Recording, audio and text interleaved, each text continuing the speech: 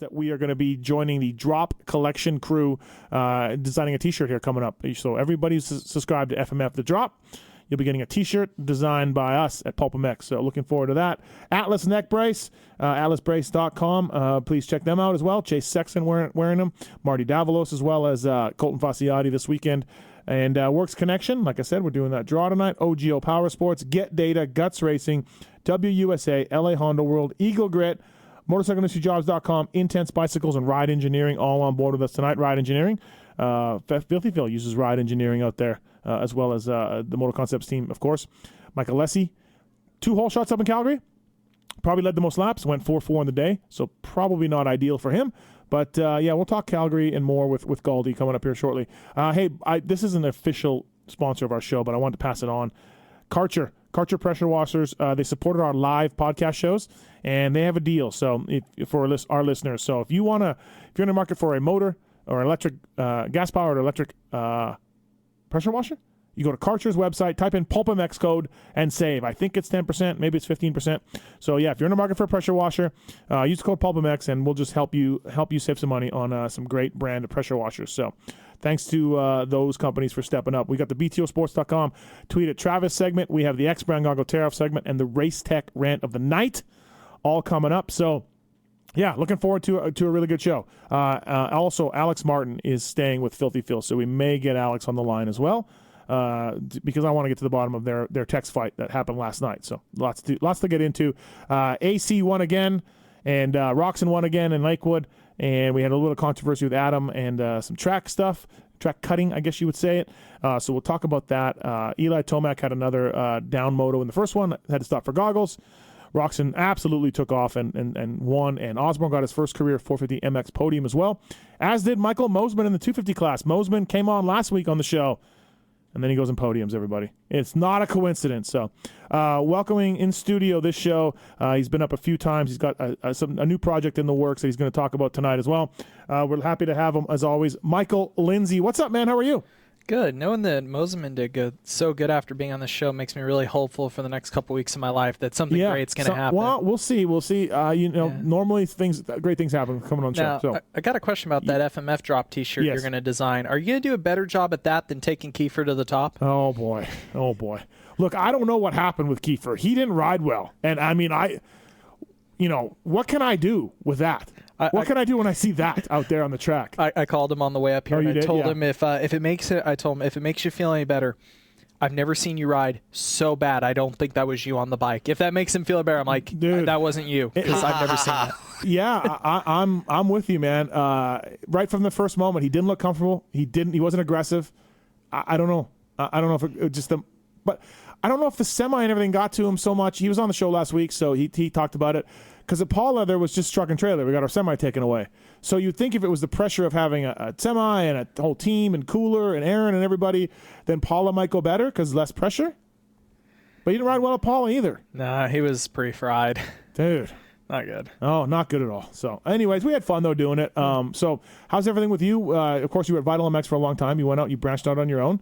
You've got podcasts, you got videos, bike tests, all that. How's that going? Great. I've actually been really stoked. YouTube's taking off, and I think in a pretty good fashion. Good amount of subscribers, more views than I expected. What I thought my goal would be by December, I'll probably reach that by the end of next month. Nice. Okay, so where can people go for that? Just search my name on YouTube, Michael Lindsay. All my social media channels also have the link to it, but if you search my name on YouTube, it'll come up. We're just getting ready to get into bike testing season, so there should be got quite a bit of content on there, but bike testing season pretty much starts in like 2 weeks, so it'll be really good from there on out. New Yamaha's out tomorrow. Yep, comes out tomorrow morning.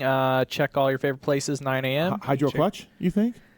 I'm not sure. The only thing I can dead say for sure is the engine's getting an update. It's coming with finger follower head like we've seen on the Kawasaki, KTM, much of this stuff. So there's a new cylinder head on the bike. Do you like that design? It revs better, right? As from what I understand. Cam profile-wise, you have a wider range, I think, of what you can accomplish on the 450s. I don't think it's as important on the 450s compared to a 250F because of the high RPM control you have, having the finger follower over the bucket design. But no, it's good. I like being a little bit lighter. A little bit lighter.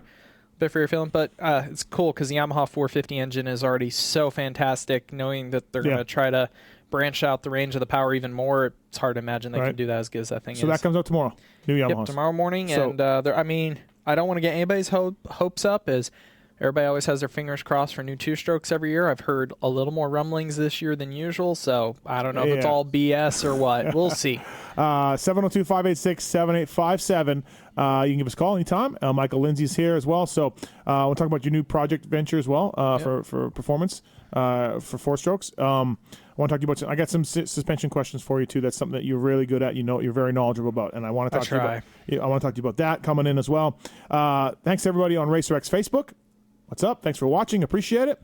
Thanks for checking us out. And if it's weird because we've been archiving the video shows and putting them up on YouTube, and they've been getting really good response. And I don't quite know why, because why do you want to just watch two people sit at a desk and talk? The podcasts I've been doing, I put them up audio and I put them up on YouTube. I mean, I don't have, I think, I want to say people don't know me for them, so finding them on iTunes are, but the fact that it's in YouTube with all my video content, I've got a couple of over 10,000 people have sat there and watched me talk to somebody. I'm like, you don't want to just listen to this on your phone? I don't know. Okay. Yeah.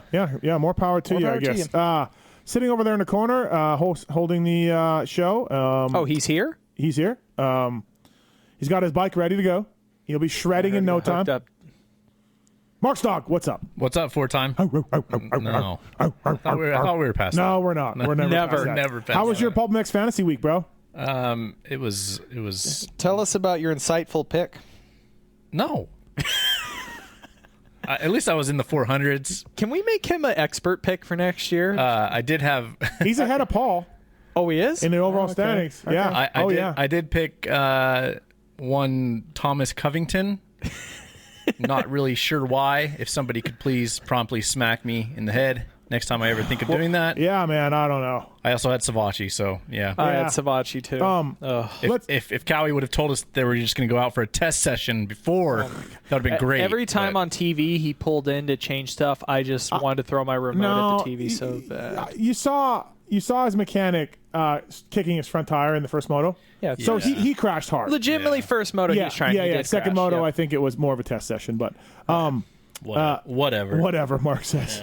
But your bike's done. Race Tech's got it dialed in, and so you'll be riding soon. I just got the call. My suspension's done. I'll probably go pick it up tomorrow. Shredding at Western. Yeah, I'm gonna go putt around for a few laps. You're gonna go from 1 lap to 3. That's about what I can do right now. Race Tech will get you there. Talking about Covington, actually, let's just start there, Michael.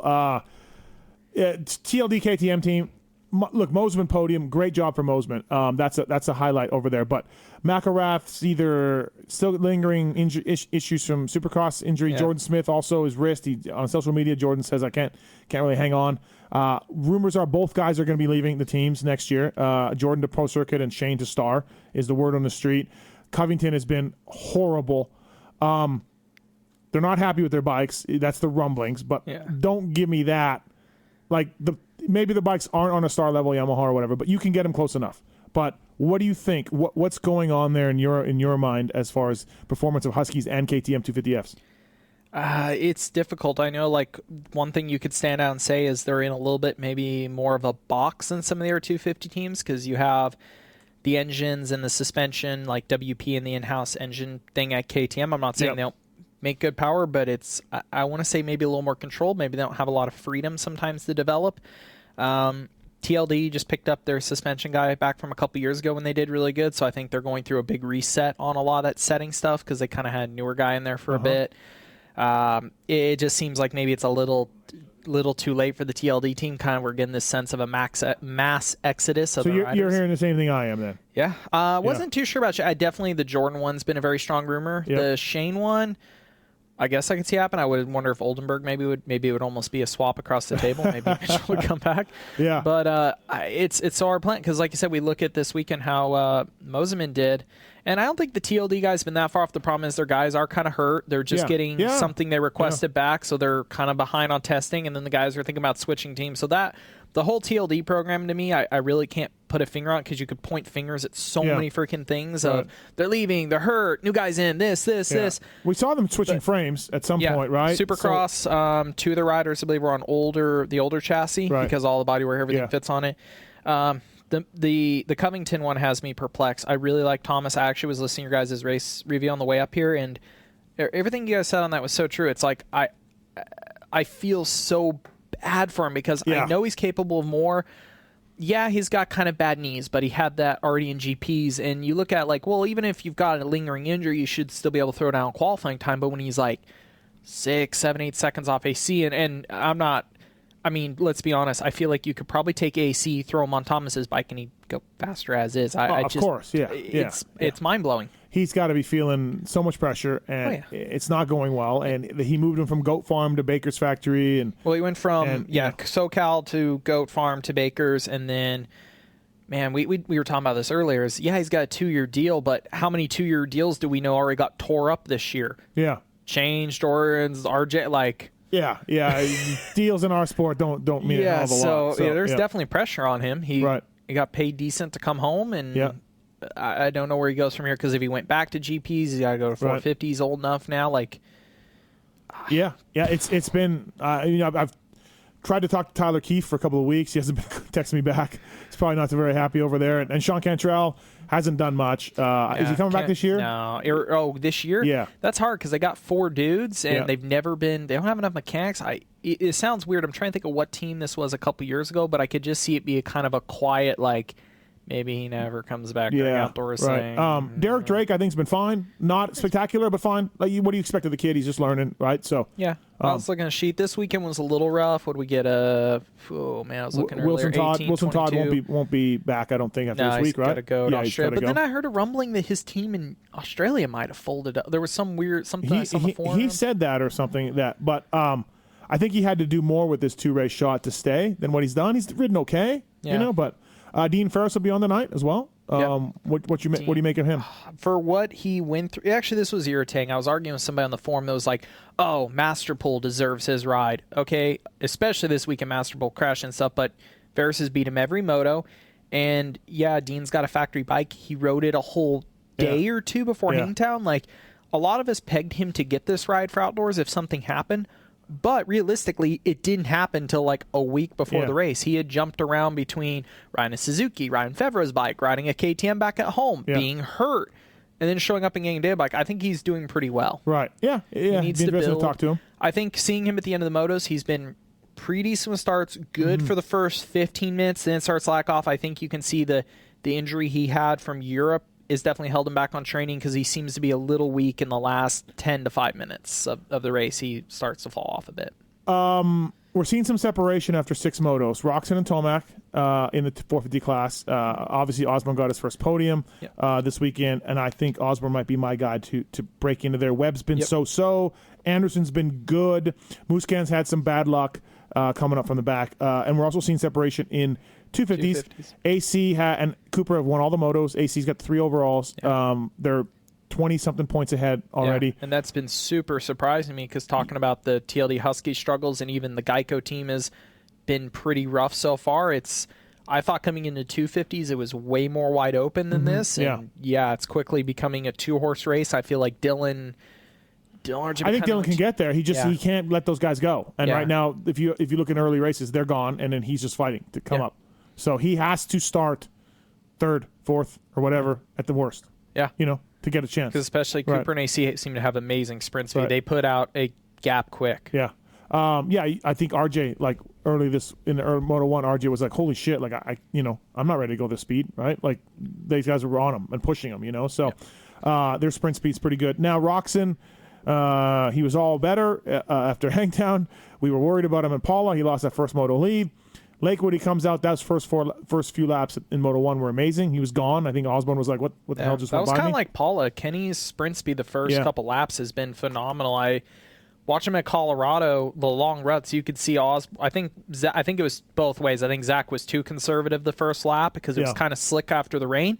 Kenny just sent it. Yeah. Just sent it that first lap. So now, but it was cool. It was rainy, cloud cover. So, he's got this virus that's, maybe caused by the antibiotics after the Lyme in San Diego. So now I'm back on, well, maybe he can manage this thing because he came on the show after Hangtown and made it sound like he could manage it. Well, I think that's hard, though. High Point, we'll see on the weather. High Point shouldn't be too bad, but WW Ranches, is going to be the question mark. That'll answer some questions if he really has 2 full motos in him for heat. You're right. Which way are you leaning? I'm wanting to lean a little bit towards what we've seen. I think first motos to be fine. I think he might struggle a little bit in the second motos. I mean, he's already done the cool, only so many weeks. If he's playing catch up plus the weather gets worse, I mean, I don't see a lot that tells me it should be better. He could prove us wrong, but I'm leaning towards the side that he may struggle a little bit when it gets warm. 702-586-7857. You got to call in. Maybe win something. Talk some Lakewood. Talk some Calgary if you want. We got a call for Michael Lindsay already. Hal, what's up, man? How are you? Hey, boys. Good to talk to you. How are y'all doing? Good. What's going on? Not much, buddy. Hey, Michael, what you're doing for the privateer, Jeff Walker, man, it's freaking awesome, man. And kid finally made it to the motos this weekend. I think probably a lot to do with your help. And also Van Martin finally made it into the motos this weekend. So good day for privateers. Okay, so you asked me about getting on this Jeff Walker guy on tonight. Yeah. We didn't make it happen, but I don't know who this guy. What's the story? What's the deal with this guy? He's a kid out of Ohio. He's been doing nationals for about 3 years. I mean, he qualified on a bone stock C450. We're talking about suspension and everything. He qualified on a bone stock motorcycle that he got a week and a half before Hangtown. He didn't do any suspension mods. He's a pre-med student. Yeah, his other bike broke. Long story. But he's a pre-med student, goes to college full-time. Like, he's a straight-A student pre-med, trying to become a doctor like his dad. When I did Shadows at Hangtown, I've kind of seen his vlogs. He's got a really big following on YouTube. He just does these vlogs. He's a really nice, humble guy. Yep. And, I got some crap on one of my multiple my comment sections. I didn't do any content with him at Hangtown. So I ran into Apala, started talking to him, his dad. They're both big Vital people, so they knew me, and we started looking over his program. I was like, this needs some help. So I got some props for it, but honestly, like, compared to what you've done for privateers over the years, Steve, it's minor, but I tried to help him wherever we could, got him some deals. And so he made the motos, and Colorado, cool. we set up, we took his, I was trying to get him some cone valves and some more stuff set up, and I actually was going to do that this week, but he's got a surprise for High Point with a different bike, which will be good for him with quite a bit better stuff. But so he does vlogs and stuff? Yeah, you can check him out. His name's Jeff Walker. It's on YouTube, same thing. He does all of his vlogs, all his training stuff. Like I said, just nice little kid, does really good content. But he made it in the show, which was nice because he was... Did he make it in Paula and No, and he didn't. And he's actually going to be, if you watch the MX Nation series, Adam is this thing, he's the privateer they're following this year too. Oh, okay. Which was funny because he was nervous because when he didn't make it at the first round and he's on that show, he was like really bummed. And they came to him, they're like, no worries, it's building suspense. And he said Troy called him in during the week and he was all worried that he was going to tell them they weren't going to follow him anymore. They're like, no, it's great for the storyline, but this story needs a happy ending. FYI. You got to make one of these one of these days. Yeah, so Hal, you're behind this Walker kid? Yeah, man, I am. He seems like a good kid. I talked to him this weekend up in Lakewood, and really good kid, down to earth, and he's exactly right. Bone stock, husky. When you watch him on the YouTube, you can hear his suspension. It sounds like two hammers banging together as he's practicing. He's just totally maxing those things out. But the kid made it, and so did Van. So once you get Jeff where he needs to be, Mike, head over to Van Martin, give that kid some love. He's a hardcore kid. Yeah, Van's cool. Van's good been doing it for a while. He's definitely chasing it. Yep. Thanks, Hal. Yeah. You boys have a good night, man. Thank you. Thank you later. Appreciate it. Thank you. Anthony, you have a question for Michael Lindsay? Yeah, I do. I ride KTMs, and I'm thinking about getting a new CRF 250, and I'm reading a lot of reviews and hearing that the bottom end is really bad. Is it as bad as everyone likes to make it out to be, or...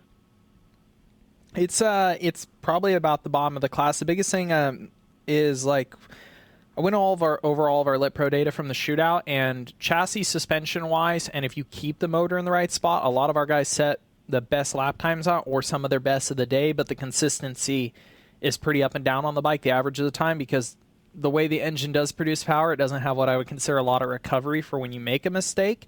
It's like a 125? A little bit. It's the most 125. Like, it's hard to say. Anytime you tell somebody, oh, it's the most 125, like, four-stroke, they're like, no, go ride a 125. But it is in a sense of that. It's not horrible. It's just the way it builds up if you make a mistake is, if you shift it a ton, it's fine. But, yeah, it's definitely a little bit off. One of the biggest ones is the split port design on it. The head has two huge exhaust ports, and at low air speeds, that air gets lost in those ports. One of the best recommendations I can do, Kiefer's getting one built right now, so you should have some more info on it, but I've already tried something of it, is Racetech did a pretty cheap head mod for it where they changed the valve seats quite a bit to improve that airflow down low.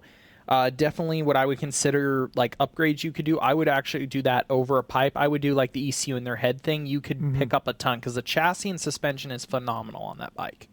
It really is. But if you're worried about low-end power and if you have a little budget to do something, that would be my recommendation. You can use the PulpMX code to save at Racetech too. Racetech. Okay, thank you. All right. Thanks, Anthony. Appreciate it. Thank you. Michelin, everybody. Michelin Starcross 5. We know they push the boundaries of off-road performance for riders of all levels. But what's great about Michelin is they develop and deliver world-class products for every segment of motorcycling. They've been doing since 1897. Michelin is synonymous with quality, innovation, and is one of the most respected brands in the world. Check out Michelin when considering your next tire purchase for any segment of motorcycling. So street bikes, road race bikes, dirt bikes, scooters, mountain bikes. Michelin, they are tire experts, and they have the same passion for delivering high-performance products as you have for riding your motorcycle at Michelin Motorcycle on Instagram and at MichelinMotorcycle.us on Facebook and at FMIP222 on Instagram for a great follow. Oh, 100%. One of the best follows on Instagram. Toby Price, Billy Bolt, Jace Owen, just some of the guys that use Michelin and win with it across the respective series. So Husky team for Enduro uses it. So that means they would have got the Erzberg win with Graham Jarvis. If Billy runs, I'm guessing Jarvis must be on him too. I don't know. I didn't see Erzberg outside of Ryan Sipes saying it was incredibly hard. Yeah, which I imagine it would be. Michael Lindsay, brought to you by Roost MX, the official graphics company for both Cobra Moto and the Cycle Trader Rock River team. For over 20 years, Roost delivers professional level graphics for every rider from amateur to pro. Choose from a huge selection of graphics online or make yours one of a kind. Pulp Nation saves you 20%. RoostMX.net. So 48-hour turnaround for that. So thanks to everybody for supporting Roost MX and the code, and they've done a good job for us. And the winner of the YZ450 used Roost and made some cool custom graphics. There's something we were talking about, all the TLD Husky stuff. A certain source name that rhymes with Schmeichel Shmanovich just texted me that Bailey and Smith have both left Alden's and are back at MTF. Wait, Jordan? Jordan, yeah. Jordan was never Smith. I think he was there for a little bit. I think he was for a little bit, and then Bailey's back at MTF too. Right. Jordan Bailey's off to a tough start. Oh yeah. Tough start for him. I think he's contract year. Yeah. Yeah, they're going to have... So RJ's going there. RJ's going. Moseman's out. And they have Covington another year. And Moseman's contract's up, but he'll get a re-up for sure. You think? I think, especially after I wonder. I wonder. I don't know. I think he's going to get his re-up. And then RJ and then Tom, like we said, Thomas technically has another year, but RJ's coming over off it. Yeah, I mean, like we talked about with the show and with the contract and the way things go in this industry, they could be just like, see you later. Yeah. Or maybe they'll pull a Ryan Mills and pay him to ride another brand, right? Like, who knows? It's happened, right? So, absolutely. 702-586-7857, PulpMX Show presented by BTOsports.com and Fly Racing. Lots to talk about when it comes to Lakewood and Calgary as well. Some silly season stuff that we wanted to go over. Muscan signed his contract with KTM. He did sign his. Yep. Okay, so, 1 or 2 year extension. I don't know the number of years, but he has signed it. So we were wondering why he hasn't signed it. Roger came out and said he has a deal for a long time, and we were all like, well, where else could you go? Nowhere. Yeah. So it was kind of weird. I know, like, I'm sure after the little bit incident between him and Cooper, there had to be that inkling of, do I go to Honda? Do I go here? But honestly, it would be such. There's so many, like, I'd have to leave out and I have to leave Frank Hefty. It's like he would have to be so mentally sure that leaving and going to Honda would be his best bet to be career. He would have to have no question marks about everything he'd be leaving behind to make it worth it. If you even question it, there would be no reason. I heard through the grapevine that he was really frustrated with not being the number one guy and Webb winning and, but dude, he's 29, whatever he is. He's older, 28, 29, Marvin He'll be 30 next year. Then? Like, he's got 2 world championships. Yeah. He's got lots of wins in every class. Will he win a Supercross title or outdoor title? I don't know. He'll be a consistent podium guy. Like, I don't understand. I don't see him being this super frustrated guy that I was told. Like, I'm so mad. Like, dude, he's got a great bike and a great team. I'm sure Roger and Ian are not holding things back and giving him the Cooper and not him. And I'm sure they're not. I'm sure they're not running over to Coop and not checking on him. Like, I don't buy any of that. And if you're 29 years old, you're not some dumb kid making a dumb decision. You know what I mean? Like, as far as being like, I want to be the number one guy. I got that chip on my shoulder. Mark's super nice. He likes cats.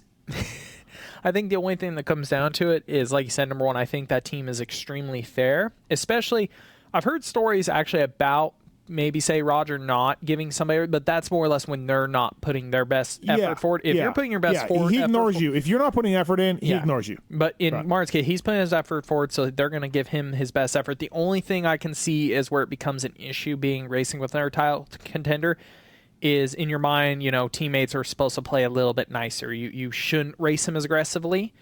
That would be the only thing where I could argue that, being at another team might give him some kind of a mental advantage. But there's so much he would give up when you start doing the checklist. It's not worth it. Yeah, absolutely. 100%. He's pretty much the only thing he's ever rode other than KTM was, or no, I don't know this about, he had a little bit of success on a privateer Honda, like a small Honda team in GPs 1 year before he got signed mid-season to Honda. Yeah, do you remember they took him away from the team? Yeah, because the team wasn't taking there, and he actually missed a race because there was this legal stuff in course. He was benched or something, right? Yep. A couple more questions, and then Filthy Phil's coming on the show. Mike, what's up? You got a question for Michael Lindsay? Yeah. Hey, Michael. Do you do knee brace tests and stuff like that? I have a few times. I have a little bit of a weird time with knee braces because I have tree trunk legs and they're kind of short, and I'm very bow-legged, so I'm not usually the best person to ask knee. I can tell you if they'll break or not, but I can't tell you how well they fit the average person. Well, I was wearing Mobis knee braces, and I've had shitty knees for a long time, but I had torn ACL, MCL, LCL on both sides of my meniscus on one knee. Jeez. And I just got it fixed, and I was wondering if I should stick with my Mobis knee braces or if there's something a little better out there to help protect me. There's a lot you can do, yeah. The braces have been so much better in the last 5-6 years, over from what it used to be, just two basic brands. Yeah, the really support side, the Mobius is a bit bulky. For when I remember trying, it's decently supportive. From a pure support standard, I really like the Asterisk, also very bulky. Of the lighter weight braces, one of the ones I really like, it doesn't have a lot of adjustment, so it either has to fit you or it doesn't, is actually the Alpine Stars. I can't remember the name of it. It's like Fluid Tech or something like that. I would say that or the Asterisk have been the two I've probably had the best luck with. The Mobius was all right, but I kept always snapping the cables, so I felt like I had to service them a lot. Right. Mike, try EVS. Look at that. They've been doing it for a long time. They're a show sponsor, so if you use Pulp 19, you can save on over there as well. Few guys wear those over the years. They're good quality. Yeah. I think usually they have like 3 different versions. So even if there isn't a ton of adjustability, they have a couple different versions. So fitment wise, there's probably something in there. So try evsports.com. Use the code PULP19 if you want, Mike. They got good reviews, so look them up. Awesome. Thanks, guys. All right. Thank you, man. Appreciate it. Thanks. Over the last 30 years, EVS has established themselves as the leaders in innovation and technology when it comes to designing protection gear for today's motocross racers. Riders like RJ Hampshire, Justin Hill, Pastrana all wear EVS when they race, ride, or whatever Travis decides to do. Check out evsports.com and gear up like the pros. Pulp19, the code. What? I have something blinking under my desk. Yeah, I know she got distracted. As soon as she got distracted, I'll say something. Great radio, bros. I got to go to EVS's HQ one time, and some of the stuff they have made for Pastrana over the years is pretty unique. It's the blinds from the air conditioning with the sunlight. Hey, where's the cat? Super weird. I don't know, bro. evsports.com, though. Please check them out. Pulp19 is the code. Randy Richardson is on 4. FMIP, welcome to the show. Yes. Yes, sir. How are you tonight? We are fantastic. Just grinding along here. We're out here trying to get you more Instagram followers. More people need to see that gold you post. Hey, I do have a good time, but I want to thank you, Michael, for mentioning Michelin's dominance there at Eresburg. We actually swept the top 5 positions. There we go. So kind of an overflow from the podium. I was getting there. I was getting there. Randy. Yeah, you were going to get there. Like you were going to finally get to interviewing Mike Brown in your Canadian post-race interviews. I listened to that whole thing, waiting to hear from Brownie. I could not find Brownie. I looked. I asked Andy White where he was parked. I asked someone else where he was parked. They told me where he was parked. I walked over there twice. He was some Sprinter van. I never saw him. Couldn't find him. Mike Brown's an animal, by the way. He won the 125 class, and he got top 10 at MX1. Beast. I agree, but he's also a recluse. Did you look in the glove box? I didn't find it. I couldn't even find his bike. I seriously, I don't even know. Hey. Yeah. Well, that's crazy. Yeah, your boys killed it at Eresburg. He did so well. Yeah, but good job at Eresburg. Yeah.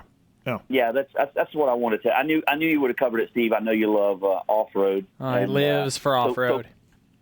So a couple of things. One, I know that we don't have a specific Michelin discount code or anything, but we do have the Michelin Dirty 30 that's going on until July the 15th. So that is at any you'd posted that on your Instagram a while back. It's on our Instagram as well, on our website.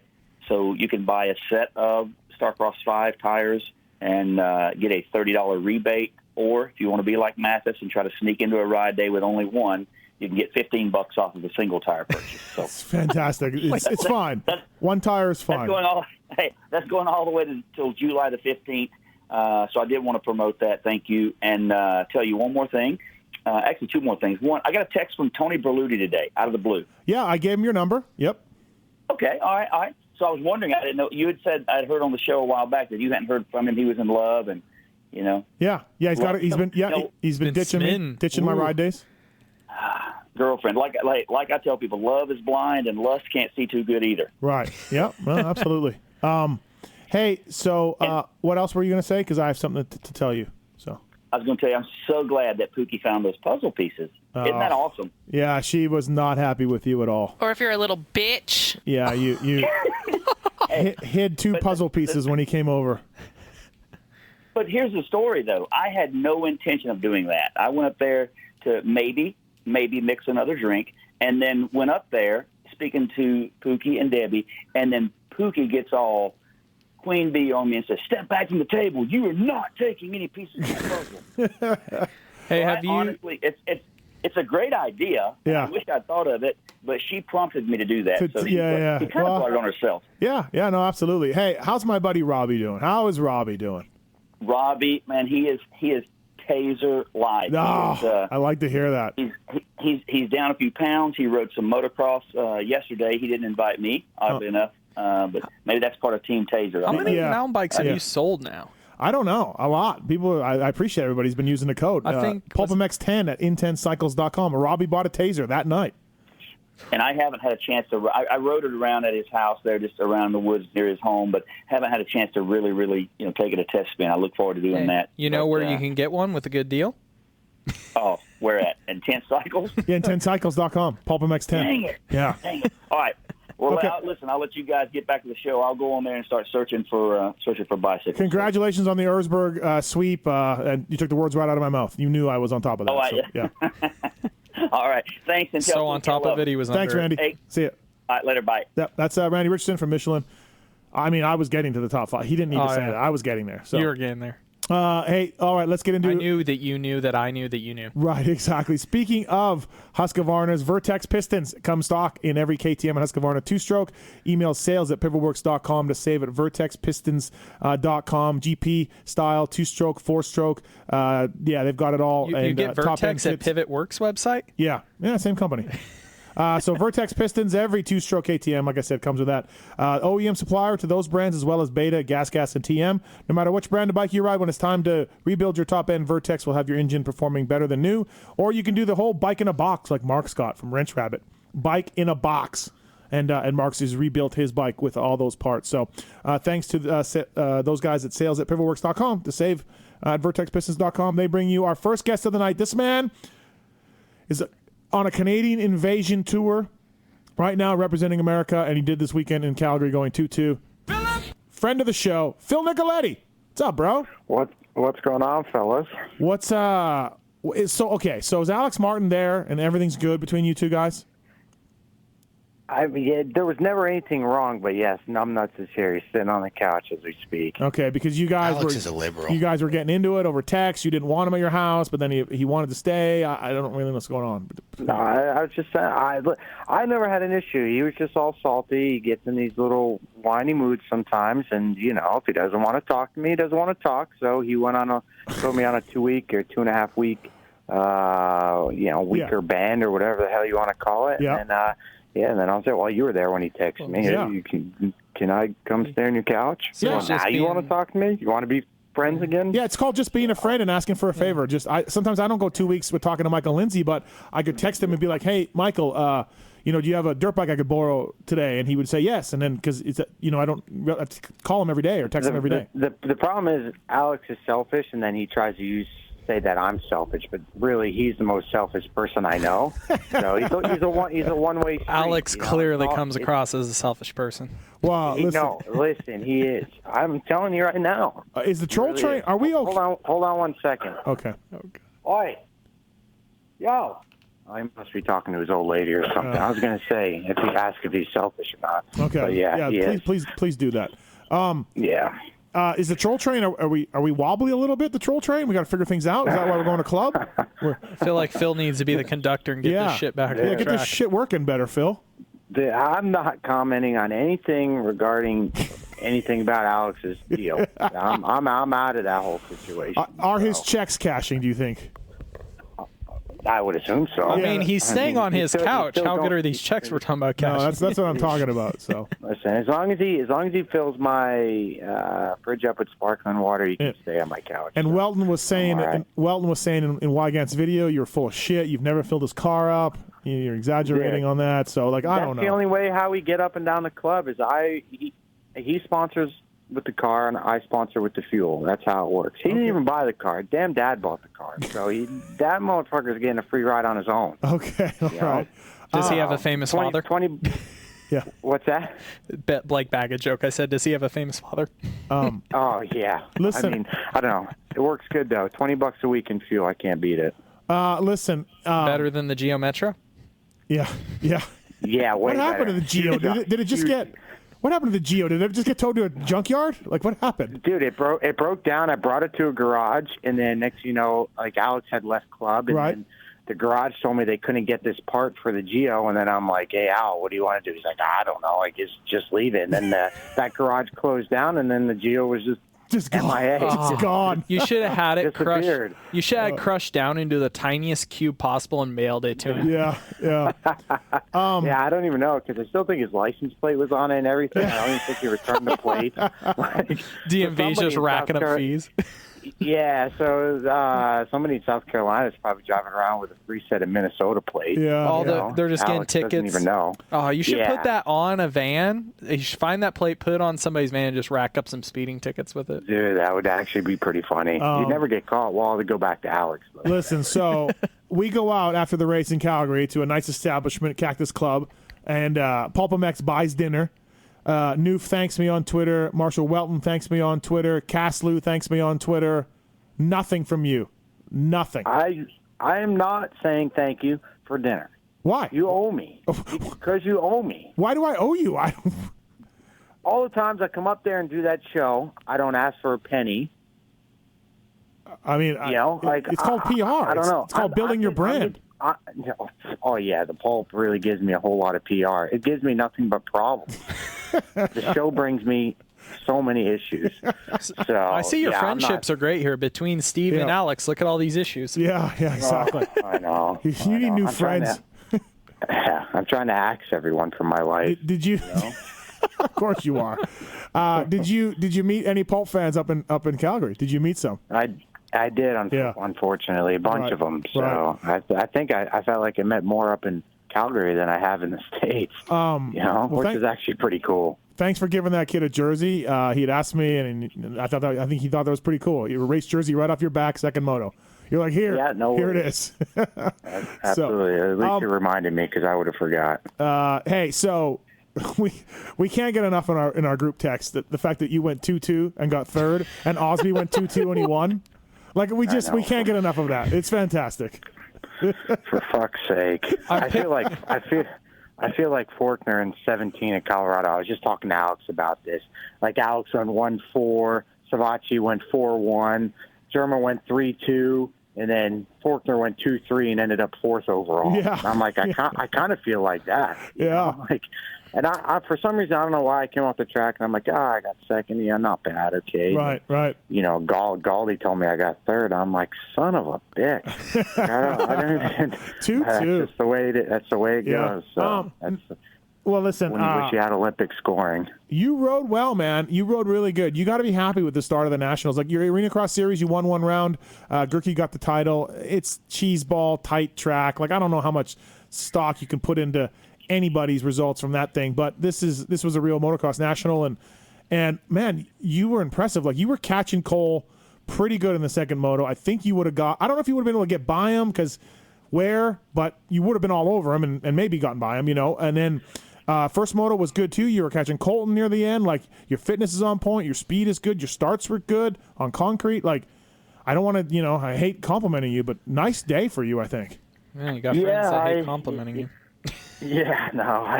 I felt really good. Obviously, practice times, like I've always been a shitty practicer. I don't know why I can't figure that out. But, and when it comes race time, I felt like I was really good. I put on a good charge in the first moto to try and get up to Colton. I kind of, Alessi was kind of playing roadblock a little bit, allowed Colton to kind of get away, 5 extra seconds. That kind of hurt me with the last 2 laps when I maybe could actually made a decent run.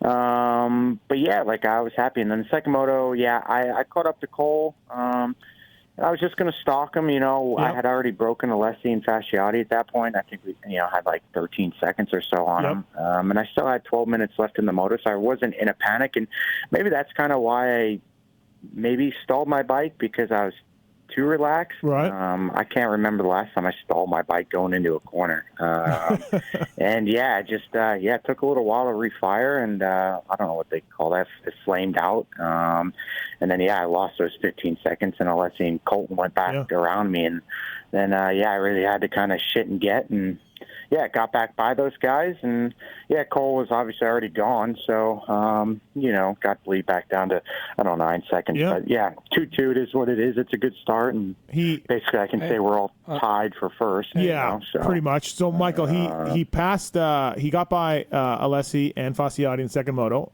He pulled away from him. He was catching Cole Thompson. He stalls it. Alessi and Fasciotti go back around him because his bike doesn't fire right away. And then, dude, he's so angry. Phil is so mad. You can see it. He honestly... You can always see it. He catches Mike and Colton, 2 laps in 3, whatever it was. And then he just goes around them, see you later. So angry. Wait, your bike wouldn't start immediately? No. Yeah, obviously, it's hard for a bike, to fire up when it's kind of a little bit hot. But it was chugging for a little while, and I'm like, man, please just fire. Damn, I was gonna make a joke about at least you have electric start unlike the guy on your couch, but apparently it wasn't working that much better. Yeah, exactly. And then I was thinking, man, if I had a Kickstarter, I wonder if I could have kicked that bitch a little quicker. But it wasn't the case. So I'm glad I didn't, because I really would have been redlining. And it's not even your track. It's hard pack. It's kind of reminds me of Lakewood a little bit. It's just it's not your place. Yeah, I was kind of worried, I don't know, because everyone kept saying, it's Canadian bumps are different, this and that. And I'm like, I don't understand. I've ridden the Nationals for I don't know how many years down here in the States. And I'm pretty sure I've hit every type of bump you can possibly hit, And I just feel like, I kind of knew how I wanted my bike to set up so I could carry speed. And Joe Skid from SSS Suspension came down. I've never worked with Joe, and I'm sure nobody down here in the States knows Joe, or obviously a few people do, but he came down here and tested, and I'm like, wow, he's probably one of the more intelligent guys that I've worked with suspension, believe it or not. So I was kind of really impressed, and my bike worked great. So that's probably the obviously the Husky last year, I didn't do much suspension changing throughout the year, and I barely did any clickers last week in Calgary. And that track was pretty dang hard pack and chewed out and had some squirrely holes. So, I felt good. Ride Engineering also on board with you. You're running their clamps and everything. So PulpMX-20 to save at ride-engineering.com. I want to throw that out there. So why isn't there a Phil-20? It should make a Phil-20. So you're running a 24 offset? What are you running? Yeah. I run 24 offsets on my Yamaha. Yep. And Moff is the other way. Yeah, I don't know if Moff's 20s, or I think he's 20s or 22s. Yeah. Is he 20s? Yeah. 20s, so we're complete opposites. Yeah, you are. It's just that, we literally are complete opposites. It sounds like Covington versus the rest of the 250. Yeah. I know. No, Joe's smart. He knows what he's doing. He's been doing suspension a long time. He worked in factory Ducati for road race, so he definitely knows what he's doing. He supplies multiple teams up there, doesn't he? A lot of teams, yeah. Yeah, he does Colton stuff too. I think that's going to be interesting, and we're going to talk to Galdi in a second, but Colton has a different motor and suspension package than Alessi. Same team, completely different stuff. The bike is red, and that's about all it shares. If one guy starts beating the other, I'm going to be interested to see what happens down the road, but we'll see.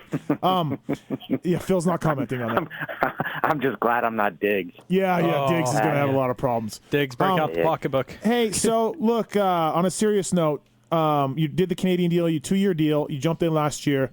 We're swinging in the Nationals, 3 rounds down, and Supercross is gone. And don't candy coat this answer. Don't be a typical fucking rider. Are you happy with your decision? Like, do you have any regret watching the U.S. stuff, thinking about, I would be, I'd be a 5th, 6th place guy or whatever. Are you happy with your decision? I am it's a catch-22. Yeah, it was a tough pill for me to swallow to go to Canada because obviously last year in the Nationals I got 6th. I finished 5th before. I've gotten 8th overall as well. Like I'm a top 10 guy in the States outdoors, and to see those guys, it's especially watching Hangtown and Paul, and I'm like, man, dude, like it kind of ate at me a little bit, but right now, like I'm pretty content. Like it's. Like I told you, like I'm 30 now, but I still feel like I'm 18. Right. I still love grinding. I still love sweating. I still love doing 35-minute motos. So, and I don't know when that's, going to surpass me, but right now, like I still feel like that grind is there. And maybe toward the end of the year, would I want to do a U.S. National? Yeah, for sure, because I feel like I've gained a lot this year in fitness and stuff that I wouldn't have been able to do, if I did Supercross and then had to go straight into outdoors. So I was able to change a lot of my training and stuff. So I know every Tom, Dick, and Harry says this, they're the fittest they've ever been. But really, I am the fittest I've ever been. They do say that. Wow. Yeah. That's good to know because my sources were telling me there was a lot of wine drinking and there was maybe not A shape. It doesn't. Wine's going to kill you. I had 2 glasses tonight. Alex even had a glass with me. All right. Okay. I have a glass or 2 of wine every night. All right. Okay. So that's not going to stop. That just comes with age. I'm curious mentality-wise because like you take Millsaps going up there and it was kind of a sort of a mini career reset for him before he came back, and a couple guys have done that, and then there's been guys like Gerke that have made it. Canary was there forever. Canary, so I mean, Canary still went back and forth quite a bit when the season was, he would do Supercross here, outdoors there. He was kind of going back and forth. But how was that for you, like mentality-wise, kind of going into it? Did you look at it initially as a maybe just a stepping stone to come back, or were you committed like, okay, this is my new home, this is where my lot is in life per se? Yeah, I mean, I did the 2-year deal because I didn't want to worry anymore. You go down here, and especially like Phil was sick of being a fill-in? Yeah, it wasn't so much a fill-in. It was just like for what I was getting paid down here and what I was doing, I felt like it came to the point where I was overperforming for what I was getting paid. Now I just got sick of it, and I haven't really said that before, but it just came to that point where I was just like, I'm over it. I could see it, man. They, I think the JGR guys, and we like them all. They're good guys, but I think they took advantage of you a little bit, Yeah, and toward the end, like I was just like, man, I'm kind of over it. I mean, if people knew what I was really kind of getting paid with that and what the other guys were getting, and what I was producing, like it just didn't make any sense. And I wish I would have known now, then. Obviously, hindsight's 20/20, but yeah, I would have done this Canadian deal 3 years ago or something, maybe just kind of revamp myself. But overall, like with that being said, I would have never met the Husky guys, and those guys were awesome, and honestly, I learned so much about a bike through them, on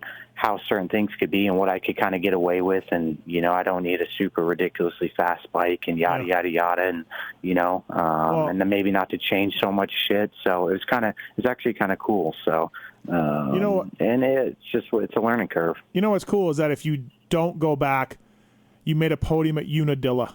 You know what I mean? Like a little bit, like that's kind of neat. Like you can always, like these hometown fans and everything, and your dad was there, and like that is a really neat way to be like, yeah, all right, screw you guys, I'm going to another country to make a living, Yeah, and that's kind of another thing, but it's hard because it's in season. It's just like, Coop and stuff like that when you win a championship, like how much do you really get to enjoy it because it's always the next race or whatever. But, to look back on it, I'd be like, man, how many people really have podium in a 450 outdoor for an overall? There's really not that many, so to say that I at least did that and my U.S. career, that's pretty legit. But there is, like I said, there is a part of me that still wants to come and race the States at the end of the year. But is it worth me making $1,000?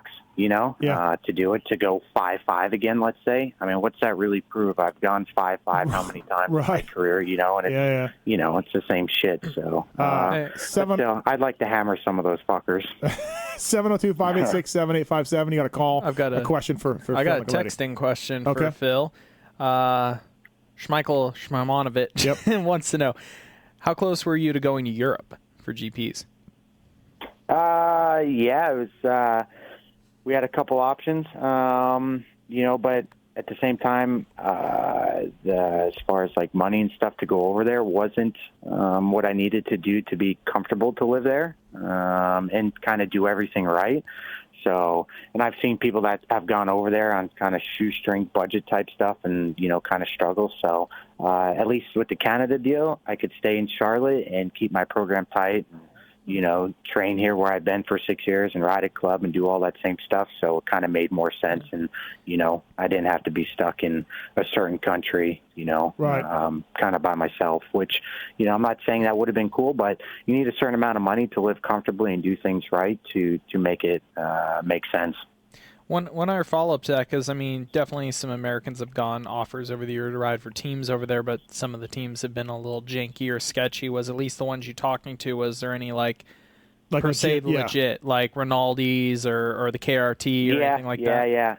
Yeah. No, we had some decent ones, but like I said, it wasn't, it'd be like a third rider type deal, and it just wasn't really worth it. And I'm like, I'm not. Yeah, because over there you don't even get gear. Unlike here, 450 teams over there, gear deals are pretty much all part of it. So yeah. Like I said, my Canadian deal, I'm happy with everything. Right. Obviously people say it's Canada, but did you? I can still enjoy riding my dirt bike and stuff like that. And, what about Kunsby? Did you give him congrats on his 2-2? He was waiting for that after the race. Okay, he was waiting for that. I was happy for him, and Josh is one of the kids that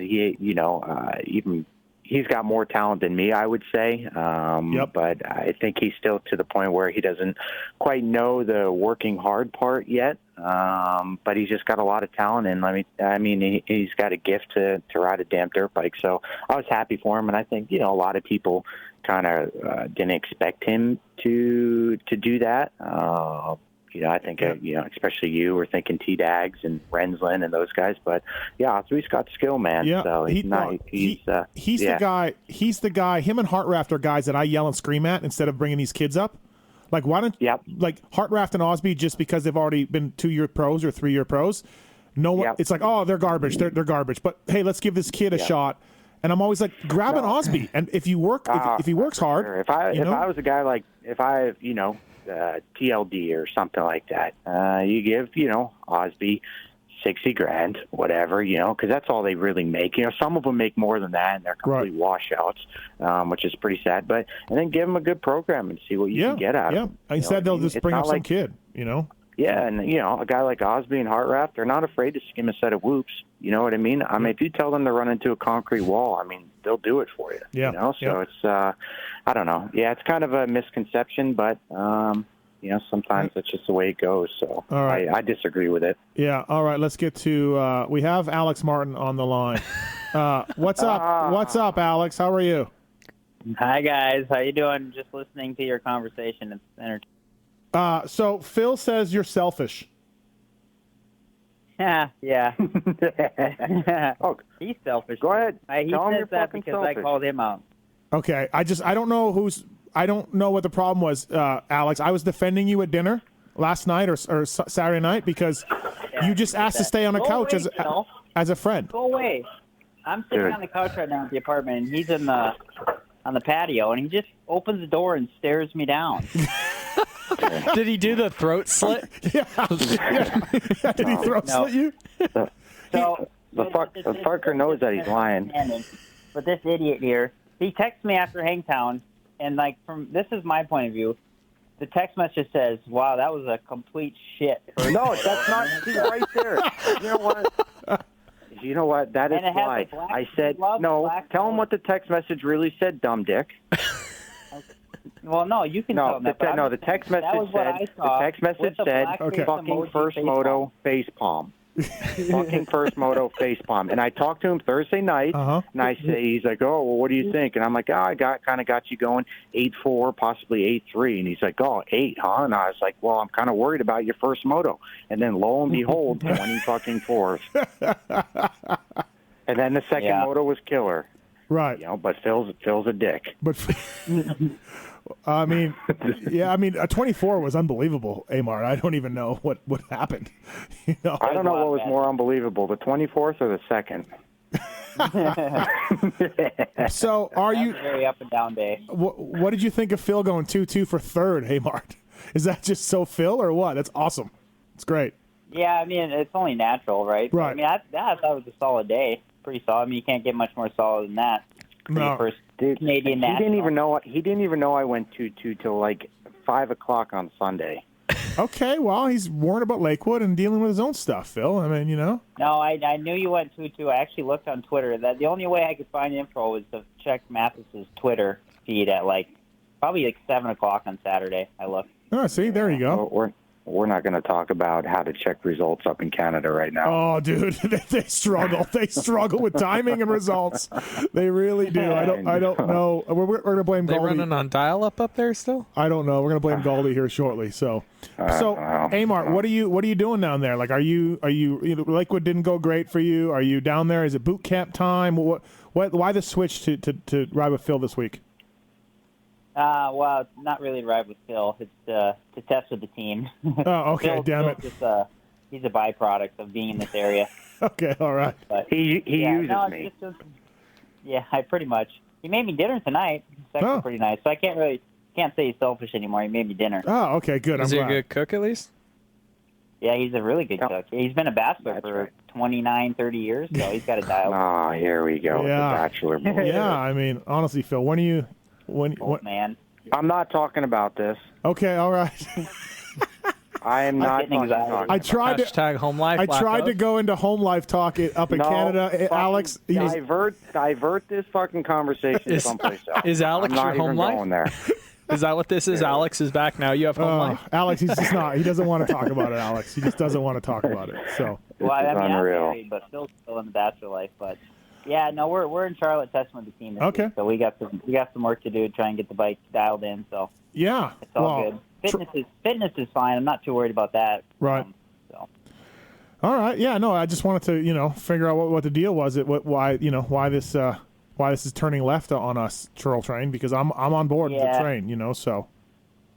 Yeah. Well, yeah. I think in retrospect, I think the last few years being with Star and TLD, they're based on the West Coast, so I was thinking we need to go west and ride the West Coast tracks. But being that JGR is based on the East Coast, it's kind of you don't really need to be West Coast. It's better to take advantage of the team and kind of stay east. Right. And so I definitely learned that the hard way. Phil, we got a call for you. Hold on, Alex. We'll get to you in a second. Okay. But Jimmy, what's your question for Phil Nicoletti? Yeah, I want to ask Phil, does he get any shit for being American when he's up in Canada? No, not so much. No, they kind of take me in. So I don't know. It doesn't really feel like it's Canada, to be honest with you. So I mean, obviously, I think people would root for Cole more than me for sure. It is.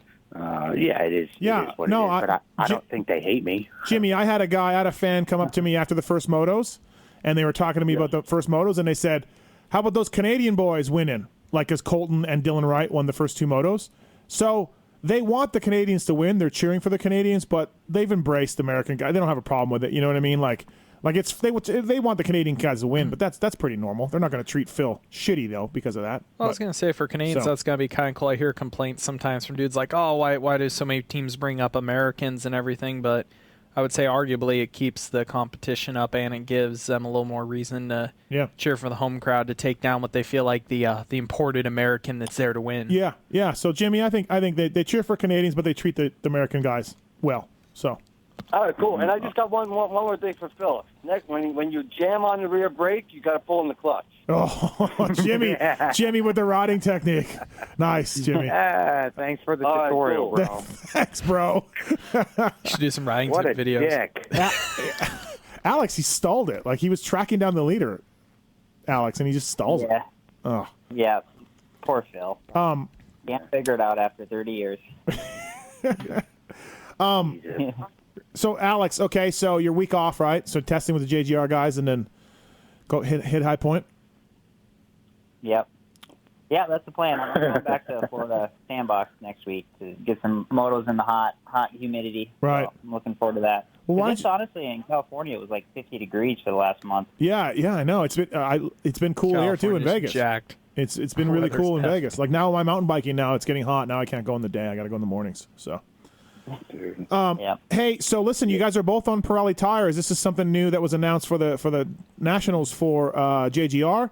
And Phil, I was going to ask you about your tires. Did you ride Pirelli before or no? You would have, right? Yeah. JGR. Yeah. JGR was, we were Pirellis for a long time, 14, 15, 16, and then I think 17 we switched to Dunlops. But now mid-season, making the switch back.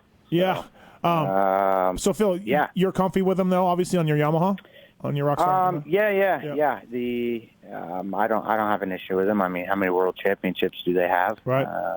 A lot. So it's kind of a lot. So they're okay. I mean, for me, it's pretty much the same because I run mooses in front and rear. Sometimes I'd rather prefer to run a tube in the front, especially like Calgary this past weekend, just because of the hard pack stuff. But I mean, I don't know. Would you really want to risk a flat tire? So it's kind of a catch-22. So I'm not going to DNF due to a flat. I don't have an issue with him. But for Alex, it might be a little different because he's never really run them before. Yeah. So Alex, how have they been for you?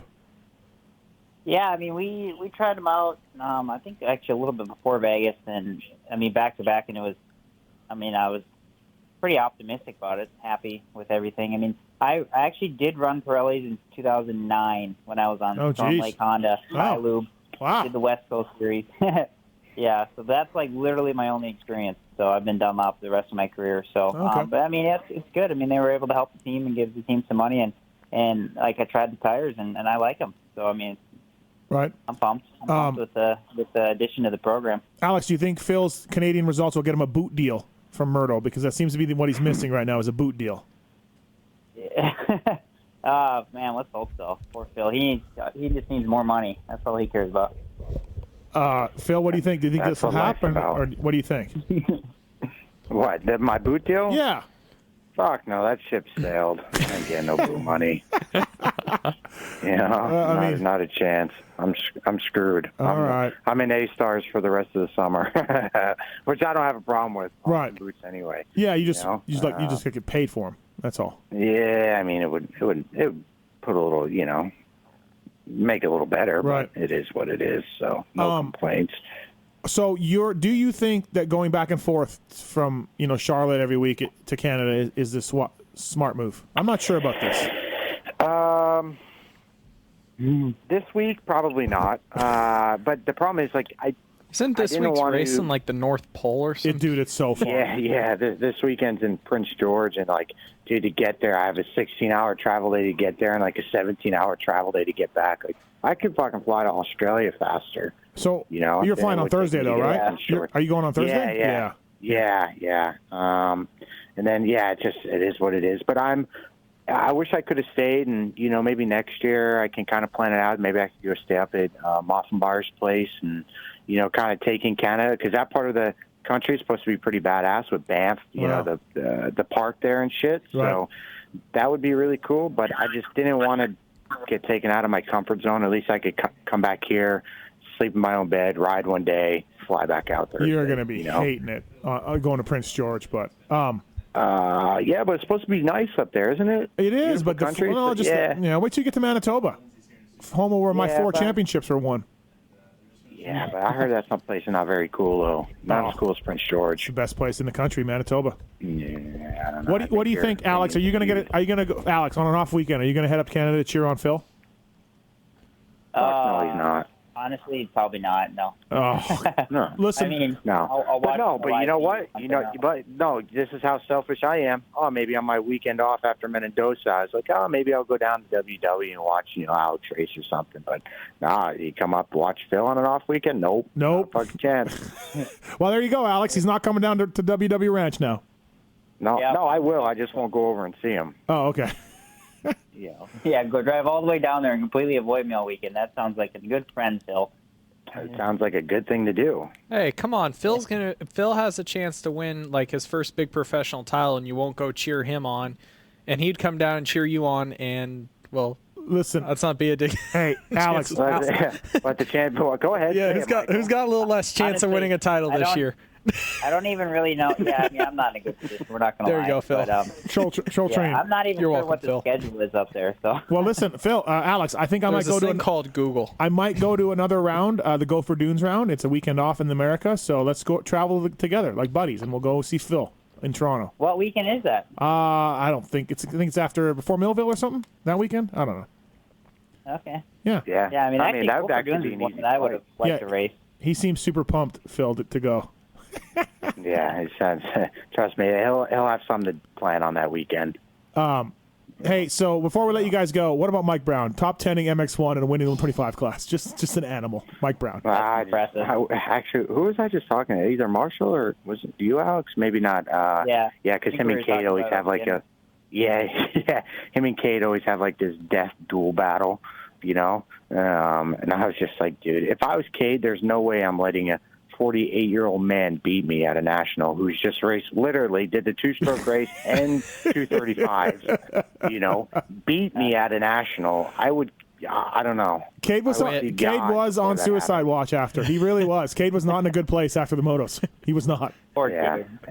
Poor Cade. Yeah, but that's just Cade though. You know. Right. That's it. So yeah, but Brownie was sick. He's a legend. He is. All right, boys. We're gonna let you go. Congrats, Phil, on your 2-2. Good job. And Alex, it's okay. You're not selfish. You're still a cool guy, Alex. You're still awesome. I got one more fish. Hey, I appreciate the text and you sticking up for me. I appreciate that. Yep. And I bought him dinner, and guess who's the only guy to not thank me? Phil. Charles did. Welton did. Noof did, but not Phil. Yeah, I mean. That's the thing. Phil's softy on the inside, but he's really crusty on the outside. So yeah. You got to work him. I know. All right, Alex. Thanks, man. Appreciate it. Thanks, Alex. Yeah, thanks, guys. All right, see ya. One last more question. Well, I thought it was for Phil. Well, I was going to tell Alex prove my comment wrong to get back in the towel. Good luck. And then for Phil, I got one more thing before he leaves. Speaking of all the options you have, are you still technically kicked out of Australia, or are you allowed back in the country? No, I think my ban is up, but I haven't even checked it. So they can keep their country. I'm never going back.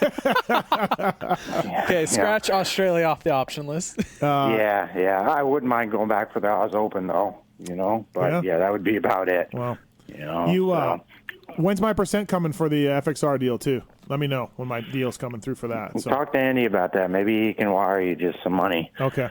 Because you're not getting it. You're not getting it from me. Steve, come on, Steve. You give Steve a little higher percentage than Lucas. I just want to hear how entertaining. He didn't even text somebody that worked at the company. Yeah, I did. I totally did. I texted everybody. Everybody. I dialed you in, but that's okay. That's fine. I see how it is. Alex was right, I guess. Thanks, buddy. Appreciate it. Vertex Pistons bringing you Phil Nicoletti. Thanks, Phil. All right, see you, boys. See you. Sales@pivoworks.com. You can save with Vertex Pistons. All right, let's get to our next guest here. We left him on hold for a little while, but we want to talk some more Calgary. Ryan Gauld. What's up, Galdy? Hey, buds. How's it going? We're good. Thanks for coming on. Appreciate it. No problem, man. Keeping me up late at night. I got 3 kids keep me up anyway. I'm still going. It's good. Yeah, listen, this Friday night speech, this dinner. Please tell me somebody has a recording. Does anybody have? I mean, Noof was like, first thing when I talked to Noof, he's like, Steve, I just witnessed the most incredible thing last night, and I'm like, what? He's like, Galdi's speech at the Moto Concepts GDR dinner. He's like, it's unbelievable the things he was saying. I wish I could remember them.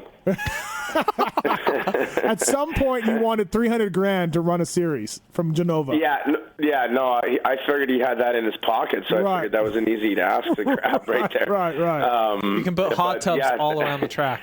Unbelievable, Galdi. Yeah, I'm not really too sure about that. It was kind of a surprise. I guess that's like a thing they do at their dinners, and it got swung into the GDR, and I just happened to be there, and.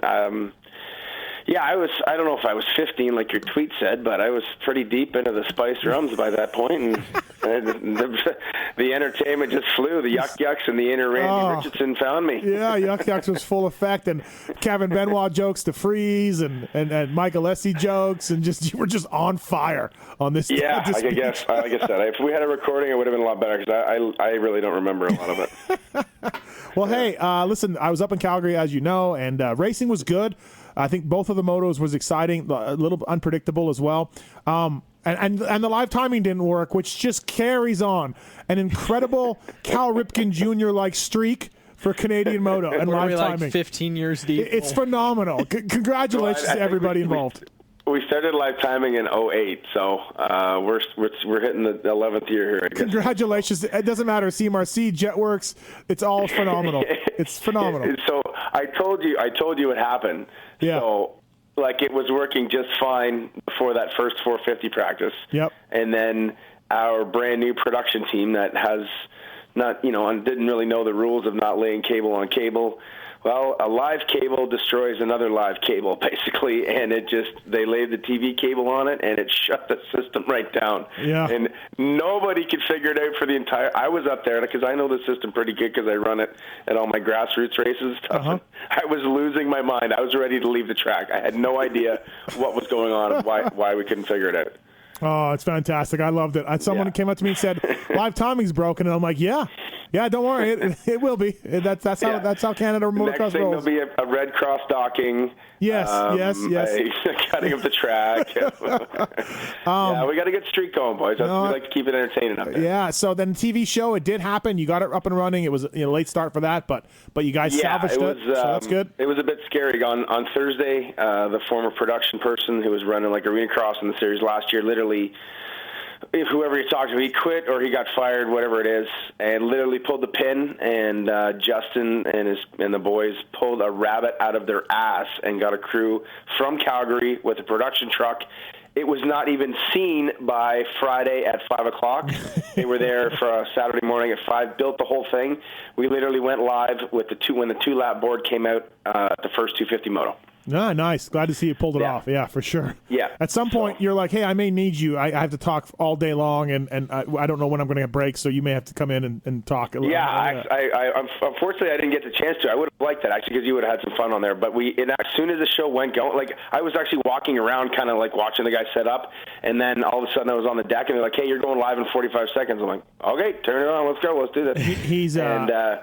There was no testing, no warm-up, no comms work, no nothing. Like, boom, camera on. Nice. And we went. And as far as I understand, the show went good on Fox Racing. I don't know how it went on that app, the Two Wheels TV app. I'm not too sure if it linked properly, but the show worked. Yeah. My mom and dad watched it, so we had at least 2 viewers. No, that's good. That's good to hear. Hey, so... the racing was good, wasn't it? Both classes, both motos, 6-1, 1-6, 2-2 for Phil, and different winners, Cole Thompson and Colton. Like, I thought both classes, there was clear separation on the results. Like, the same guys finishing the same spots, basically every moto with some mixture. But it was good racing with everybody. I thought it was good. No, I mean, I don't think you can ask for a much better first round. You got 4 different moto winners. Yep. Crazy overall winner for the 250, like you said, and then the 2-2 for Phil. And Cole Thompson, who on our podcast said wasn't going to ever wins. And then the 1-6-6-1, and then the Dylan Wright killing everybody in the Moto 1, and then fully going old school Dylan Wright in Moto 2, and Tanner Ward kind of coming out of nowhere. Like, you really couldn't have scripted that any better to kick off a series. I really hope it doesn't get any duller from here on out. The racing was getting so, like, before we used to have a spotter in the tower for the television show, right? Kind of telling us where, a great battle was or what was going on. We didn't have that, and we haven't had that for a while. But luckily, the racing up front was amazing, so it helped for that. But unfortunately, the racing was so good at the front, you missed maybe some love for like a Keelan Meston or my guy Dakota Alex. Oh boy, it cost me $50. He cost me $50. Things like that, or your Marco Canellas or whatever. So it didn't get much in the. But yeah, like I really like I just wrote my blog. I just posted it up a little bit ago. It was literally Miracle on Dirt, like the Miracle on Ice in the 80s U.S.-Russia series. Miracle on Dirt. Easy, Galdi, with that. It was Miracle on Dirt. We pulled gold medals out of our ass. Oh, God. All right. Michael? Speaking of the racing, what was up with Gerkser? The Gurky, the beef. You know what? I never got a chance to get over there. I don't know if you did, Steve, but I never saw him all day. Like, literally not even in practice. I didn't see him. I haven't at least seen a picture on Listmore stuff. Nothing. I have no idea. Well, he was just a 5-6. He won the Arena Cross Series, so we all thought he was on point. No, he won the last round. I thought he won the point series. No, Cole Thompson won. Oh, my bad. All right, so I just I listened to that on your preview or your review pod. I was like, but to me, great journalist. He looked, like I just thought he would be a lot better. He was off the pace, man. He was 40 seconds back or so in that first moto. Yeah, it wasn't. I'm not too sure what happened there. I didn't hear anything about maybe an injury that might have happened. Our bike setup, 40 seconds difference for bike setup. What did you hear about Jess Pettis? Obviously, we talked about in our preview pod about him being hurt and not riding much and coming in under the radar, blah, blah, blah. To me, when he's healthy, he's the class in that the field in that class. But he made mention on the podium like he barely rode. He wasn't even sure if he was going to race. Yeah, did you get any more info on that? Yeah, I did. So right after we did our review, I actually did the podcast with him, and he shared about a month ago he had a big crash. He kind of made it sound like it was a bike thing. Okay. I didn't totally dig into it, and he hurt his arm really bad. I can't remember if it was his right or left, but he hurt his arm really bad. I didn't break it, but he did some tendon thing or something, and he just hadn't been able to do anything with his arm for the month, other than just kind of riding a bicycle. That's it. He hasn't ridden for a month. That was the first time he was on the bike in just over a month. Was practice Saturday morning. So those moto scores are actually pretty good, all things considered. Yes, really good. Yes. I actually got a text from a local in PG from Prince George, where he's from, where there was a little bit of talk that he might not even race this weekend. So the 5.7 that he did is humongous. Right. Yeah, I'd heard somebody else I know that works on some team stuff up there said there was something suspension problem when Pettis had rode and he wadded his brains out because of something fork related. Right. Yeah, he made it sound like it was a bike thing. I didn't dig on it when he said that thing. It gets a little sensitive in our country compared to your guys'. Everybody gets their. Oh, they get really sensitive here. Trust me. Yeah, that's true. They do. You guys know. So impressive. I was impressed with Phil. Right, dude. He was the fastest guy. Yeah, he blew the win with that stall on the bike. He should have won that race, hands down. In the he had the fastest lap of both motos, and in that second moto, he was coming. He was just chugging along and gaining on Cole, and it was going to happen. And then boom, he stalls the bike and cost him that win for sure. Because noticeably the fastest guy. Yeah, he was impressive. Looks like he has been riding at Calgary for the last 15 years. Right. Yeah, I hate to give the fucking guy credit, but he was. I know. I'm not quite as fucking as the friendship like you guys. You actually guys love each other, but you hate each other too to everybody else. Yep. But fuck, he was fucking good. And he's the guy you want to be good. His interview after Danny Bro did one from my side, I just laughed. The one that you did with him, it's just. He's perfect right now. This is exactly what you need for a series. He's an asshole afterwards, and when he knows he's good, he knows he's good, and that was beautiful. That's flipped off a lapper over the finish. Flipped off a lapper. Sure, he'll do that once. Didn't even wait till it was unseeable, right? Does it on the finish line, right in front of everybody. I want to see the whole crowd. How about T-Dags? What do you think, Galdi? He was good. He had a crazy crash in the first moto. I guess, taken out by a ghost bike. We didn't get them on the TV side of things, so I missed it. But I missed it too. Yeah, he got taken out by a ghost rider and ended up getting back to 7th, which was. But he was in if you look at the laps, he was in 9th on lap maybe 7. Out of the 15 laps or 14 laps they did. So he had time and just couldn't seem to get it going kind of late in the moto. But Moto 2 was awesome. He was super impressive. But I think you made a good point. I listened to your interviews after the race. He needs that extra 5 minutes. He does. If anybody needs it, it's Tyler. He needs it. Those guys are so fast at the beginning of the race, those younger kids. And I think that kind of hurt him a little bit. It just takes him a little bit to get going. But you might see a bit more of a difference this weekend. This is a little bit more of his level playing ground, where it's big berms and really rough and gnarly and stuff like that. So it could be super hot up here, or it could be rainy. So you could kind of get a little bit of everything where we're heading. Michael, you can't ask from Alaska. Michael, you can't ask Galdi about Tyler. That's his Tim Ferry.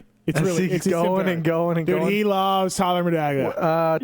I'm a super fan of T-Dags. You are. He's the first kid that ever came up and told me I was his hero. It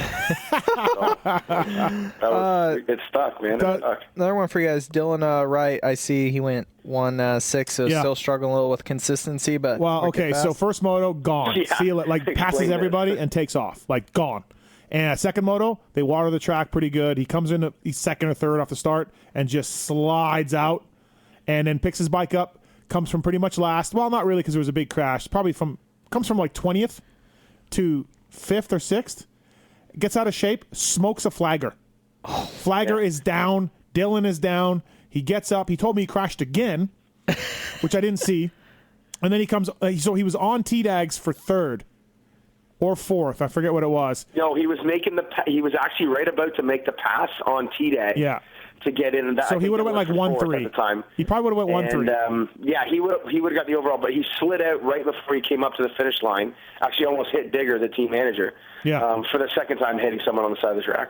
And but yeah, and then he ended up. I think it would have been a little worse to hit your team manager. Yeah, Dylan went Dylan because everyone knows his speed. He just makes mistakes, and he had some bike problems last year too. Yeah. But if First Moto Dylan shows up, and with Jess being injured, like this thing could, but and then he was definitely the fastest, but for sure went. That first turn crash just lit the old Dylan up like on fire. Yeah. He passed. If you actually, I don't know if you watched the first lap, but he passed. He hit the finish line and was in 13th place. Oh, was he that high? Okay, yeah. He was in 13th place. So he was blitzing by people. Right. Last one for you guys on the 250 class. So lead 2 for the weekend, Osby Rensland. I think it's kind of interesting. Rensland's on MX 101, which is currently 2 for 2 on titles with different riders, going for their third straight title with a different rider. Osby's there, also on a Yamaha team, but kind of the weird combo. Rensland's old team, in a way. That's Rensland's old Which team, now comes to Canada for, it used to be Redemption. Long story around. It's sort of his old team. It's a first year up there, but it's this combo. Well, Skip's there, so he knows Skip. I already made a joke in my post-race interview with Rensland, because his team owner, hot dog vendor, was right there. So I just made a joke like, hey, Rensland, so where are you going to ride next year after you win this title? Like, let's figure this out right now. MX 101 will lose another guy. Kevin Tyler, a.k.a. Hot Dog, will get even more upset than he already is. So, hey, here's a cool stat that you like from Hot Dog Vendor. He's all about the stats, and, of course, I'm Mr. Knowledge of Canadian. In the last 5 years, the MX 101 team has won at least one moto at round 1, or in 16, 17, 18, they went 1-1, 1-1, 1-1. Oh, really? Oh, wow. Yeah, out of the last 10 motos, they've won 8 of them. I was stoked with Welton, too. Welton's had a shitty Supercross year, and he got this ride late with the Sky Racing team, same team as Cade. It's not a team, factory team. And he's hurt, right? Isn't he hurt a little bit? Well, yeah, and his shoulder's not great. So to lead laps for Marshall Welton and go 4-4, that's a good day. It's a good day. That's a real good day for him. I was definitely impressed for him. If I was taking my surprises out of the day, him in the 250 and Alessi in the 450 for me. I did not think Mike was going to be as strong as he was. He kind of faded towards the end of the motos, but his speed was more than good enough for that 20 minutes. Yeah, I don't have a little bit of similar to a few motos that we saw last year, but I felt like he was a little bit stronger. And maybe my speech at dinner might have fired him up. I don't know. I'm pretty sure I basically said he was shit. He should retire at dinner. Yeah, you kind of did. Yeah, maybe not so many words, but God, golly. I think that's the way it came across. Did you give anybody props in this GDR in this dinner? Mike, I wish I could remember. You'd have to ask Noof. Actually, you know what? Ask Fasciotti or Dylan Wright, because they were both bone sober. Does Noof? How many rounds does Noof work for the team for GDR Honda? He's only going to do these 2. He's not going to Manitoba. And if he goes to Manitoba, that'll be the end of it. He's not going west or east. What's he doing for the team? He's a helper. He's like a man friend that just kind of runs. He's changing filters and tires and stuff. Just digs his board. Hey, I need some passes for Manitoba for my mom. Yeah, no problem. All right, she's dialed in. Okay, good to hear. No problem. Just that was an easy deal. Text me with her and her gang of ladies, and we'll set her up in the VIP. She'll be very happy to see you again. She's a big fan of Goldie. And we get along. Me and Deb are great. Yep. That's a good track, though, right? Manitoba. It looked good. You know what's funny? There's about 10 of them in Manitoba that are like that, and it's an awesome place, a good place to watch. Kind of really long, so you got to kind of extend your walk as a fan, kind of walk a little bit to find good spots. Mm-hmm. But last year was amazing. I think if it does a rain there, it could be just like a Morden or any of the other ones, or like a Walton, like it could get ugly. But, man, it was beautiful last year, so hopefully it stays the same this year. Who's your title pick after round 1? Do they change? Do your picks change? No. I have Rensland and I have Fasciotti after our thing. Okay. So I'm feeling pretty good. My Rensland Dylan Wright thing, I just leaned a little bit more on hot dogs and the current status that they've had. So Rensland gets my little bit of an edge. Yep. All right, we got a call from Darkside. Darkside, what's up? What's going on? What's going on, guys? Michael Lindsay. What's up, man? Hey, so Galdi, one of my buddies here from Texas has been up there running this whole series, Ryder Floyd. Yeah. He won the first 250 race, had a lot of bike issues. Then at Calgary, he goes 39 and 8th, but I haven't talked to him. What was the 39 about, and what do you think about him? Well, the 39, he was the rider that ghost rode into McDag's. Yeah. Okay. I'm not too sure why or how that happened, but he was the rider that got in that incident. But you know what, dude? I didn't get a chance to see a ton of him, but he looked good when I did see him. I'm unsure about how the first one went. I don't know why it went. Michael, do you know Ryder Floyd? I do not. But yeah, I mean, he did win that arena cross and kind of put his name on the map. But since that, it's been pretty quiet as far as that thing. But actually, kind of a funny story. So Thursday, I get a text from him. He's like, "Hey man, I see Fox is a big sponsor of your website. I need a helmet." And he throws down a speech literally like his dog ate his homework. He's like, "Yeah, my buddy's dog ate my helmet, and I don't have a helmet." I'm like, "All right." So I call up the Fox Canada boys, which is literally in Calgary, and I'm like, "Hey man, this kid needs a helmet." Boom, boom, boom. Got him a helmet. He got a brand new V3 for the weekend out of the Fox Canada guys. But it was just kind of funny. I'm like, so I didn't get a chance to even ask him, like, did his fucking dog eat his helmet? Really? Like, that would happen? I'll tell you what, Darkside, he was scrubbing the tabletop finish line like no other. His scrub skills are on point. Yes. Yeah. Yes. Yeah, the kid. I've been watching this kid ride since he was on 50s. He used to train with one of my buddies, and now he trains with John Short and Blake Wharton. I feel like he's got a lot of skills. He just, like I said, in the Arena Cross series, I heard he kept saying he was having time and chain break or this break, and I think he'd only been on the bike literally 2 hours before the first Arena Cross race. It was a very quick come together deal. But yeah, I was just this curious. Team is pretty new, so they might be a little new on trying to have a guy that could be as legitimate with the speed, because the kid's got speed. Yeah. So they might need to just iron that stuff out as the time goes on. This Team Manluck is what he's riding for, which is a Canadian team. Thanks, Darkside.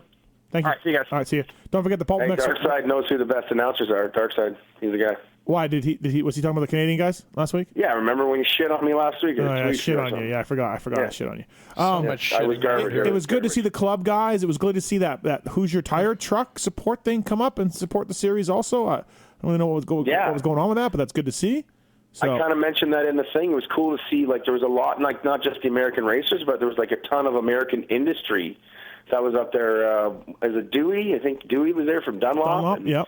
Yeah, the Hoosier guys, and then, Alan Brown's been up to a bunch of them, but he's there for the MX-10 guys. You came up, and then Charles Cassidy was there. Yeah, it was kind of cool to see. Mike Genova. Genova, sorry, and Tony. That was the other ones I mentioned about in one of the articles. So yeah, it was kind of cool. I mean, everything's always more attractive and fun at round one. There's a lot going on and stuff. We did a Blackfoot Direct thing there on Friday night that a lot of guys came to and stuff. Yeah. So, I thought it was great. And then again, like you said, there we had a good round of racing. Everything went well. Should I go to Gopher? Yes. If you do, I'm gonna be the guy that fucking botches your hot lap. Why? Because I don't think you deserve it. Oh, fuck you. Yeah. All right. Fuck you. All right, Galdi. Hey, thanks for the time. Thanks for coming on. Anytime, man. Good to see you this weekend. We got to get you back down here to co-host one of these Monday nights. We'll figure it out. Yeah, I'd love to. Love it for sure. I miss Pookie. Yeah. I got to see this new house. Yeah, we'll come in and see the new studio and everything. I'll bring some more dirty underwear to leave in your bathroom. Yeah, exactly. Greasy Galdi. Thanks, buddy. Appreciate it. Thanks. All right, guys. See ya. Take it easy, Mike. Take it easy, Steve. See ya. That's Ryan Gauld, everybody from GuaranteedMX.com, talking about the Calgary round. Let's go to commercial break. Jason Thomas, when we come back, Dean Ferris still to come up. Weston Pike. Looking forward to talking to Weston a little bit. What? I don't know. I was like, yay for Weston in my hand. I clicked. You just made a noise to me. I don't know what was going on. So we got much more to do. We'll do our Works Connection draw as well coming up, and much more on the show, man. Thanks for listening. Appreciate it. We'll be right back after this break.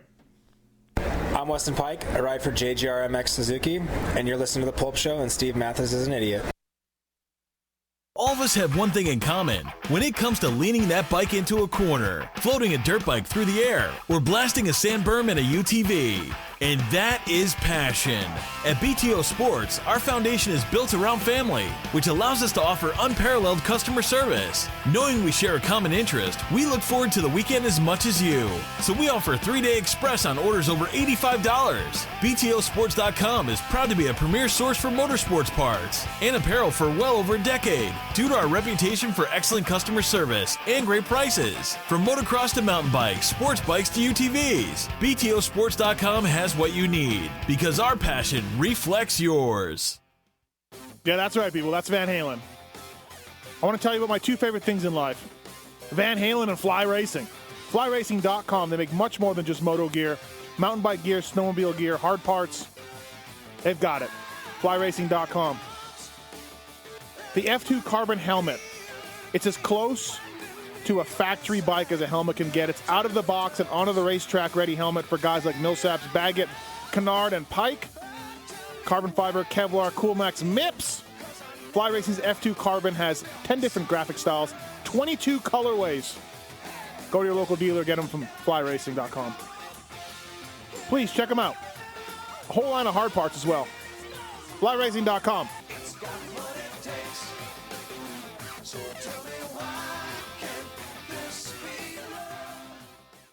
Maxima Racing Oils was created for world-class racers who challenge the limits of possibility. Their demands on equipment drive us to look beyond conventional ideas and to exceed industry standards. It's in our DNA to identify problems, formulate solutions, and execute at the highest levels of competition.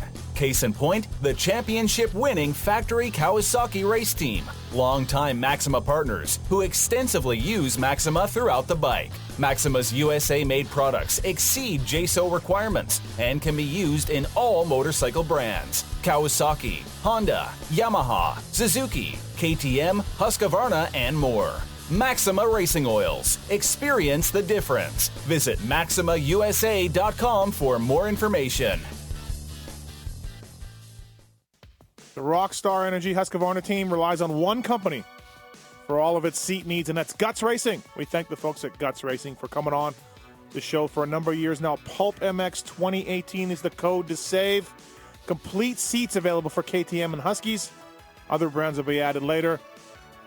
The Phantom lightweight seat foam is the choice of seat foam for many teams in the pits. Kenny Roczen won a 450 national championship using Guts products a couple years ago. And again, they've been with us for a number of years. Please check them out. Official supplier of the Rockstar Husqvarna team for graphics, Livin 100 as well, and seats. Anything and everything to do with seats. Please check them out. GutsRacing.com. PulpMX 2018 is the code to save. Thanks for listening to the PulpMX Show, everybody. Please, if you're listening to these commercials, I appreciate it. Yeah, that's right, because without these commercials and without these sponsors, we wouldn't have a janky radio show for you to listen to. But for now, I want to talk about Roost MX, the official graphics company for both Cobra Moto and the Cycle Trader Rock River Yamaha team. For over 20 years, they've been delivering professional-level graphics for every rider from an amateur to a pro, including Alex Ray back in the day. Choose from our selection of graphics online or make yours one of a kind. Roost also offers a wide range of custom products from t-shirts, sticker kits, helmet kits, trailer graphics, and more. 48-hour turnaround. Be sure to check out the new Pulp Nation section on the website. Get your PulpMX swag, customize your bike, get custom stickers, get custom helmet stickers, whatever it is, including PulpMX stuff.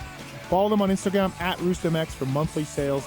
Get your equipment looking fresh visiting roostmx.net and use the discount code PulpNation to save 20%. Thanks, roostmx.net.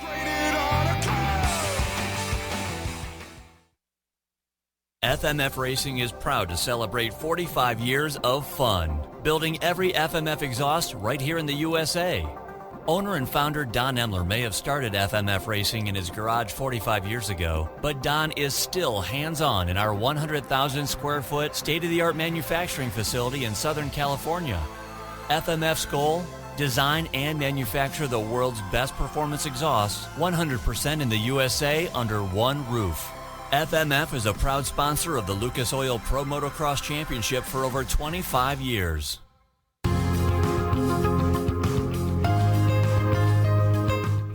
So Randy Richardson, good guy, means well, great interview, but oh my gosh, his voice is f***ing annoying. In that case, boss, you may want to fast forward while I tell the rest of the PulpMX Show listeners about Michelin's extensive motorcycle tire product offer. The PulpMX Nation certainly knows about the Michelin Starcross 5 tire range and its outstanding durability and excellent performance, but I'd like to share some information on Michelin's wide range of industry-leading motorcycle tires. New for 2019, the Michelin Aniki Adventure tire, which features 2-compound technology, enables adventure touring riders to have confidence on any adventure with a new level of on-road stability and uncompromising traction off-road. The Michelin Road 5 tire is designed specifically for sport touring riders and provides the maximum confidence in wet and dry conditions mile after mile. As the exclusive MotoGP class tire, Michelin definitely understands the performance expectations of today's sport bike riders, and the Michelin Power RS tire enables those riders to unleash their full potential. If you're a Harley-Davidson owner, the co-developed and co-branded Michelin Scorcher tire range, which is original equipment on over 500,000 models manufactured over the past decade, is the right cruiser tire for you. For the latest on all Michelin motorcycle tire products, visit motorcycle.michelinman.com for more information, and make sure to follow @Michelin Motorcycle on Instagram and @MichelinMotorcycle.us on Facebook. This commercial is not 2019 Pulpy Award material. Attention riders, welcome to Atlas Air Flight 604 with non-stop service to a better neck brace. Please follow along as we outline the safety features of this revolutionary device. Located on the underside of the frame is a convenient, easy open system. To fasten, simply insert the release bar into the left frame. To release, push the release button and pull the frame apart. We suggest that you keep your neck brace fastened throughout the duration of the moto, as you may experience an unexpected huckabuck from time to time. To ensure a safe ride, please keep your neck underextended at all times. In the likely event of an over-the-bars emergency, your brace will double as a suspension system. Although the Atlas brace will not be noticeable, it will be there when you need it. If you are riding with a child or someone who requires assistance, secure your brace first and then assist the other person with a prodigy, tyke, or roll. We ask that you keep your brace on until your moto is finished. Maximum surface area is located on your chest around the sternum, back around the spine, and up over your shoulders with extra padding over your collarbone. Should you need more, please request a Defender Roost Guard or Guardian body armor. We remind you that this is a non-rigid neck brace. Tampering with, disabling, or destroying the product is prohibited by the limited lifetime warranty. You will find this and all other safety information in the user manual located online at atlasbrace.com. At this time, we ask that you remain standing with throttles in the wide open position, elbows up and 2 fingers on the clutch. On behalf of the captain and entire crew, thank you for flying Atlas Air. Enjoy the ride.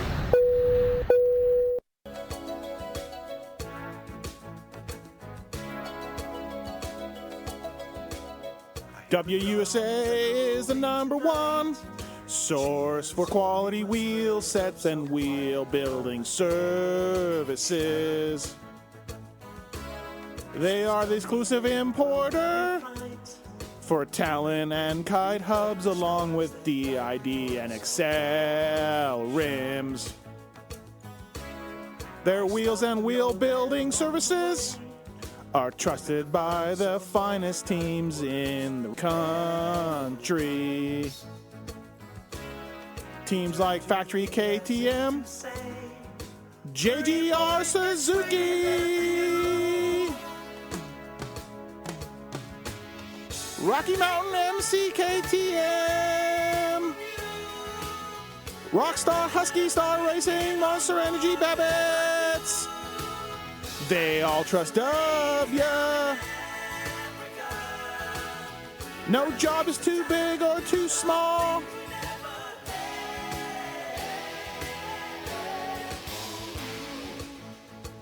WUSA, everybody. We thank those guys for coming on board with us. Whatever you need for your wheels, hubs, wheel building services, they've got it. Mention PulpMX when you call down there, and they'll give you a discount. They ship nationwide. Follow them on Facebook and Instagram at WUSA.com. WUSA, they're all things wheels. Do it. WUSA. Do it. For 2019, Works Connection celebrates 30 years of delivering championship-winning products to motocross legends and champions like Lamson, McGrath, Wyndham, Laraco, Carmichael, Dungey, Roxon, Plessinger, and more.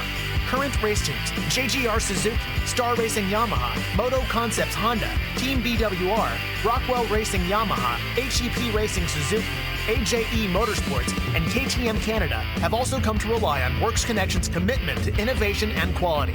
So if you're looking for factory-level parts like radiator braces and skid plates to protect, rip a whole shot with a Pro Launch, or upgrade to the elite line of axle blocks, clutch perch, or bearing-equipped throttle tubes, just visit WorksConnection.com.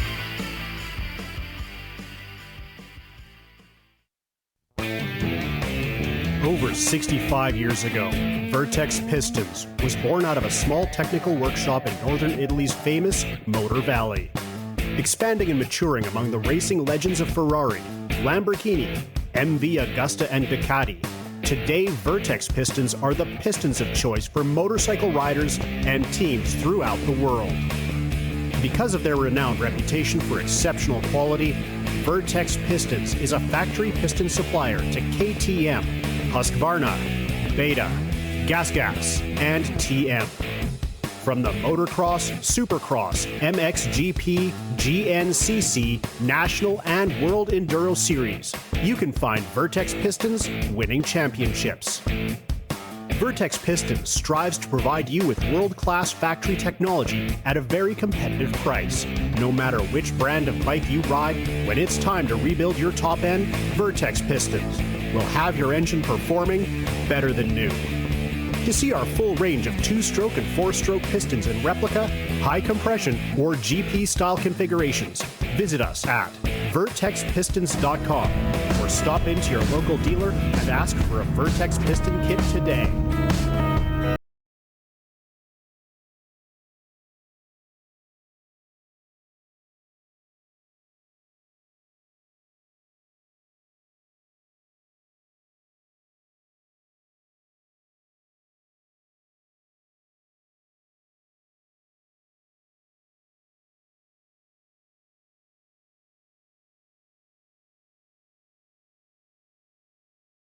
Welcome back, everybody. PulpMX Show presented by BTOsports.com and Fly Racing. A little bit of tragically hit, seeing as I was up in Canada this weekend. Michael Lindsay in studio here. Text message today that Ryan Galdi's alcohol bill on Friday night dinner was over $200 just for Galdi. And who picked that up? Genova and GDR split it. So wow. Yep. So that's Ryan Gall's update from Friday night speech, everybody.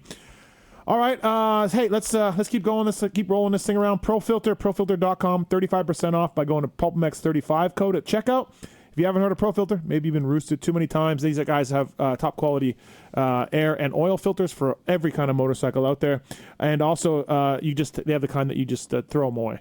Yeah, that's right. Just throw it away. It's fantastic, and that's the ones that I use on my Yamaha YZ450, man. ProFilter.com, PulpMX35 code at checkout to save. Going from that factory mechanic life to throwing your filter away. Yeah, that's fantastic. So, Works Connection last week in honor of, I forget why they did this, but there was some reason behind it. We're going to give away a quick start device from folks at Works Connection.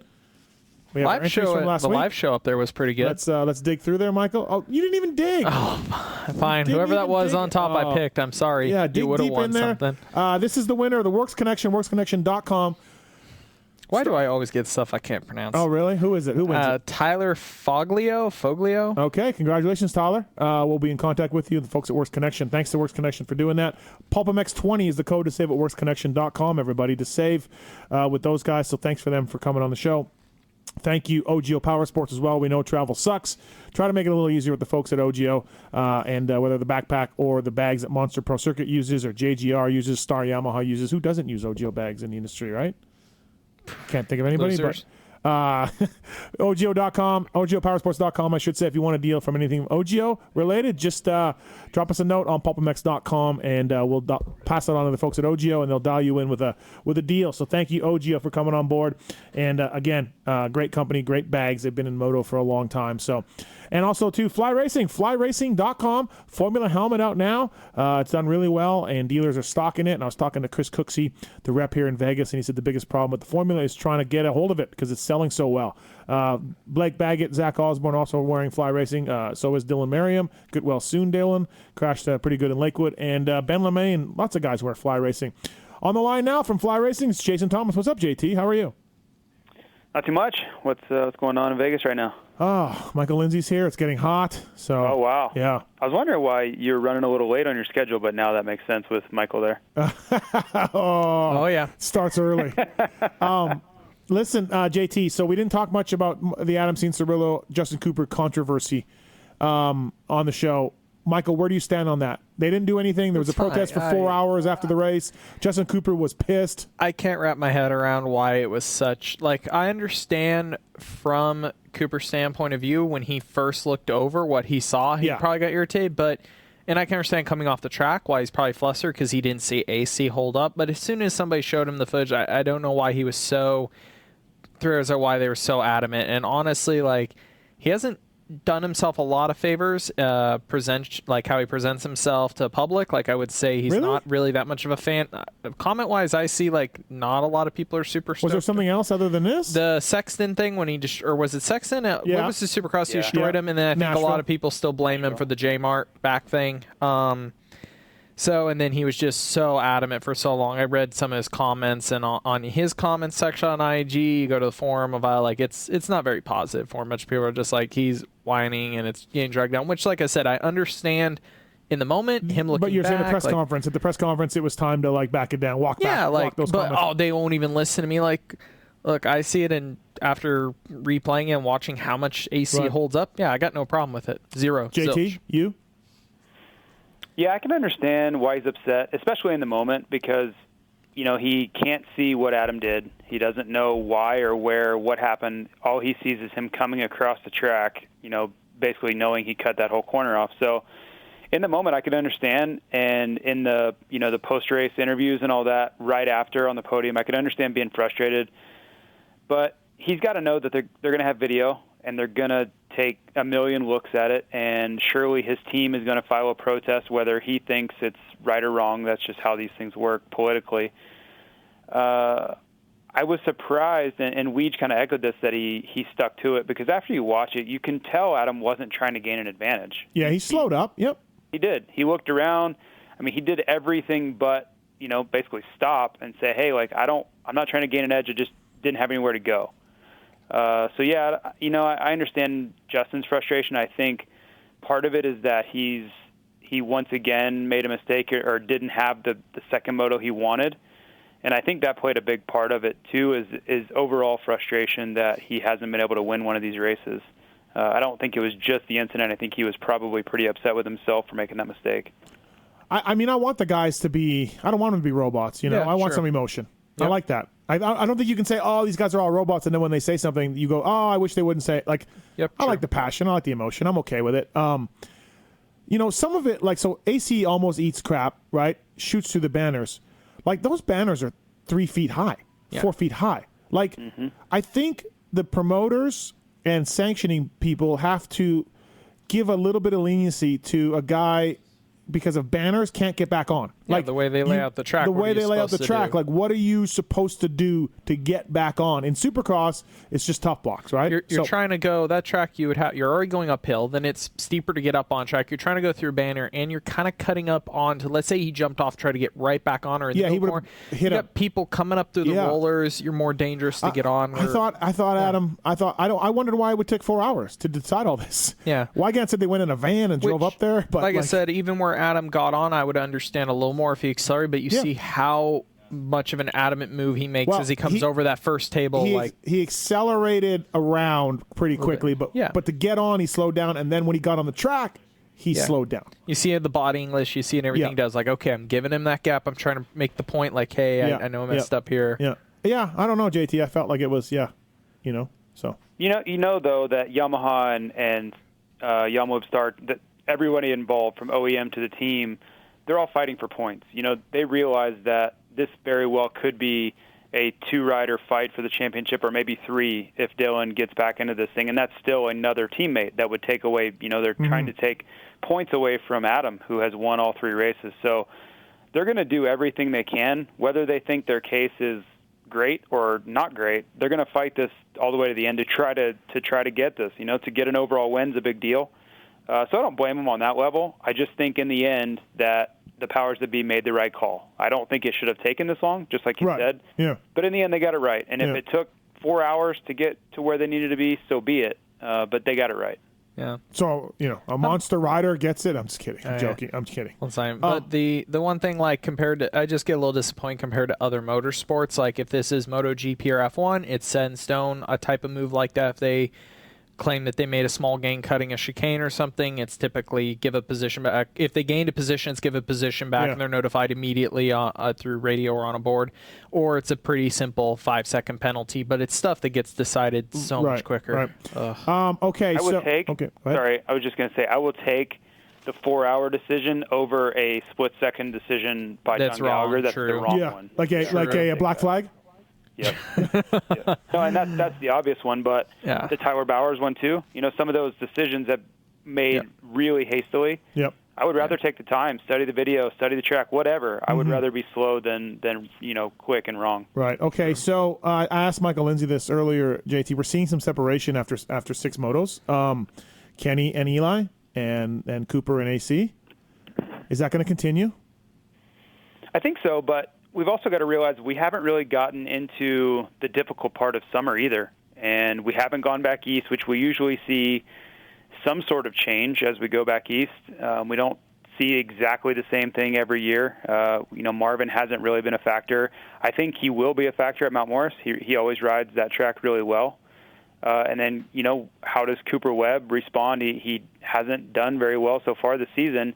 You've got to think he's going to come around. I really do believe that the whole Supercross pressure thing is just, wore on him. And when everybody else was starting to think about Hangtown, he was still buried in the Supercross championship. So I think he will get better. Remember his championship season, I think you were the one that called it, but, Muddy Creek was really the turning point for him. So I don't think that any of these guys are really out of it yet. Even Ferrandis, I think he's 25 or 26 points down. There's a lot that can change. I mean, it's one moto for a lot of this stuff can completely change the way this is, going to play out. Right. And we get into these East Coast tracks, and the heat cranks up, and the tracks get a lot rougher and different. We get the sand and all these things. Who knows what's going to happen? I think I'm biased. I'm a big fan of Zach Osborne, obviously. He's a friend of the show and everything. But I think Zacho starts getting better and better here. Oh, yeah. More we go east, definitely. Jack he just got his first podium, but there'll be a lot more. Yep, and his confidence is growing. He knows where his weaknesses are. He's just getting killed in the opening laps. Kenny was putting 3 seconds a lap on him early in the first moto. So I'm sure he gets it. And you've got to think with Alden's guys, really all of them are taking it on the chin right now from Eli and Kenny. So they're collectively going to be working together to try to close the gap.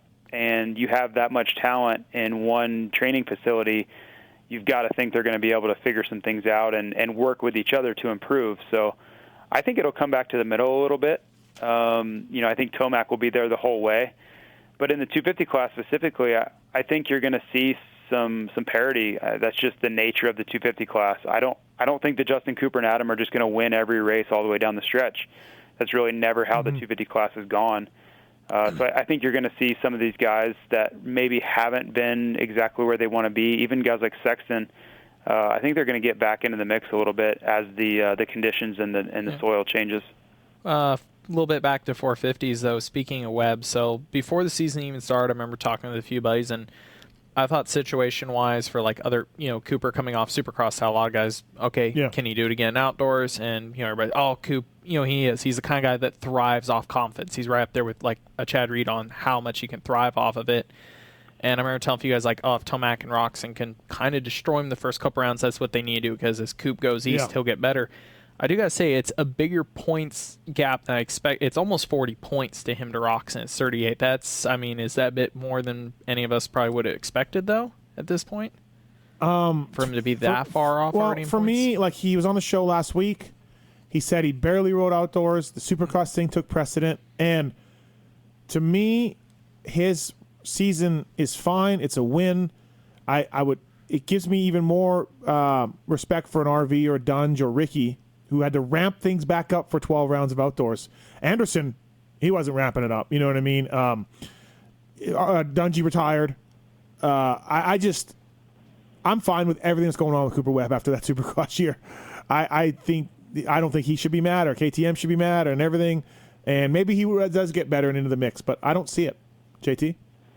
I think he will. I just think it takes time. If you look at Dungy's championship season in 2010, he came to Hangtown and went 7-7. It was just a horrible day.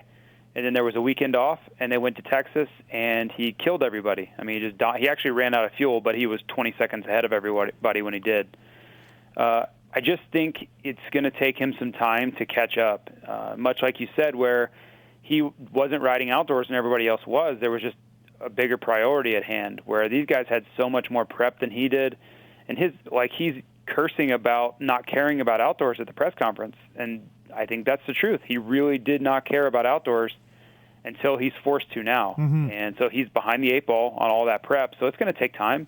And maybe he never does quite catch up, but I think it's going to be better than it is now. I don't think he's going to be getting 8th place in a month. I think he'll be much better than that. The 8th was definitely weird to see that. Yeah, and even like a 6-6 at Paula, I think he'll be better than that. The real question is, can he go with Tomac and Kenny, if they're on? That's the question I don't have an answer for you on. I think Muscan will get better, Osborne will get better, Kenny and Eli will be the class, and then we'll see Anderson and Coop fight it out a lot.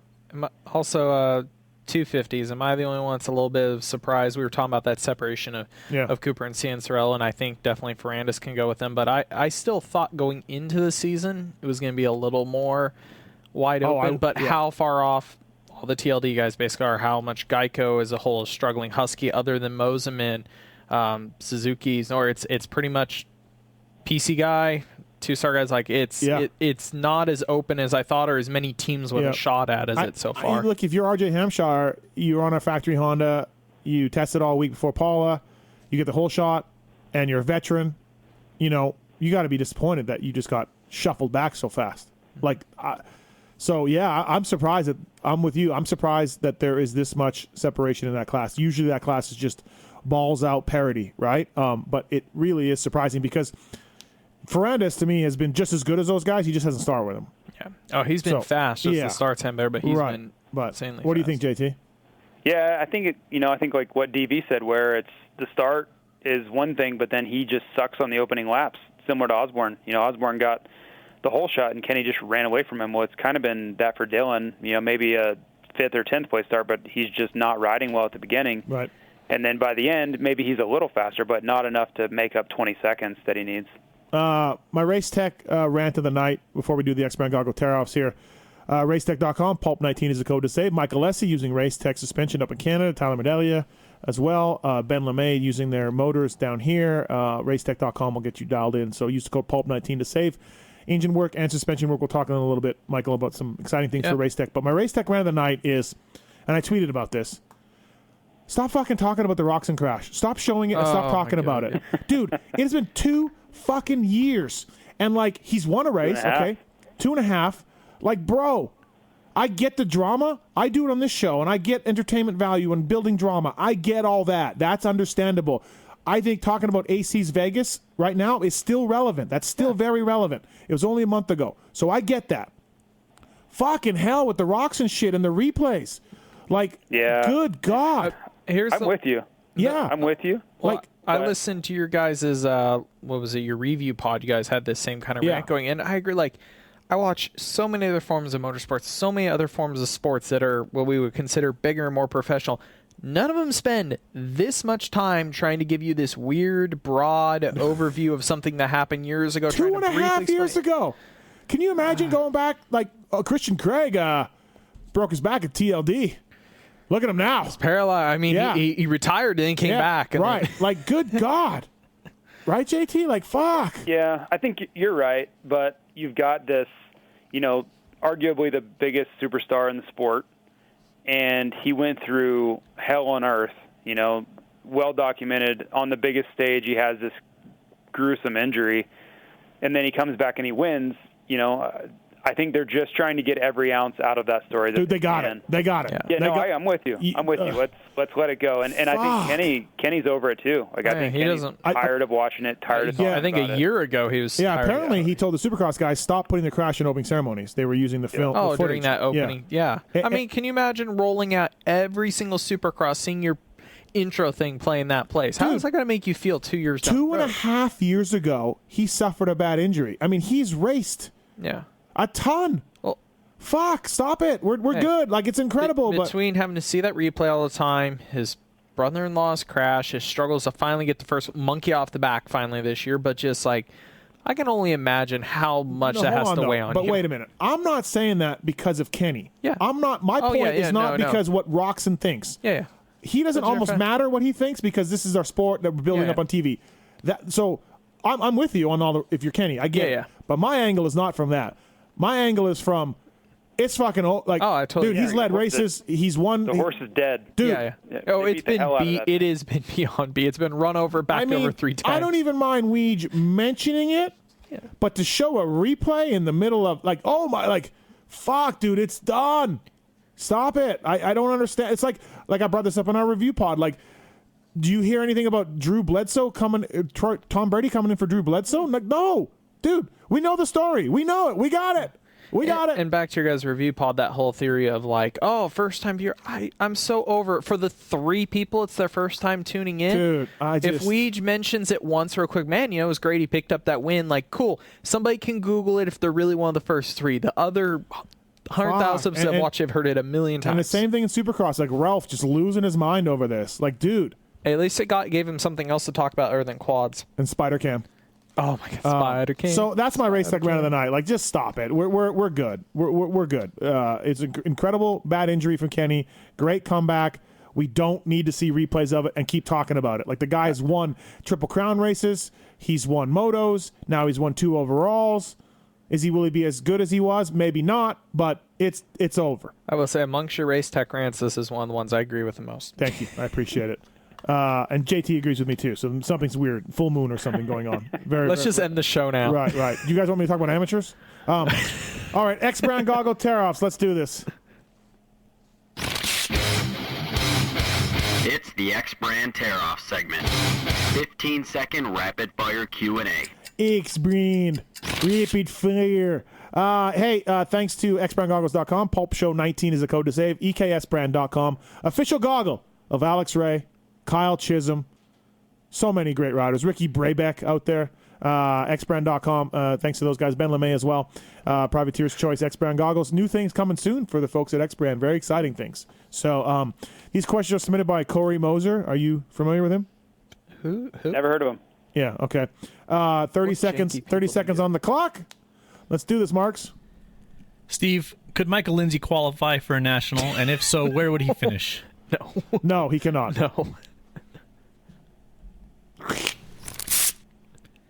Michael, by what year could Suzuki realistically release a new 450 that won't finish last in the shootout? Oh, JT's arming, so easy here, Mike. I take offense to that. I will go off some information I got the other day. I think 2021 could have some exciting stuff. So 14 seconds. All right. JT's ridden his bike one time, everybody. Just want to let you know that. One time. True. It's actually true. Only once? Wow. Yeah. Who rides? I'm trying, man. I'm trying. I'm in Salt Lake City right now. I never get chances to ride. Who gets the 3 rides first, Marks or JT? That should be a bet. That should be a bet. Marks. No, I'm gonna beat him. Are you gonna ride at summer I camp? sense a bet. I smell a bet. I almost rode yesterday. Almost. What was the deciding factor? All right. Who do you got, Michael? You're who rides who? You're on, Marks. JT. You got Marks? I got Marks. So do I, so we can't bet. Damn it. All right. Prove us wrong. Prove us wrong. 3 rides. Wait, does my last one count as 1? Nope. Oh, what? 3 rides on your Honda. No, you're both tied at 1. No. JT's 1 up. That's how much of a handicap I'm giving Marks. Oh, jeez. I still believe in Marks. All right. 3 rides. Photographic proof, too, please. This is bullshit. Does me laying on the ground in the dirt in my gear count as photographic proof? Or... Yes. Oh, good. With the Honda in the background, though. All right. JT, as a past convicted track cutter, how should the rule be stated on exiting and re-entering the track? Convicted felon? No. Track cutter? I was wrongly accused. Do you ever hear the story? No. He cut the track at Unadilla. They came to him and said, "You okay, allegedly." Tell the story. Tell the story, JT. Story time. So, I've told this story a few times, so if all you listeners out there have heard it, I apologize. But this was 2012, I believe, and I was over it. This is my last year. I'm doing terrible in every moto. I don't even know what place I got, like 20-something, like horrifically bad all summer. So, if I'm going to cut the track, I'm going to make it worth it. Like, I'm going to cut up and get, like, 5th, like, just cut a whole half the track off. But there was a section where the track markers had gotten knocked down or knocked over or something. Well, this line had developed on the inside right after Screw You at Unadilla. So I saw the line there. You know, I know people were using it because I could see it in the grass. Like I could see where people were cutting across it. Well, I even saw Kerry Joe Coombs standing there with a like a notepad writing numbers down. So I'm like, well, damn, I don't want to go there. I'm in 29th, so I probably don't need a penalty on top of that. So anyway, race ends. The next week we get our direct deposit, you know, for our payment from the race or whatever. And I had a note that said, you've been fined $100 or whatever for cutting the track at Unadilla MX or whatever. And I'm like, what? I'm like, are you kidding me? Like, no. So I reach out to Jeff Canfield and said, like, hey, I don't know what the deal is, but I got fined $100. You know, like, what's the deal? And they said, well, we have proof that you did this. And I'm like, no, you don't. So, yep. So they send me a picture. Like, I have to wait like 2 days because obviously they were trying to find proof of it. They sent me a picture of Jake Weimer cutting the track and said, this is what you were doing. You did. This is what you did. And I'm like, that's not proof. Like, that's the worst case I've ever heard in my whole life. You can't show what somebody else did and say, you did this. But in the end, you paid the $100. You did not get it back. Yeah, I didn't get in it. Of course I didn't get it back. They controlled the purse. Like, it was, yeah. Hey, now that you write for Racer X, you ever give DC a little crap about that? Get my $100 back? No, and all that happened was Carrie wrote my number down, right or wrong, and that was it. Like that, she was judge, jury, executioner. Yeah, this is what you did. What it is. It's like in the end, it's $100. But I was just like blown away that they tell me they have proof, and then 2 days later, I get a picture of Weimer with a note that says, "You did this." It's great. It's great. All right, next question. Steve, who's the next big thing in Canadian moto? Jess Pettis. Michael, besides weight, how is an air fork better than spring? Actually, the curve at the end, I would argue that in Supercross it has some benefits based on the ramp up at the end, the bottoming resistance you can get, and the rate it will come on compared to a coil spring fork can be a big advantage. 16.9. JT, when would you recommend roll-offs be used? I use them all the time. That was before laminates, though. So I would say anytime it's steady rain or lots of mud where you're even considering you're going to have to pull a ton of tear-offs, I would go straight for roll-offs. So, yeah, rain or, like, I'm talking, like, serious mud like San Diego Supercross this year. I wouldn't even think about it. I'd go straight for them. All right, 22.9. Steve, is there anything the Canadian MX Series does better than the U.S. MX Series? There's no wash bays. Their timing and scoring doesn't work.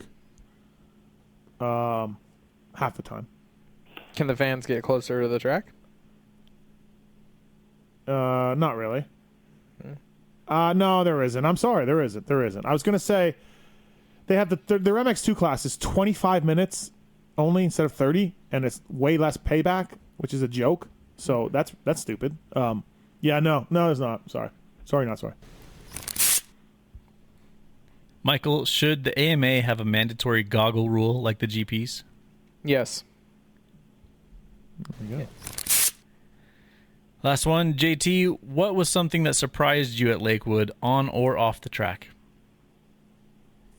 Surprised me that Steve wasn't there. It was a nice surprise. Wasn't. Jerk off. Fuck you. I was surprised that we got hit by that storm. I watched the news pretty closely leading up and then in Denver once I was there, and they didn't make it sound like it was going to be anything much. Like if we got some rain, no big deal. But it was pretty nasty. I mean, it was windy. Obviously, they red flagged the race because of lightning.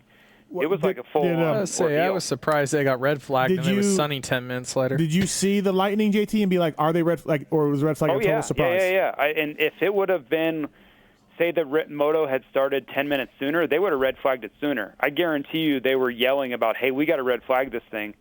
But I think they were waiting to make sure that they could call the race over. Make it official, right? Because it was nasty. Like I could have seen them red flagging it 10 or 15 minutes sooner. Oh, okay. So not a surprise then that the flag. No, not at all. I was surprised it didn't go sooner. I think they were just trying to get the race over with. Right. Was Bradshaw there? No, he was not. Nope. He was. I don't know where he was actually. He was not the beast. Not there. Okay. All right. That's X-Brand Goggle Tariffs.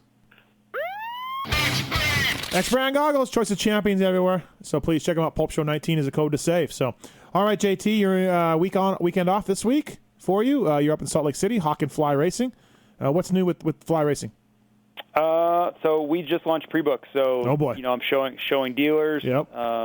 It's been May has been crazy busy trying to get everything done and ready. So, I got to show the first dealers, a catalog for the first time today. Nobody has seen samples or anything until today, and I have the only set at the moment. So that was pretty fun. It was exciting. Can you shoot Kiefer and I a photo of it? No. Okay. All right. Absolutely not. Hey, you know how you could see us, Steve? You have to show up for summer camp. Yeah. Summer camp is happening again. Last July. You look so excited. Right? I'm down. No, I'm down. It's great. I don't know why you guys do that, JT. You guys shouldn't do that if you ask me. It's awesome. It's fun. It's great. You don't need to spend the money. So, all right. Okay. Appreciate it. I will take that under advisement. No, don't. We should spend money to come see you. You guys advertise with all of us. They don't advertise with me. Well, okay, but most media, you're pretty much all Fox guys, so you shouldn't be invited. Oh, Alpine Star too. Okay, you should not be invited this year. They invited me. So we're going to be. Did they really? The only ones that we're going to be the only ones that ask media to pay their own way to an event that we're putting on. That's how it's going to go. Well, someone has to be a trendsetter here. I don't think that's the trend we want to set. Because listen, you guys advertise with us, you give us money, and then you have to cater to the media, and then you have media guys freaking out on you like we've had last year. Listen, guys, complainers. You're holding all the cards. It doesn't make any sense. So you don't? Should we not?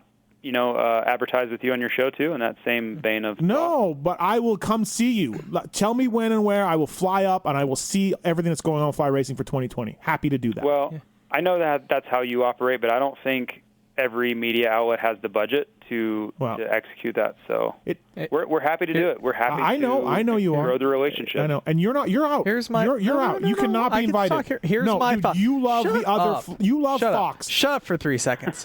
One, JT, two. A, thank you for the invite. B, I'm really happy to come up to a Fly Racing event, wear Fly Racing gear, and do a feature on it. I'm sure you will. I have no doubt about that. And do a feature on it. And then you will immediately go back to Fox like Kiefer with the dumb air brake. But you guys, hold on a second, Steve. Hold on. Yeah. So a guy like Michael, he likes Fox. That's fine. I don't have a problem with that. They have obviously done a great job of. He doesn't like Fox. He loves Fox. Him. And that's fine. Fox. But don't you understand that our goal is to get someone like Michael more oriented and more understanding of what we're trying to do? That in hopes of maybe one day we will sway his opinion and he would become a Fly guy, just like thousands of customers we've won over the past decade. I get it, but same process. Listen, then he can pay his own way to go up there and see it. Okay.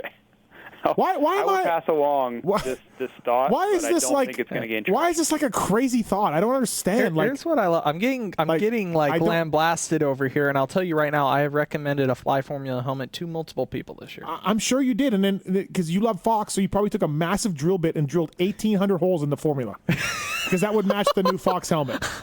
You probably went everywhere. What are they doing with those holes, Michael? Why are there so many? Yeah, you like that? I don't know, bro. I'm just saying. All right, listen. Steve, you like a lot of holes. I'll book my ticket tomorrow to come see the Fly 2020 line. So, has Kiefer bugged you about it? A little bit, yeah. Kiefer's happy. Kiefer finally got his white gear. He's so happy. Yeah, he hasn't been hammering me on it too much. I think he's been busy because of the white gear. The white gear probably helped soothe him over. The white gear was funny. I saw him in the red. I'm like, hey, you finally got your white gear, and he's like, I got a couple of them. Like, then what are you gonna do? He goes, I'm gonna wear one this whole weekend, no matter how dirty it gets. I'm keeping these. He was like stashing them back in where he couldn't do them. He's ridiculous. Did you tell him? Be honest. Did you tell him that he was getting it? No, I never did. Nope. I wonder if he thought he was going to get it, because we didn't. We're trying to not tell him at all. Yeah. I didn't want him to think there was a chance. I bet you he thought there was, because he knew you guys were doing something for him, right? Right. I did tease him. I said, hey, media guy, usually we get anything we ask for. I said, look, to get your white gear, all you had to do was sign up for a Pro National again. And he's like, good, because it's the last one I'm freaking signing No, I'm just saying. I mean, we appreciate that. Honestly, we do. And you know, and I know there have been other things where you've been really generous on, and that's cool. It's not that we don't appreciate that. You guys are awesome for PulpMX and everything that you guys do. Like, it's fantastic. I bought a video game today for my wife because of all the things that Fly Racing's done for us, you know? But, yeah. Well, I'll pay and come see you. So. No, it's fine. You don't have to do that. We're happy to have you. Well, I would invite Michael Lindsay. I would not invite Michael Lindsay. Why not? He loves that other brand hardcore. That's okay. We are not scared to engage people who have strong opinions. Right. That's what we're here for. Right. Okay. All right. And then I saw a media guy freak out last year, and I'm like, look at what? What the fuck is wrong with you people? Not you. It wasn't you, Michael. But yeah. So, anyways. I like JT. He's very nice. You're just coming off as a liberal over there. You won't even let me. You're like, nope, you can't talk to him. You can't speak to him. La, la, la, la, la, la, la. No, I don't think that's liberal. I don't know what that is, but yeah, I don't know. All right. All right, JT. Thanks, man. Appreciate it. Flyracing.com. Yeah, looking forward to seeing the 2020 stuff as soon as we can. So thanks, man. All right, guys. See ya. Vortex Racing, email Jake at vortexracing.com.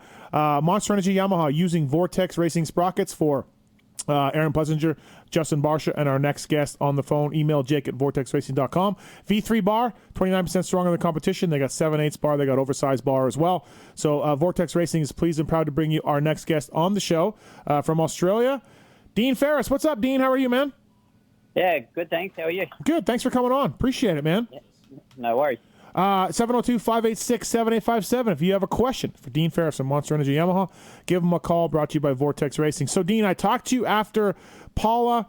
You weren't stoked. You weren't that happy with everything that's going on, testing-wise and all of that. We know you got a late start. I think I wasn't at Thunder Valley, but I watched it. It looked like it went better. Were you happier? Yeah, definitely happier. I was kind of bit down on myself, or a bit pissed at Paula. The day didn't go that good. And I was just battling, you know. But yeah, no, Thunder Valley went a lot better, so kind of go in the right direction now. A little bit different track too, right? Like than the two SoCal tracks, or two California tracks, I should say. Yeah. The Cali tracks are they're definitely different. I mean, Thunder Valley's kind of clay, more what I like anyway. Yep. So yeah, I definitely enjoyed it more. I talked to you going back to an air fork on your bike that you something a little more familiar with. You, like we said, you don't have a ton of time with this bike. Did you do that for Lakewood? Yeah, we did. They did get the air fork. We threw my settings in it just to start with. Yep. Because it was pretty hard to get them. So good. They threw them in on Friday afternoon, and I just raced on my old setting that hadn't ridden on like a year. But I was kind of comfortable. So yeah. Crazy, Michael, that air fork. Like, I just thought the air fork battle was over. I just thought it was over, and all these guys. On it. I know. I just thought all these guys, riders on Dean's level, we were done with air fork, but I guess not. Look at Ferris just had his best ride, so I guess we're still on to air forks. Yeah, I mean, I tested spring forks a couple of years ago back home CDR, and I preferred the air, and I just stayed with them for the whole 3 years I was in Australia. Mm-hmm. And now riding on spring fork, they just feel weird to me. So that's why I kind of requested the air fork. What about the elevation at Thunder Valley? What'd you think? I did the Nations there in 2010. Oh yeah, I guess so. Right, sure, yeah. I remember I just come off the flu, and I remember it being so hard there on the 250 as well. Yeah. So I was preparing for the worst, but it wasn't that bad. I mean, I definitely had my tongue hanging out down in the spokes on the last two laps, but it wasn't as heavy as I thought it was going to be. Right. It's a difficult track. It's not hard obstacle-wise, but the way it develops, like the way the ruts get, it's kind of a bit of slot car racing a little bit, right? Like, and they get rough, and the lines change from Moto 1 to Moto 2 so drastically. You got to figure it out, right? Yeah, it changed throughout the moto, I reckon, but I was actually really impressed with my bike up there. Like I said, last time I was out there on a 250, and it felt so slow, but yep. On a 450 this time, and I know the guys did a lot of work and a lot of testing, throughout the years, and the engine was really fast. Actually, it kind of felt like my bike from Parla or the first round. Because it was really fast. Oh, cool. So that definitely made it easier. It wasn't riding around on a slug.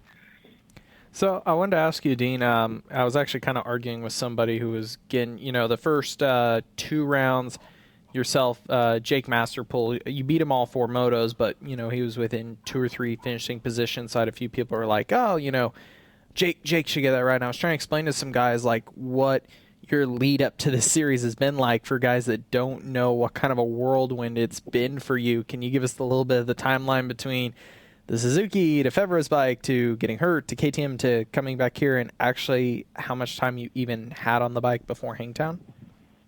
Yeah, it's been crazy. Real roller coaster, actually. So I finished up CDR the end of last year. Yamaha gave me a bike just for the off season, just one bike and a few tyres. So I was just trying to get by through our summer. I had a few parts that I was real stingy on.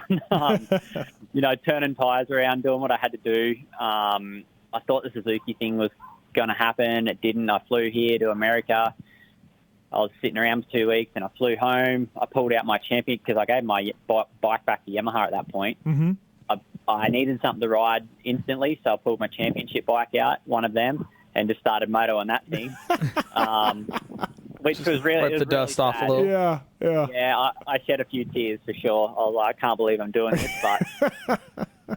And then, so moto down on that thing, and then I got in contact with Rinaldi, and it fit to do a few Grand Prix and ride Fabra's bike. I went to the Grand Prix, my first Grand Prix, second moto. I had a first turn crash, got hit by a guy, tweaked my knee. Wasn't super bad, but I tried to ride through the week for Valkenswaard, and it wasn't going to happen. Needed a couple of weeks rest, so I flew home to Australia, rested up the knee, pulled that same championship bike out of the shed again and started motoing down on that thing, just pulling old tyres out of the pack that, just the scrap pile. And, and then this finally, I got a deal with Raceline Recover 8 KTM. Yeah, saw that. Yep. Yeah, so they put together a package and a bike for me. There was a national down in Australia. It was round 4 and 5. I thought I need to start doing something, do some racing. Uh-huh. So I got a KTM, and within 2 weeks I was racing it. And then actually, when I was driving to the race on the Friday, I got the call from Yamaha here in USA, and that was the weekend of Vegas Supercross. So, jeez, they're like, "Can you be here for Wednesday test at Parla?" And I was like, "All right, yep, I'll be there, no problem." So then I raced Saturday, Sunday, flew home Monday, packed up family, my house, booked flight, jumped on a plane Tuesday morning, and then I was, Hey, the whole time you're on a KTM, you're like, don't get hurt. Just get through this race, right? Get through this race. It was kind of like that for the last moto. Yeah. I got a bad start and kind of threw away the overall, and that's what it was like. It was real sketchy and dusty, and I was like, that's what I was thinking. But actually, all weekend I was just thinking about winning because I actually needed to get bonus to make some sort of income for the year. So listen, do we need to? How does Dak not give you a spare bike? How does Dak not have some practice bike instead of your title-winning bike? Do we need to yell at Craig Dak here or what? What's the deal? No, I just needed some instantly, and Dak's workshop's 2,000 Ks from where I was. Oh, is it? Oh, okay, all right. Yeah, so okay. He probably could have put something together in a few weeks, but I like when I come back from America or back from Europe, I needed something. Right. And I just opened up my shed, and there it was, championship bike. I'm like, all right. Yeah. So for people keeping track of this, the Wednesday after Vegas is when you get on a Monster Energy Yamaha in the USA for the first time. Yeah. Correct. Right. Yep. So how's your freaking air miles going lately, Ferris? Jesus. Yeah. They're good. I'm back right on top. Two other things for you. One, if you don't mind talking about it, what was the Suzuki thing? Why didn't it work out? Number two, what is your deal for the summer with Plessinger? I believe maybe coming back at WW Ranch, I heard, or maybe it might be a little after that. But are you good for the summer? Or? Yeah. So first question, I guess there's just miscommunication with the Suzuki thing. I'm not actually really sure, so I don't want to talk about it too much. But my deal for the summer, I'm not sure when Plessinger's back, but definitely an option for me there to stay with the team. So, that's the plan. I want to be here for the whole summer and do the whole championship. So can we just play Myrtle for the Suzuki thing? Does that work? We'll just blame Myrtle. No, don't blame me. Okay, all right. That guy's been working his ass off for like 9 months to get me over here. And yeah. I know it's better late than never, but he made it happen. Yeah. He called me. He called me and said, "You need to be here on Wednesday for this Yamaha ride." I'm like, "Don't worry, I'll be there." Thank you. Yeah, I like that. Hey, I was in Germany in '99 working for a GP team, and I hated it, and they. Tim Ferry needed a mechanic, and this is the day before cell phones, and so I got a message on my pager, and the guy said, "Hey, Ferry's mechanic quit, and he recommended you. I need you. Can you be here on Wednesday or whatever it was?" And I was in Germany on Monday. He's like, "So if you just show up Wednesday at the work, you can work for Tim Ferry." And I called the guy back, and I never told him I was in Germany. I'm just like, "Yep, I will be there. Don't worry about it. I'll figure it out." That sounds like what you had to do, Ferris. I will be there. Don't worry. Same thing. Just like that. Yeah. What's going forward? I know this has been a big goal of yours, is to race the full championship here. I know you were trying to even get it done the year before per se, but this one gets all done. Is that fine off your bucket list, or is it a billion point you want to do it again, or are you good to go back to Australia? What's kind of your goal or what you want to accomplish? Look, I want to see how good I can go to start with. Definitely. I'd like to finish out my career here in USA. I feel like I don't really have much more to do in Australia, other than just I don't know, make money and win races and have a good time. But no, I'd like to stay here for a few seasons and just see how fast I can actually go. Right. That's it. Yeah. Well, you certainly, you got a late start, but things are going well. At least they're better at Lakewood for you, and then you got another week of testing and training and all of that. So hopefully, you'll keep on the upswing. Hey, for people who don't know, you did race Supercross here for KTM in 2014, 250 class. Didn't go that great, and then you never did the Nationals. Looking back on that, what's your thoughts on the brief time you came here as a factory KTM rider?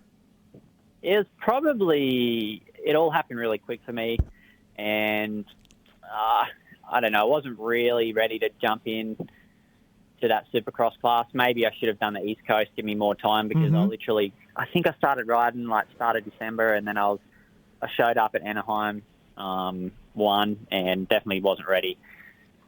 But the goal was to make it through Supercross, and I was doing that. I actually flew home to Australia to sort out my visa, and I just got a stock 350 there, and I was doing some motocross, riding it, probably way too fast, and crashed and broke my wrist really bad, actually. And that was that. I spent 3 months in Australia just recovering with that, and I come back and was getting ready to go, do the last half of the outdoors. And then I know that Ice One Husqvarna, that, they needed a fill-in rider, and Roger was like, "Hey, we don't mind if you stay, but look, if you wanted to pursue the Grand Prix thing again next year, this could be a good option." And I was like, "Oh, actually, I do want to do that." So I took the option to go back before, I did any outdoors here. Oh, okay. Yeah, because you look at your results, 14-7, 11-10, 11-10. I mean, respectable for first jumping in, nothing. Yeah, a whopping 3 weeks to get ready. Qualified every weekend, for sure. I remember I had some health issues and stuff, and it was just tough. I remember it just being tough. I was not practicing through the week. I was suffering through the motos. But you know what? Supercross is not really my thing, and that's why I'm just doing outdoors now. That's all I want to do. Right. I'm not really interested in jumping in a Supercross class here. Kind of missed the boat. I'm 28 now and not interested to go after a Supercross championship or do the 17 rounds just because, It's funny. We had Hunter on the show last week or the week before, and there's a little bit of a mini Aussie invasion here. We saw Metcalf and Byrne and Chad, of course, for all those years, and a few other guys here and there. But now we didn't. It was a little bit of a dry spell. But now Waters is there. You're here. Hunter is there. Wilson Todd, of course. I think a couple of those guys aren't going to do the whole series, but it's been nice to see the Aussies back in American motocross. Yeah, it's good for Australia for sure. But everyone in Australia is actually blowing up because they're not covering the motocross here. And it's the first time in a long time. That's right. It's not on TV. Yeah. Oh, I saw that. Yeah. No, but it's good. They love it. I mean, when I come and did High Point, and I went back, that was all that any fan ever spoke about for years. Yeah. Talk about that.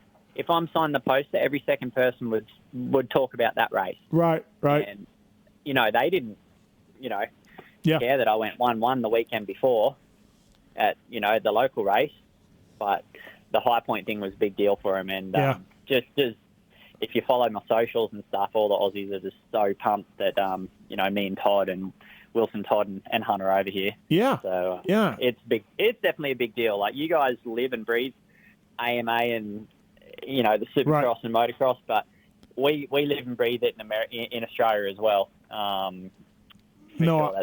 I can vouch for that. I meet Aussies all the time that come over here for the Supercrosses or Nationals or Kiwis or whatever. And our show, like when I look at our show numbers, Dean, they're huge in Australia. Yeah. Like there's a lot of Pulp Show listeners, and Brayton gets it, and Seven Deuce Deuce. Like it. You guys, Australians, are like you said, they're really passionate about American scene. Moto media in general. When I was at Vital and even doing my own thing now behind the U.S., that is where the majority of the viewership, I believe, of Vital came from, and on my own thing I'm doing now. Yeah, Aussies are crazy about it, about the American scene, and then I meet these guys at the races, and they're just like, we're over here for 2 weeks, we're catching a couple of nationals or a couple of Supercrosses, and they couldn't be any more stoked, which is if they're not here, I mean, like, Sunday lunchtime is when Supercross is on for us. The country just shuts down. If you're riding dirt bikes, you got to get your practice in before lunchtime because it's sit down and watch Supercross. And, well, not for me, but for everyone else, it's time to have a beer. Yeah, exactly. Not for you. Having said that, what is the state of Aussie MX right now? I picture it a little bit like my home country, Canada. I was just up at the first round up in Canada to go see that series. And from my friends in Australia and the guys I talked to, it seems like it's a little bit like Canadian Moto. It's there. There's a few guys making some money, but there's not a lot of growth there. Am I wrong, or what's your take on Aussie MX? Yeah, I would say there's not a lot of growth. It sounds much the same, but all the classes are full in the Nationals at the moment, which is, I don't even think it's ever happened. Okay. So, like, MX1's over full, MX2, MXD. So people are going racing in the Nationals. But, yeah, there's money if you're winning or you're the top three. Yep. But after that, you kind of need a side job to make it happen for sure. Yeah. It's kind of like Canada. Same thing. Like Fossiotti makes 100, 150, and enjoys himself up in Canada. But after that, there's a lot of guys that certainly aren't there, and it is what it is. So it's good to see. Hey, how's Bam Bam? You guys talk much? How's Bam Bam? What's going on? Yeah, I mean, nice guy. I've never met him before, actually. Right. He's a nice guy. We chat in the truck. Yep. But, yeah, I believe he's still just coming back from those wrist injuries a little bit. Do you ever say, hey, dude, do you remember me at the Destinations in Teufelstal? Or he has no clue? No, I don't think he has any clue. I don't think he has any idea, right? Like you were great that weekend, and he probably has no idea. He raced it too, but whatever. No. He's a good guy. Yeah, for sure. Yeah, I don't know if I'm. Yeah, I think he's kind of definitely not himself. For sure, everyone knows that he can be right up there. He seems frustrated. His wrists, right? His wrists are bugging him, and it's a brutal sport. He wadded himself in Supercross for weeks, and then finally took a time off, and then crashed at home, I guess. Yeah. So he must be a tough dude. He never says anything about him. Right. He's a fun one. If you ask him his injury list, like each year, he's got quite a few lingering things. The wrist, I checked in with him both weekends, the first 2 weekends. Yeah. I mean, I remember him coming off a hang time. His hands are like shaking. Yeah. And they're all bruised up and everything, and tape, and he could like barely get the tape off his own wrist. Yeah. It was like, I think he was joking about the mud almost being better than jumping, like them not being able to jump a bunch of stuff because he said his arms he couldn't even like barely grip it. Yeah. He's. Oh wow. Yeah, he's tough. He's a tough one. He's not one to complain. Like you said, he'll pin it and just go out there and try to do what he can do and get Yamaha on the track, right? So, when Plessinger comes back, the team is kind of set up for only 2 guys underneath the tent. You're going to be, from what I understand, over on the side in the hospitality area or something. Is that what they were telling me? Is that the plan? When AP comes back, I'm not real sure. Okay. I kind of haven't asked. Right. I know there's a spot for me. Yep, there is apparently. Yep. Yeah. I just need my own mechanic, so working on a young bloke that I've worked with down in New Zealand, just chatting to him today and said, hey, Ninja over here. Oh, cool. He's kind of mind blown at the moment. He can't believe it's happening. Yeah. He's like, what? Factory Yamaha? What? Yeah. He's like, what? Huh? Hey, so High Point, week off in High Point, and we all saw what you did there on the Cycle Trader bike. You got to be looking forward to that place, right? Like, you're like, I know this track, I know everything. It's good. Yeah. You know, I can't live off that one moto that I had there, but for sure it's nice to go back somewhere I know and kind of know the track and the jumps and everything. Yep. Don't have to learn it. Like, I feel like I've been quite slow in practice. Well, really slow in practice trying to learn the track, and it all happens so fast. I mean, you do one slow lap, you know, while you're rolling around with everyone and getting roosted, and then you try to jump everything second lap, and then the green flag's out and everyone's going wide open. It's all happening really, really fast for me. So hopefully at High Point I'm kind of a bit more on the money and know what's going on. A little bit. We were talking about that with Hunter. Like, and Rattray's told me this, and Roxon has told me this. Like, GPs, there's a whole day on Saturday. There's a qualifier. There's 2 practices. There's a practice Sunday morning. Like, plenty of time. And in America, no, we just need you to pin it 2 minutes in. So. Yeah, well, actually, at High Point 2 years ago, it didn't bother me because I did press day. Okay. And I did press day at Parlour as well. It didn't really help, but I was gonna say you went from like blue it group 2 years ago for sure. So hopefully it helps when I get there. Yeah, it's definitely something that GP guys or foreign guys or whatever have to deal with. So or Chris Kiefer. Yeah, that didn't go well either. Good God. Well, hey, Dean, thanks for coming on tonight. Appreciate it, man. Like I said, I wanted to get you on, kind of tell the story from Yamaha to Suzuki to a factory Yamaha in Europe to KTM to Monster Energy Yamaha in USA in about 4 months. So that was awesome. Yep. Yeah. Yep. But the goal is to get here, and we're here. So. Yeah, absolutely, man. One more for you, just speaking of Aussie scene. I mean, of course, Hunter and Jed are extremely young, and they're over here, but from your own personal opinion, seeing what's going on at home, who do you think is the next name Americans should be looking for to come over here? Who do you think is going to make that leap? A young kid called Regan Duffy. He's only 16 years old. And fast as hell. He actually just raced the 450 for the first time on the weekend at the Manjimup 15,000. I saw that. Yeah, he won, right? He won it. Yeah. Yeah. Ooh. Yeah, that's a hard race to win too. A lot of guys are really fast there. Well, I mean, he's from there too, but he pins it everywhere. He's in MXD, but hopefully kind of fast tracks his career and just, I don't know, starts riding MX1 and then ends up over here or something like that. Tell Lucas to get on that. No, we're not going to use Lucas. Look at the JGR teal. It all went sideways. We're not using Lucas. and hey, and Dean, I was up with Canada with Nicoletti, another one of Myrtle's clients, and he was complaining about not getting a boot deal from Myrtle. So, I'm just saying, there's no boot deal. Did Myrtle get you the new helmets yet? There's no boot deal. There's nothing going on with Myrtle. But Filthy whinges about everything, doesn't he? He does. He yes. No, he would complain about the taxes on a lottery win. So. Oh yeah. Yeah, he would. He's that type of guy. Yeah. So. Hey, Phil, if you're listening, call me back. I tried to call you today. Fucking Jeez, God. Phil. God, Dude, Phil. What a dick. Phil's not a glass half full guy. He's a glass half full of piss. Yeah. So, anyways, I'm joking about Myrtle, of course. But, hey, thanks for coming on. I appreciate it. We'll see you at High Point, man. Thank you. No worries. See you guys. All right, thanks. That's Dean Ferris, everybody, brought to you by Vortex Racing. Dean Ferris uses Vortex Racing sprockets on his Monster Energy Yamaha. Email Jake at vortexracing.com to say with the folks at Vortex.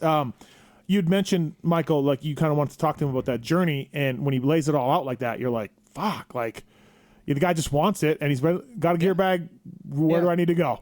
Well, that's all I said is I kind of got in a little bit of me. Somebody was saying like, oh, Jake Masterpool show, right? And not say Jake hasn't been doing really well from some. I'm like, look, Dean did not have this beautiful, well-tapered road that I think some people think, oh, he's on the fact, but he's definitely building up into this. It wasn't an easy start. He was on some SoCal tracks on a bone stock Suzuki for a while, right? I never actually saw him. Oh, you never saw? I thought I heard he was. I didn't know where he was. Yeah. I just heard he had a Suzuki he was riding. Right, yeah. I think it was a bone stock. He was waiting for JGR to get him some stuff. JGR and Suzuki weren't willing to commit. Yeah. And then he's like, I got to go. And then the Febvre thing, like I said, between the CDR bike, the one in Europe to here, there's some shared info, but like he said, he finally got the forks in. Like, Yeah, it's still a lot different between all three of those programs. How about dusting off a championship bike? Oh my God, I can totally cry. Imagine that. Imagine you've got that thing on the mantle, and it's like, I got to get that thing down to work. Yeah, absolutely, right? It's got to be just insane. Weston Pike coming right up here shortly on the show. BTOsports.com, Fly Racing, Racetech Suspension and Engines, Vortex Racing, Roost MX, Vertex Pistons, X Brand Goggles, Michelin Starcross 5, EVS Sports, Firepower Batteries and Chains, Maxima USA, Pro Filter, FMF, Atlas Neck Brace, atlasbrace.com. Please check them out if you want. Works Connection, OGO Power Sports, Get Data, used by Dean Ferris, among others, on the Yamaha. Guts Racing. Do you have Guts? Do you have the wide seat that Kiefer loves so much? Actually, the kid I was trying to help, we snagged him one for his Husky because he's like 6'1". The Walker kid, yeah. Yeah, I mean, personally, my leg, I've tried one. It doesn't suit me at my height, but I know on the Yamahas and the KTM Huskies, it's a pretty big help for taller dudes. Did you get your guy some help from WUSA? No, we didn't need stock wheels. We got stock wheels. Long story. Okay, There's a big switch for him, or otherwise I would have. Eagle Grit? You use Eagle Grit? I haven't yet. You got to get some. It's good. It actually works. It's really good. MotorcycleIndustryJobs.com, Intense Bicycles, LA Honda World, and Ride Engineering, all on board with us. MotorcycleIndustryJobs.com. Upload your resume for free today. The first and only job board for Job of the Week. Yeah, the Job of the Week. Upload your resume for free at MotorcycleIndustryJobs.com. Again, I've said this spiel over and over. You want to get started in the industry, you don't automatically walk into a glamorous job like what Travis Marks has over here. You just don't step right into that. Beautiful, high-paying job with great benefits like Travis Marks. You got to work. Oh, that's his real So, job, not working here. Yeah. Hey, Mark. Speaking of Marks, our next guest needs 10 minutes. So we're not going to get him on the phone for 10 minutes. Okay. Weston Pike. Yep. District sales manager for Suzuki is open. So this is in LA. It's a full-time job. You work from a home office in the LA Orange County area of Southern California under the direction of the regional sales manager. This person is responsible for the overall retail sales, wholesale sales, accessory sales, ancillary product sales, and overall management of district and dealer inventory. So good job. Get in. Meet Chris Wheeler. Do you think you could get Dean Ferris a bike? Probably. I would take JT's bike away, honestly. I would give it to I would take JT's bike away and give it to Dean Ferris. So that's the job of the week. MotorcycleIndustryJobs.com, district sales manager for Suzuki. A nice way to get started in the industry and get your foot in the door. 100%. So thanks to those guys as well. Racetech.com. What do we got going on with those guys? Yeah, we got 10 minutes to kill. Yeah. I brokered a deal. You did. I did. It's actually something really cool. So if you're into higher, Racetech does an amazing job with production suspension. They've got their gold valve kits. They have spring conversions, a bunch of stuff. Kit suspension wise, they've done plenty of stuff for Alessi's over the years. Kiefer's got some kit stuff they've done. I've got some Showa kit stuff they've done. And typically when somebody wants to go get that stuff, it's like usually Pro Circuit's the only per se avenue. Yep. We actually set them up this week. Racetech's gonna is gonna make a big push to be a Showa kit provider. They already have WP. They've been big. They're one of their authorized centers selling like their cone valve and their track shocks. They buy and sell KYB kit stuff as well, but they're doing Showa kit stuff. They're dealing directly with Showa to order the components that they want. So it's basically custom fork to Racetech specs a little bit. To their spec, what tubing they want, so they can get stuff that doesn't need triple clamps, but still kit stuff, but it can be the right fork tube taper to fit in all the stock clamps. It can be the lug offset they want, the exact damping rod that they deem the best for that bike, etc. But it's like, the bodies with the bigger adjusters, 18 shaft, all the stuff you would expect if you're buying Showa kit stuff. But Racetech is going to have their own stuff, and part of the price when they launch it is it's fully set up for you. Like, with their typical valve, with all their settings for you as you would if you were normally getting your stuff revalved. You can get full kit stuff from them now. I know Honda and Suzuki's will be available. Not sure. They're still working out how the Cowie thing works. But yeah, for Hondas, Suzuki's, if you're looking for Showa kit stuff, you can hit them up. Racetech can dial you in. Yep. And it'll be an improvement over your stock stuff for sure, and especially more importantly, it'll be dialed in, which is really the key. Well, I think it's big because a lot of guys buy kit stuff and think it's going to be magical, but like what they even do with the WP stuff, it has a base setting. A lot of times they'll tell a customer, "Hey, we can open it back up." And the hard part with the WP is it comes fully assembled, so they have to tear it back open. The way they're ordering the Showa stuff, they get it all piece so they're able to assemble and put Mhm. in the setting, customized for whatever you are doing, what you're asking for, etc. Let's do another Race Tech rant. We have one on recording this week. A guy was very passionate. Racetech.com. Again, if you want a deal on that stuff that Michael Lindsay just talked about, Pulp19 is the code to save. Get your motor work done. Get your motor modified, or shit, just get it rebuilt. They can do that as well for you, and they've done it for a lot of riders out there. So here's another Race Tech rant of the night. I had the Roxon thing, and I stand by that, and Michael Lindsay actually agrees. And here's another one. Stevie, what the fuck is with these guys complaining about the lappers, bro? I mean, Jesus fuck. Post-Canadian motocross show, complain about the lappers. Last 2 post-race interviews in America, complain about the lappers. I mean, these fucking guys, like, what kind of fucking crybabies are they? Let's just break it down. 10 guys in Canada, let's say the top 10 guys in Canada who have a chance of lapping people, and then let's call it the top 20 guys in America who have the chance of lapping the other 20 guys. These would be 30 of the fastest 50 guys in the world. So 30 of the fastest 50 guys in the world are probably going to lap someone every fucking time they go out there. These are the same fucking kids who grew up lapping everyone at their local, lapping everyone at their area qualifiers for Loretta Lynn's, their area regional. I mean, for fuck's sake, these guys are the best of the best, and they've been lapping people since they were like 5. And all they do is fucking complain about lap traffic as if they've never seen it before. As if they, like, showed up for the first time to L.A., got on the highway, and they were like, why is it so busy here? Like, for fuck's sake, you're going to have a lapper every week. Every week you go out to race, you're going to lap people because you're the best. So stop fucking complaining about it. I mean, what the fuck is with these guys? It's a hard sport. It's very difficult. I get it. It's stressful. You don't win all the time. Sometimes you win, sometimes you don't. But for motherfucking Christ's sake, give it up on the lappers. We all know they're there. My wife, who knows nothing about motocross, never fucking noticed, never watched it. She was like, why do these guys keep complaining about fucking lappers as if they've never seen it before? I mean, for fuck's sake. Fucking lappers are part of the fucking sport. They're no different than a set of triples. They're going to be there. Fucking pussies. Thanks. Take it easy. I mean, I like the passion. I like it, the Race Tech rant. They're a little different than a set of triples because they can move all over the place and hold you up. You know, Yeah, triples don't move. They are part of the game, though. They are. You know, and what are you going to do? Like, I feel like, look, I lapped a lot of guys in my racing career. I really did. All those Manitoba titles? No, but not. I mean, I did. Whatever. And I've watched a lot of racing with lappers. I feel like lappers giveth and they taketh away. Like, I really feel like in the end, they help you and they hurt you. You There's get no gifted or screwed. Right? Like it ain't like, I know, you know, they screwed you over, but at some point, dear rider, they've helped you. And kind of like, it is what it is. The guy has a point. Maybe not as strongly, but I joke. It's one of the straight go-to excuses if you're going to get interviewed right after a race. My suspension sucked, or I hit this pole, or the lapper. Yeah. Especially there are times where it's really bad, and you're like, oh shit, that wasn't cool, like, or whatever. But the guys don't mean to do it.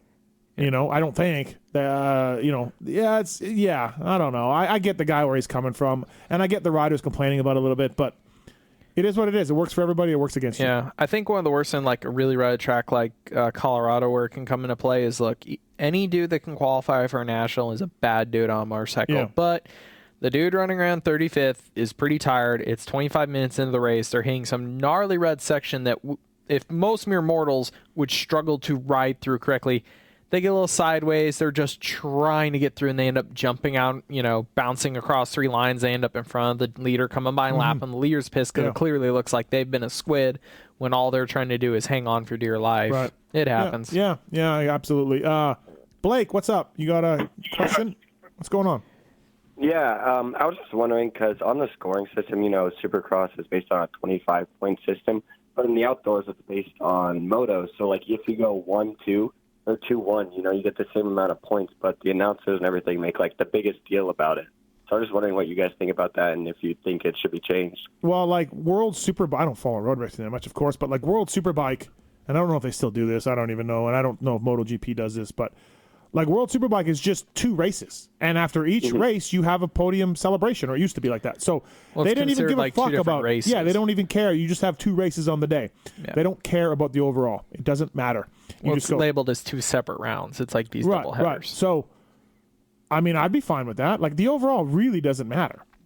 I don't know. It's just something that happened in motocross back in the 60s or 70s, and we just always kept it that way. But one thing you think about is, too, like podium ceremony, it kind of works the way our sport's laid out. TV time, if you actually broke each one down or whatever. But, I mean, Superbikes sometimes are all on different days. It's more of like a full separate thing. Like Moto America's like that, but US Motocross, you literally back-to-back on the motos.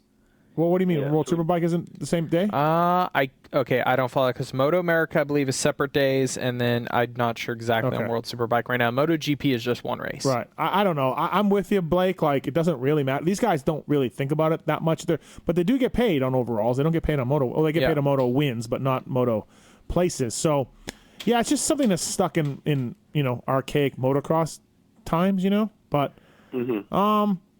I'd be fine either way if they just got rid of overalls. What they need to do is get rid of that stupid 26 points for a Supercross win.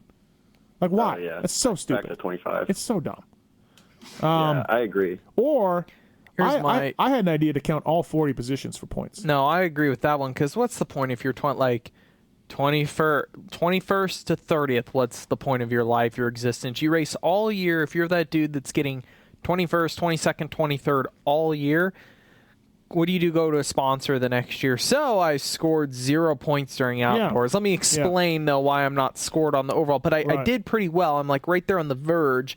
But I beat like 18 dudes a race, but I don't have really much to show for it. I'm with you. And also, you can go to a sponsor and be like, this is the placing I finished overall. But on the other hand, Michael, if you flip it over, you'd have to award more points for a win if you did that, right? Yeah, the entire point share, so a DNF is even bigger. DNF's huge, right? Then you lose 40 points or 50 or whatever a moto is now. So I get the teams being like, hey, what the hell? But I'd be fine with giving 20 on back 1 point. You all get 1 point. It's the same, though, then it's so similar to 0. But at least you get a point. Yeah. Or 2 points for 20 to 30th and 1 point from 30 to 40. You could show up the entire year and barely qualify and get 40th, 40th, 40th, 40th, 40th, and get 1 point, 1 point, 1 point, and outscore somebody in the championship that got 22nd at every single moto and then missed one race. Okay, sure. That's one problem. Yeah, 1 point. that's 1 point. That's another problem. Yep. So thanks, Blake. Appreciate it. Oh, yeah, of course. Thank you. Just poking holes in your theories. PulpMX Show is presented by BTOsports.com and Fly Racing. Bullshit. That's what I got to say to that. Your theories are bullshit. No, Tony just said your theories are bullshit. He just said was that. referring to you. No, he wasn't. He called you that. I could text him. Weston Pike coming up here shortly. We still have the BTO Sports Tweet at Travis segment. We got some suspension questions from Michael Lindsay. Biggest surprise in the Nationals right now for you in both classes? Something we haven't touched on? 450. I mean, Kenny's been a little bit better than I honestly expected. I thought, with the whole him talking about being aware of stuff, I didn't think he'd be this good, especially Supercross. I don't know. The raw speed he has the first couple laps blows my mind. He has really been on point the first couple laps, and it's been really cool to watch. So I would say him as a surprise, and then the second one is Freddie Norn. Freddie, and I actually brought this up to him after Paula when he went 9-9. I was like, how stoked are you on this? Because, look, you've scored top 10s before, but it's not, I told him not to issue. It's usually later in the season when more guys are out, and he was so happy to be there the second race of the year. So I think Freddie's really been doing phenomenal. It's been a nice surprise. Stock bike, I guess. He's got good suspension. Motors. Yeah, stock. He was actually joking because the 20 Honda's pretty aggressive. He was like, I'm trying to tone it down.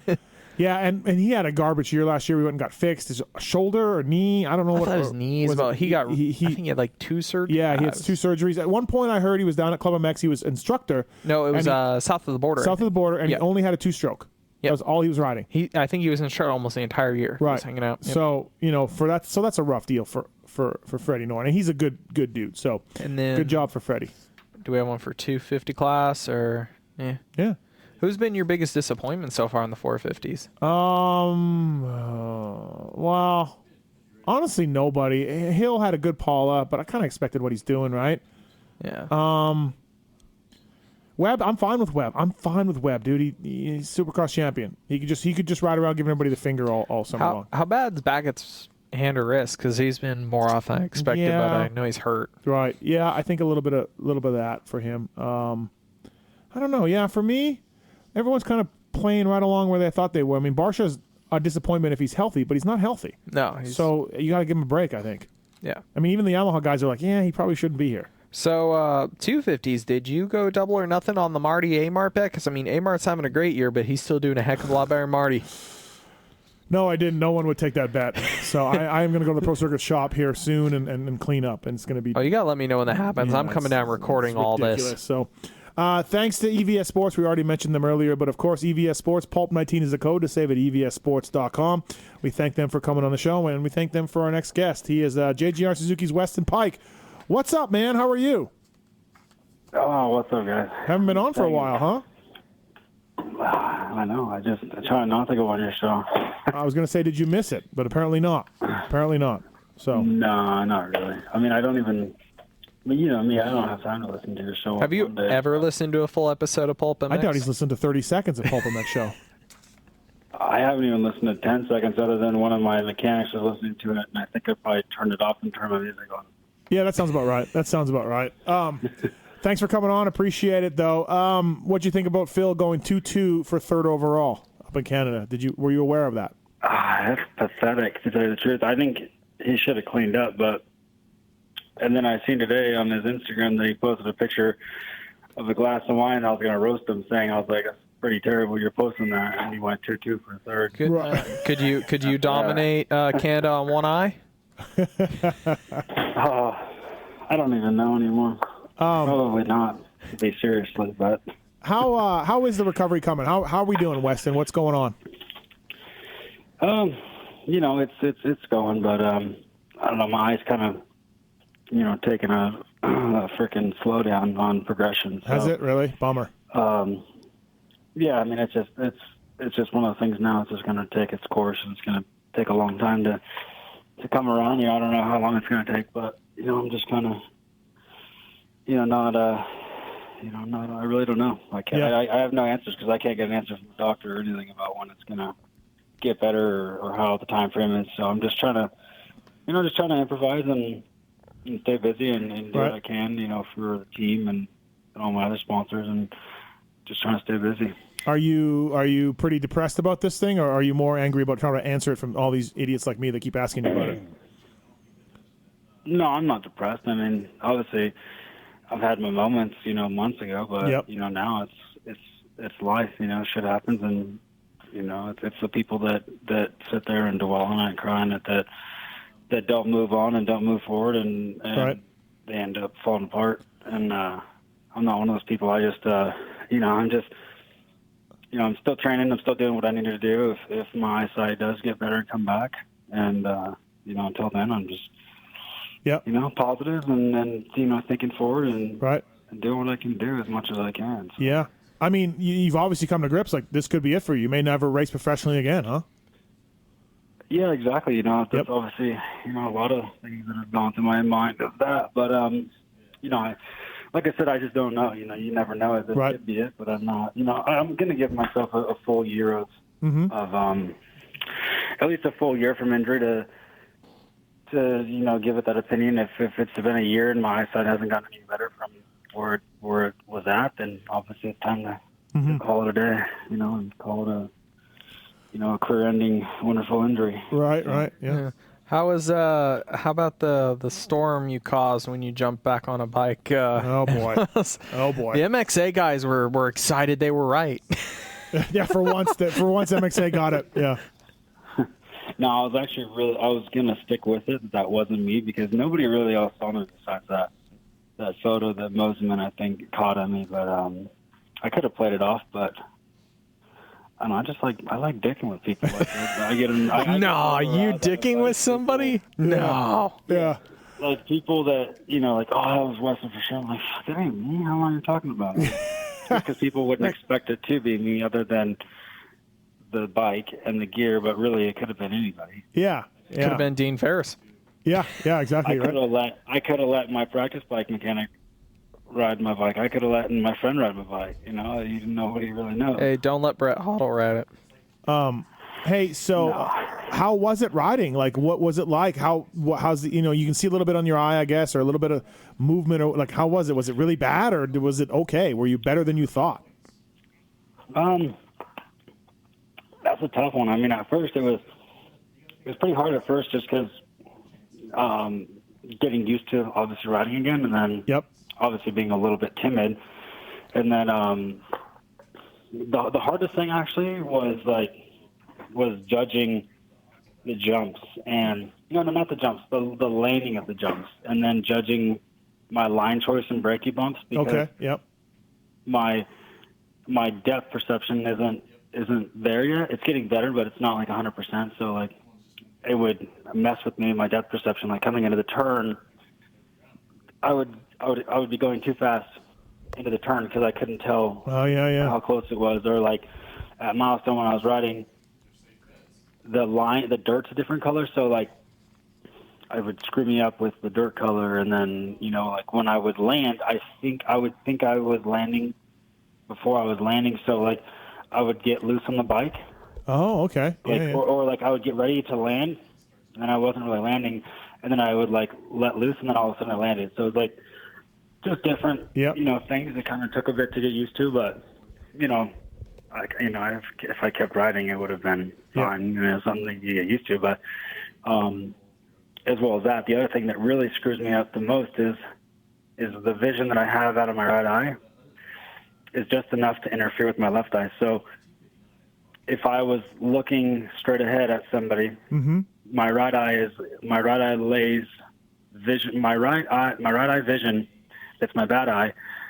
The sight that I see out of my right eye, it overlays in my good eye. So like what I'm seeing perfectly clear out of my left eye is 100% 20/20, but my right eye is like probably it's not that good. So like whatever that is, it's pushing it into my good eye, so that if I'm looking directly at someone's face, talking to them, my right eye is showing my left eye what's to the right of me, and it's not synced with my good eye. So it throws me off like when I'm doing stuff. So if I were to literally just put a patch over my eye and ride, I probably would be really good. I just wouldn't be able to see out of the peripheral if someone was to the right of me. It's funny. I was literally about to ask that. Is you ever try riding with an eye patch on to see if it didn't interfere with your eye? What it would be like? Well, my eye doctor was gonna give me a contact that's just blocked out in the pupil, so that I could, you know, do activities and not have that issue. 702-586-7857. You have a question for Weston Pike. 702-586-PULP.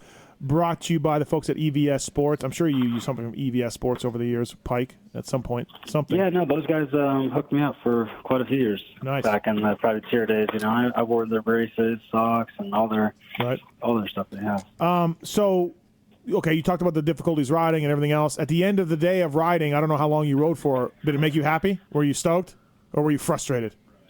I was both. I was frustrated and happy that I could ride, because it's like, I was able to ride, but could I ride like I can? Hell no. You know, but obviously only riding 3 or 4 times isn't make or break. You know, if I took 6 months off from an injury and came back, I'd feel the same way. Yeah. You know, you just kind of have to ride more to really, you know, see how it would work. But you know, that's just kind of how it was. And obviously, since I just had this last surgery, I'm still, you know, trying to take time to recoup from this last surgery to kind of, you know, before I hop back on the bike again. So. Based on what you've learned, like about what the vision you're getting out of your bad eye is, like if somebody's wondering, what case is it that you would come back to racing? Is it like a perfect case scenario, like the eye's got to be 100%, or based on what they've told, because of that overlap of one eye helping the other, is there, I don't know, does it have to get fully better, you think, for you to be competitive, or is it just got to get like a little bit better? I'm not a 100% guy to begin with, so no, to answer your question.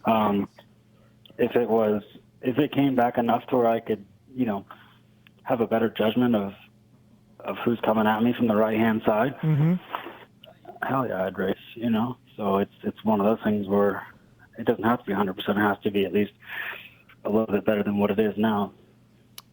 So yeah, it's gotta be fucking frustrating. You got to answer that question all the time to people too, about how the recovery's going and everything else, right? So, you're probably ready. Probably getting pretty frustrated at times, I would think. It's frustrating, but you know, it's life, man. You know, it's what it is. Go ahead. I would say I know you've at least been, other than dealing with the injury and just in shape, I know you've been working on something off the track, and you want to talk about it all, or is that still for another time? I don't know. I mean, it's kind of more or less going to be exposed here pretty soon. It's something completely, some people know. I mean, clearly you know because you texted me earlier about it. I didn't get a response. Yeah, I mean, I didn't want to respond because I didn't feel like it. But, yeah, like... the word no works. Yeah, no, I started a new business with my neighbor, and it's totally opposite of what people really actually think. You know, people are like, oh, you're starting a gym, and I'm like, no, that's a terrible saturated market where every single corner is a stupid-ass CrossFit gym that I want nothing to do with. No, we got something, it's not new. It's something new for me that's, giving me nothing but gray hair, just trying to, find out a decent solution to run it since I'm a dirt bike rider and I never ran a business before. I mean, I own a business. I own a vape shop, me and my dad. So, Yep. I mean, but I don't care to have ties with that branding. So I just, whatever in the beginning, helped support it. Funded some of it with my dad and then that. But this one's more or less like hands-on because I have nothing to do right now, so I'm learning the whole side of the business aspect and then, just ordering stuff and restocking stuff and blah, blah, blah, and business permits and, the whole 9 yards that I've never done before. So it's something new. So I'll probably release some information, to a bulk amount of people, not just a few that know what I'm going to be doing in the next probably month or so once our grand opening kicks off and all that stuff. Sweet. That's good. That's good to hear. How much do you talk to J-Bone and the guys on the team? Are you one of those, are you into it every day and asking them and joking on them with group texts and this kind of stuff? Or are you kind of staying away because it just makes you want to ride? Like, how much do you deal with the JGR guys? I do as much as I can. I try to help out the riders as much as I can. Some of them come to me for help just because I've done it for so long. And, right. This and that. I've helped, I'm trying to help out Hill actually right now at the moment with just kind of getting him, back on track and, pretty much just getting his head in the right direction and not fucking elsewhere. But, well, I think. Good luck with that. Good luck with that. I mean, it's yes, it is, but it's like, he's fast as hell. And, dude.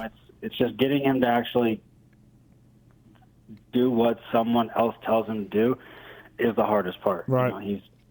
He's stuck in his way. He has his parents in his ear, his brother in his ear.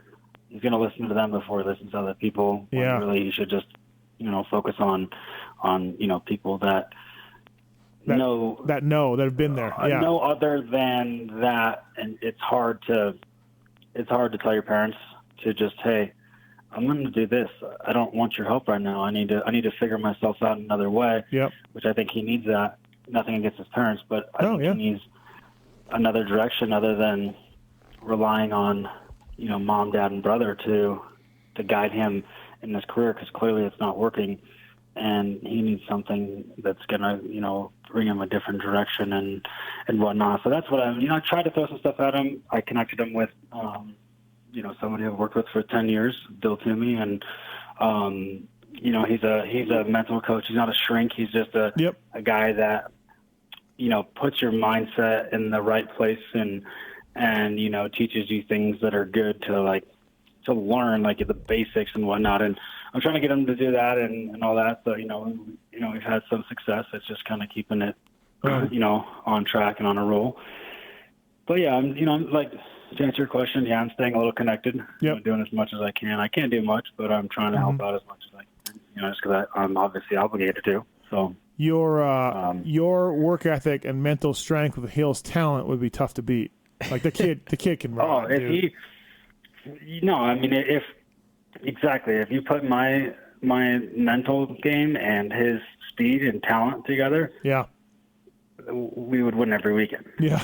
Hands down. Yeah. But it's hard to do that. There's only a select few that have ever done that. In the industry. And he's not the only guy. When he's all done, he'll look back and be like, "What was I doing?" I remember I talked to Mike LaRocco a long time ago, and he's like, "I should have dumped my dad." Like, he didn't use the word dump. I should have I should have gotten away from my dad way sooner than I did. That was his number one regret. Like, his dad was his mechanic. His dad was butting heads with people on every team, but it was his dad, and he loves them, and it's family and all that. But Mike was like, I needed to get away from my dad. And so many of these guys, not just Hill, so many of these guys need to do that. Yeah, a lot. Yeah, dude, it's just I mean, it's just like me and my dad. Like, yeah, I mean, I wouldn't be here if it wasn't for my dad. You know, he's spent hundreds of thousands of dollars when he didn't have to get me to where I'm at, and trust me, we've had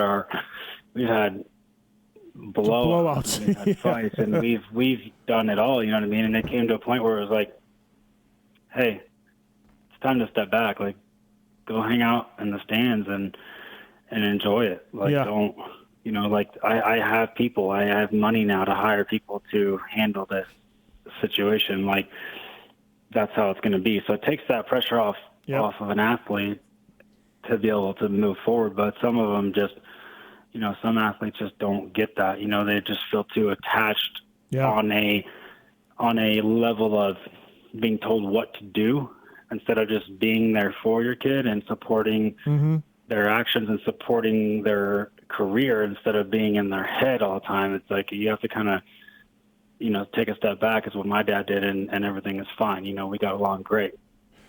Yeah, if I was being an idiot like I was sometimes, he would say, hey, stop being a dumbass. Right. And this and that. And that's what, we need sometimes. But when you're on their case 24/7 and you're in their ear, and it's just like, you don't need that. But yeah. There's a 250 factory rider out there whose team manager told me, like, he wants to light the kids' parents on fire. He said the parents are the absolute worst thing for this kid. The kid could never do anything wrong. It's always the team's fault. It's always the bike's fault. And this team manager is just like, I cannot deal with these people. Like, their kid isn't doing very good. I know like 6 of those. Yeah, exactly right, Michael. Like, yeah. I say which one. I know, like but 6. there's just, this manager is just ready to just, he can't believe it. Is it orange? Yeah, I can't. Oh, come on. But I'm pretty sure it's an orange, right? I don't know. Anyway, moving on. Weston's on the same one. Moving on. Yeah. So, man, it's time. Like, it's a man's sport, and these guys need to do that. And like you said, Weston, like, you were not very good, relative term, Supercross-wise, when you broke in as a privateer, the Cycle Trader days, the MCR days, and you literally, through a shit ton of hard work and through a strong mental game, podium fucking races, and it's phenomenal. And so that is an accomplishment that, if you could teach that. Can we get him to take A-Ray to that next level? Oh, yeah. Maybe. A-Ray? No. That could be your next guy. Nothing against him. It's just, I don't think he has it, to tell you the truth. Like, there's, like, you could tell when a rider has, like, the heart and determination to do something, and I could tell because I've done it. Like, I've been through shit. You know what I mean? I've had nothing. I've had to a point in my career where it was like, my dad had no more money. I don't have any money. I could barely afford to get to the races. I had borrowed money from a few people just to get to some races, and I was relying on purse money. That purse money that comes a week, 2 weeks late, and it's like, that's just the never give up attitude, and I think a lot of these privateers don't have that. Like, they don't have a purpose. They don't know where they're going. They don't have a program. They don't have a situation of where, like, they don't write something down like, this is what I want to be in 3 years, this is what I want to do in 2 years, this is what I want in a year. Like, none of these guys have plans of where they want to go in life. They just be like, hell yeah, let's show up to races and try to get a factory ride. Like, that's Well, I remember one time mentality. I remember one time you told me at lunch, you literally told me about that. Like, I had a 5-year plan. I had a plan of, I had to make mains. I had to get 18th. I had to get 15th. 12th. Like, you knew where the factory ride would come from, where you kind of told me, it's like, I feel like a lot of these guys, their goal is to make the main event. And then they're in it, and they're like, what do I do now? Yeah, 100%. But I disagree with you on A-Ray. He lost that weight. He worked hard with Millsaps. No. He has desire. He has a lot of desire. In fact, his right wrist overrides his brain sometimes. Yeah. I mean, I have nothing against him. Like, no, I know. He's a friend of mine. But, like, I could just look at riders and be like, well, you're not going to make it or you're going to make it. Like, nothing against them. I'm just an asshole that tells it how it is, and I'm typically right 80% of the time. But, like, I just know how much work needs to be done in order to, get to that he would do it. He would do it. I'm Team A-Ray. We talked about him working with you. That's why I bring this up. Like, it's kind of funny because we brought this up, I don't know, maybe in Vegas or something. But, so, yeah, you can work with him. You can turn him around, Pike. I'm telling you. I got one that's always still on my mind as a moment I wanted to ask you about. When you were, I believe it was JGR Yamaha, I'm trying to think of the race, East Coast, maybe it was Atlanta, when you scrubbed past Chad. I remember I can't remember when, but you had mentioned at one point Chad had either given you some crap in the tunnel or on a track walk about what you were capable of, and I always flash back to that moment of you basically scrubbing up under him. In your mind, was that like a moment that stands out for you as a proving point or anything funny like that, or? Oh, of course. Yeah. I mean, that was like, just considering like if you just take it back to like 2010, 11, 12-ish era, like I was the guy that was in everybody's way, like the factory guys' ways, because I was just fast enough to be in the A practice, and I was just slow enough to be in their way. And Reed and I always got into it. And I remember one time he, screamed and yelled at me at the track after practice on the hot lap. I got in his way. He screamed and yelled at me, and then I fucking was like, I don't care who you are, because that's how you have to be. That's the mental game. I don't care who you are. If you've won, I have nothing to lose. You do. I have no factory ride. I don't get a paycheck. I will clean you out every chance I get, because I have nothing to lose. So just remember that. So yeah, I've got into it with numerous riders, but yeah, when you've graduated from how bad I sucked on a motorcycle in Supercross, which was awful. I started with Jerry Dostal in 2008, 2009, and he taught me a lot. And then it went from him to Buddy Antonez, and there's probably someone else in the middle, but I sucked, and with all their help, I got to where I was at. And then once I can, make goals like that. But even if you back it up to that, like when I passed Dungey in Phoenix in 2015, like, and I was third place all the way till 2 laps to go, and I broke a bone in my foot. Like all those things are just like, holy shit! Like, yeah, you came from this to that in 5 years, 6 years. It's a big accomplishment. But that's where the mental game is. It's like you have to have that attitude of like I just said. I don't care who you are. I have nothing to lose. Like, I will do whatever I have to do to get that position. Where a lot of guys are like privateers, and a lot of guys that don't have that mentality, they'll see a factory guy and they're like, okay, you could just pass me. Yeah. Like, okay, I'm not going to put up a fight. Like me, like I put up a fight till the end, like until I have no more stamina left. Like I will hold you up. I will roadblock you until I can't no more. So and also too, you needed that money to eat, to pay bills. Exactly. Yeah. I always lived like I didn't have another option. So that's how, I still am that way to this day. Like I can't just sit around right now and do absolutely nothing. Like I have to think about my future and do something else. So maybe you can co-host a show with me. Come on up. You can be my regular co-host. We can talk to riders every week. Just something right up your alley. See, I'm not up for that. You can tell everybody they suck. Hey, we got a question for you from Joey. He's been on hold for a little bit. Joey, what's up? What's your question for Weston Pike? Hey, Steve. What's up? Thanks for having me on. Yeah. Hey, I had a question, Weston. You mentioned the opportunity to get like a blacked out contact for your bad eye, and I was wondering it seems like your vision's the only thing really holding you back from being able to ride. So would that be imperative to get a blacked out contact? Would it hold back the healing process of that eye? And would it even be worth it to try and ride or race at that point? Or what's the deal with that opportunity you have there? That I don't really know. I mean, blacking it out won't slow down the healing process at all, because I have optic nerve problems. So like when I had the crash, there's no signs or CT scans of optic nerve damage. It's just from the impact I had. They believe that it protruded my eyeball and it stretched the fibers, which tore the optic nerve, like the fibers in it. So that's why I lost vision. But the next question would be: is I have no idea if I only had one eye, if the AMA would even let me race with one eye. So that would be the next bullshit, thing I'd have to deal with down the road. Yeah. Tony DeStefano had one eye. He lost an eye, and he raced a little bit with it. Who knows how much he could see or not, but he took a screwdriver in the eye in the early 80s. Come on, a lot of stuff gets through tech inspection. He'll be fine. Yeah. Did you say the 80s? Yeah, Tony DeStefano. Okay, well, that's why. Yeah, I mean. Hey, thanks, Joey. Thanks for the call. You can't even look at it these days without Gallagher finding you or giving you some bullshit, reasoning.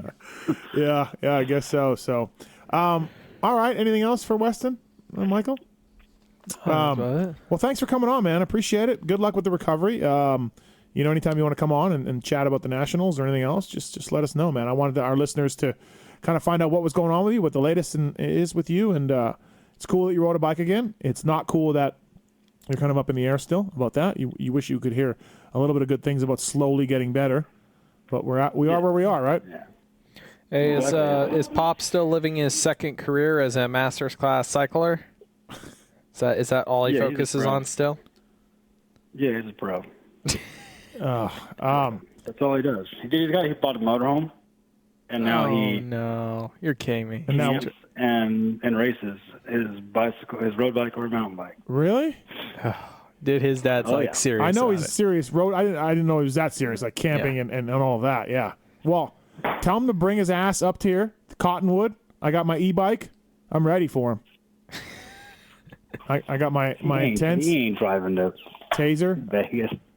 I will take him on some trails that unbelievable. They're unbelievable. Yeah. All right.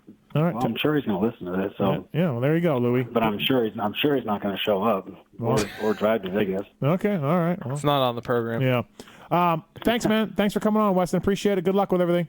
Thank you. Yeah. Thank you guys. Appreciate it. Thanks. Have a good night. Flyracing.com. Weston Pike. Brought to you by EVS as well. A little bummer that's not kind of up in the air, but okay, Pulp Nation. If you want to see A-Ray take that next step, you need to pester Weston Pike on all of his social media so much that he either gives in and helps A-Ray or he deletes his account. Train A-Ray? Hashtag Train A-Ray? Hashtag Train A-Ray. I think we can get that going. All right, hit Weston up on his social media. Hashtag Train A-Ray, and we'll get this thing going. No, we really did talk about it. That was what's funny. A-Ray and I did. About getting a coach and a helper and everything else, So, DV wasn't down to add him to the program? What's that? DV wouldn't add him to the program? No, I think DV's too expensive. He's French only. He's French only. He can follow him around and yell at him in French to his loudspeaker as he follows him down the road. They don't know shit. We talked about Phil Nicoletti and we talked about Luke Reslin up in Calgary. They use Ride Engineering. They're good enough for second overall in 250 and third overall in the 450 class. Both riders rely on Ride Engineering triple clamps to maximize the handling of their bikes and their one-piece anti-twist bar mount to help ensure they can finish the race after a fall or a crash. 3 different offsets to choose from: a YZ125, 250, 250F, 450. Call Ride Engineering, go to their website, mention PulpMX-20, or use the code online and save. So Ride Engineering as well. Mike Alessi helping out the folks at Ride Engineering. Good products, good people. So we're happy to promote Ride Engineering on the show. All right, let's go to commercial break.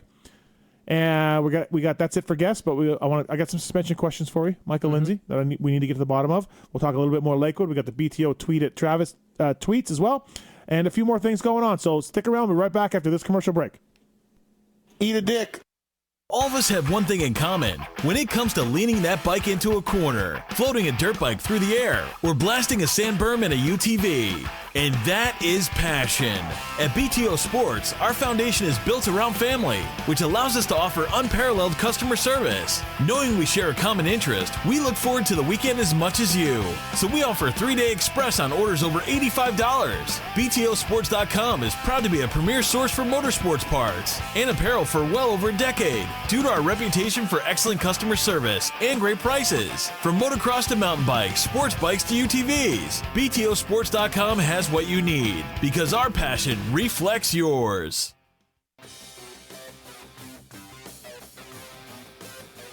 Yeah, that's right, people. That's Van Halen. I want to tell you about my 2 favorite things in life: Van Halen and fly racing. Flyracing.com. They make much more than just moto gear, mountain bike gear, snowmobile gear, hard parts. They've got it. Flyracing.com. The F2 Carbon helmet. It's as close to a factory bike as a helmet can get. It's out of the box and onto the racetrack ready helmet for guys like Millsaps, Baggett, Kennard, and Pike. Carbon fiber, Kevlar, Coolmax, MIPS. Fly Racing's F2 Carbon has 10 different graphic styles, 22 colorways. Go to your local dealer, get them from flyracing.com. Please check them out. A whole line of hard parts as well. Flyracing.com. Let's listen to some Van Halen.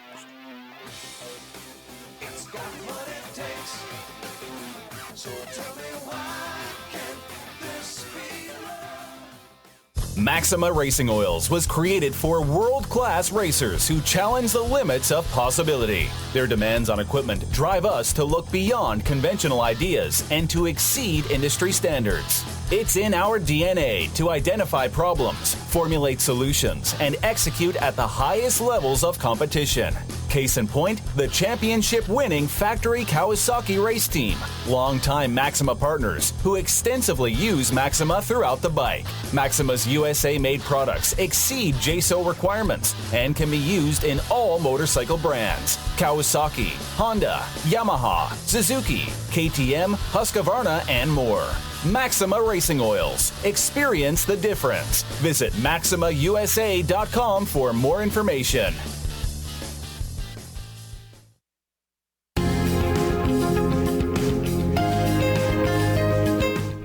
So Randy Richardson, good guy, means well, great interview, but oh my gosh, his voice is f***ing annoying.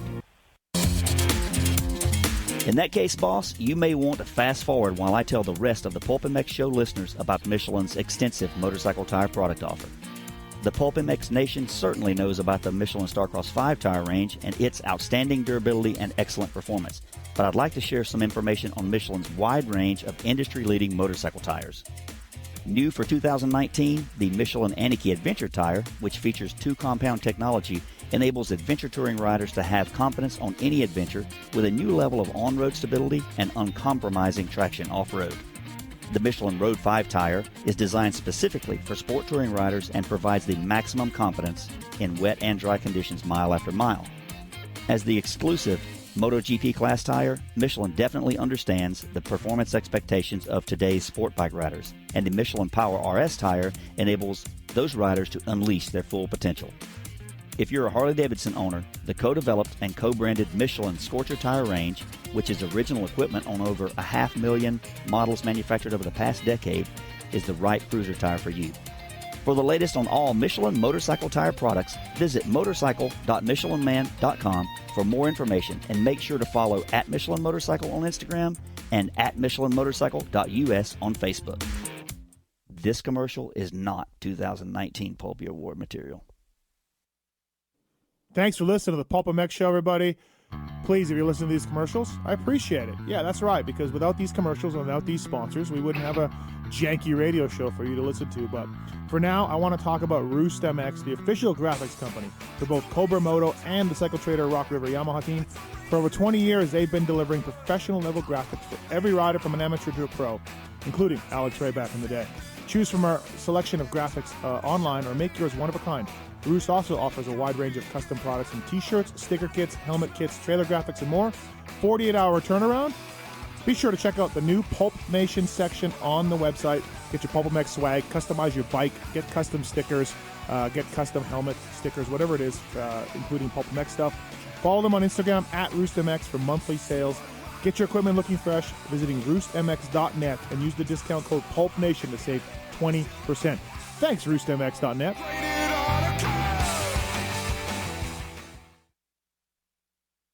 FMF Racing is proud to celebrate 45 years of fun, building every FMF exhaust right here in the USA. Owner and founder Don Emler may have started FMF Racing in his garage 45 years ago, but Don is still hands-on in our 100,000 square foot state-of-the-art manufacturing facility in Southern California. FMF's goal? Design and manufacture the world's best performance exhausts 100% in the USA under one roof.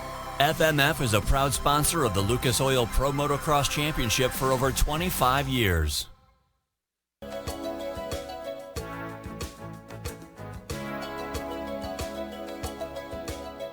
WUSA is the #1 source for quality wheel sets and wheel building services.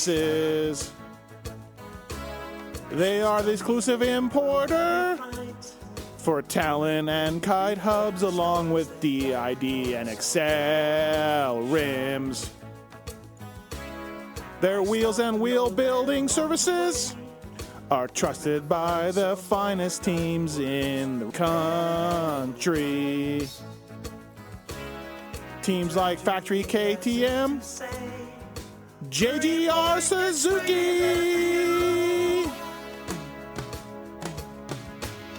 Rocky Mountain MC KTM, Rockstar Husky Star Racing, Monster Energy Babbitts. They all trust W. No job is too big or too small.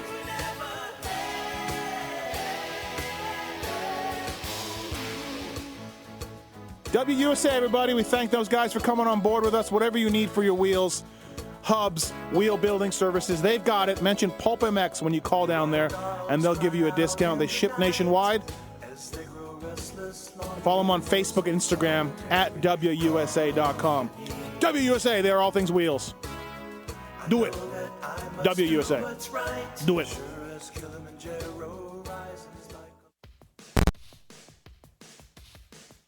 The Rockstar Energy Husqvarna team relies on one company for all of its seat needs, and that's Guts Racing. We thank the folks at Guts Racing for coming on the show for a number of years now. PulpMX 2018 is the code to save. Complete seats available for KTM and Huskies. Other brands will be added later. The Phantom lightweight seat foam is the choice of seat foam for many teams in the pits.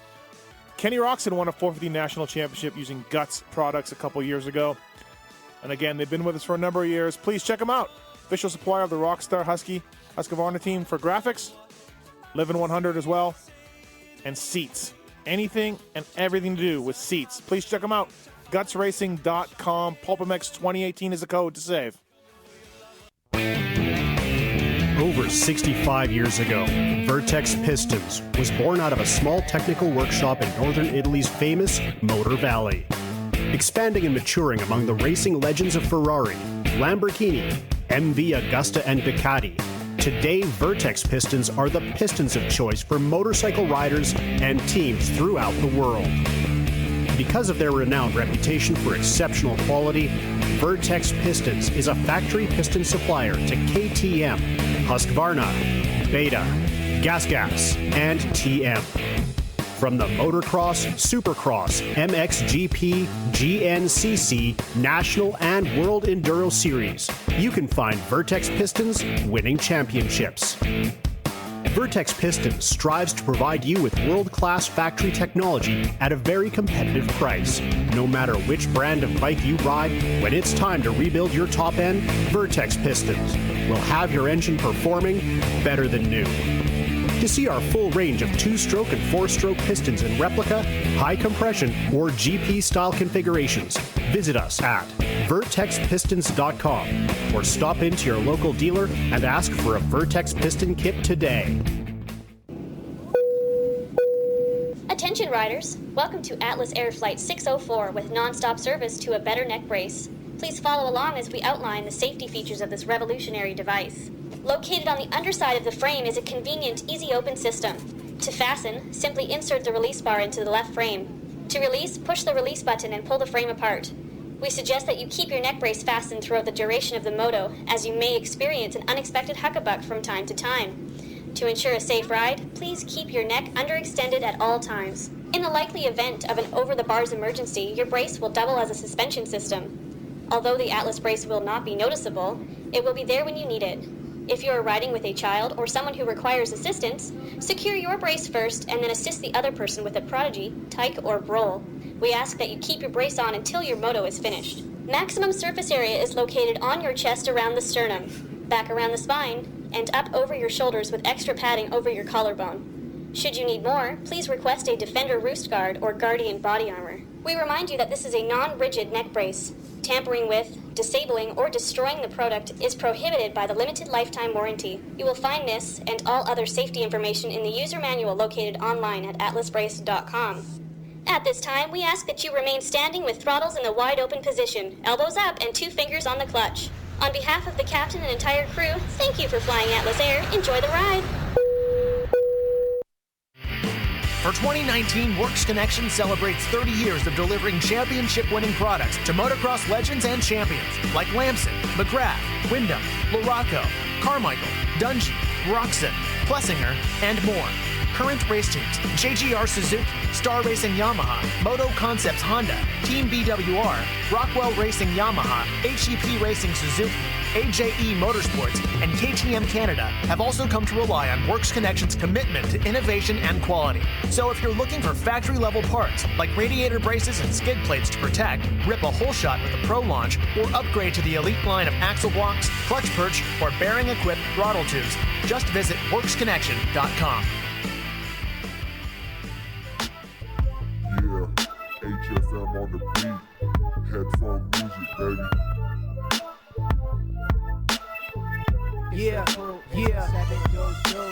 Woke up, it's 7:22.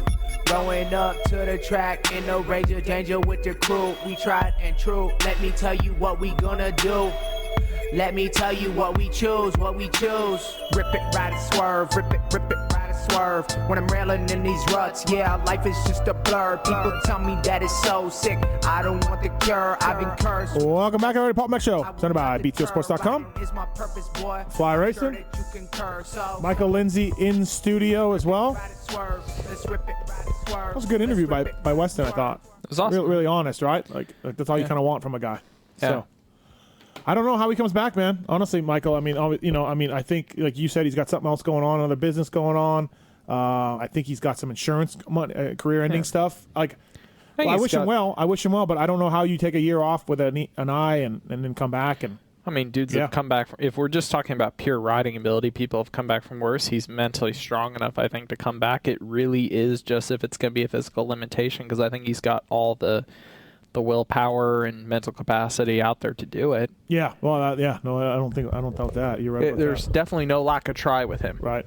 BTOsports.com, Fly Racing, Racetech Suspension and Engines, Vortex Racing, Roost MX, Vertex Pistons, X Brand Goggles, Michelin, Maxima USA, Firepower Batteries and Chains, Pro Filter, EVS Sports, FMF, Atlas Brace, Get Data, OGO Power Sports, Works Connection, Guts Racing, WUSA, LA Honda World. Want to thank those guys as well. If you want a free first-time oil change and you drive a Honda, go to LA Honda World, mention PulpMX. She'll give you an oil change for free, 30 minutes anywhere in LA. If you're in the market for a Honda vehicle, whether it's the fabulous Ridgeline. I love Ridgeline Nation. Oh, they're so good.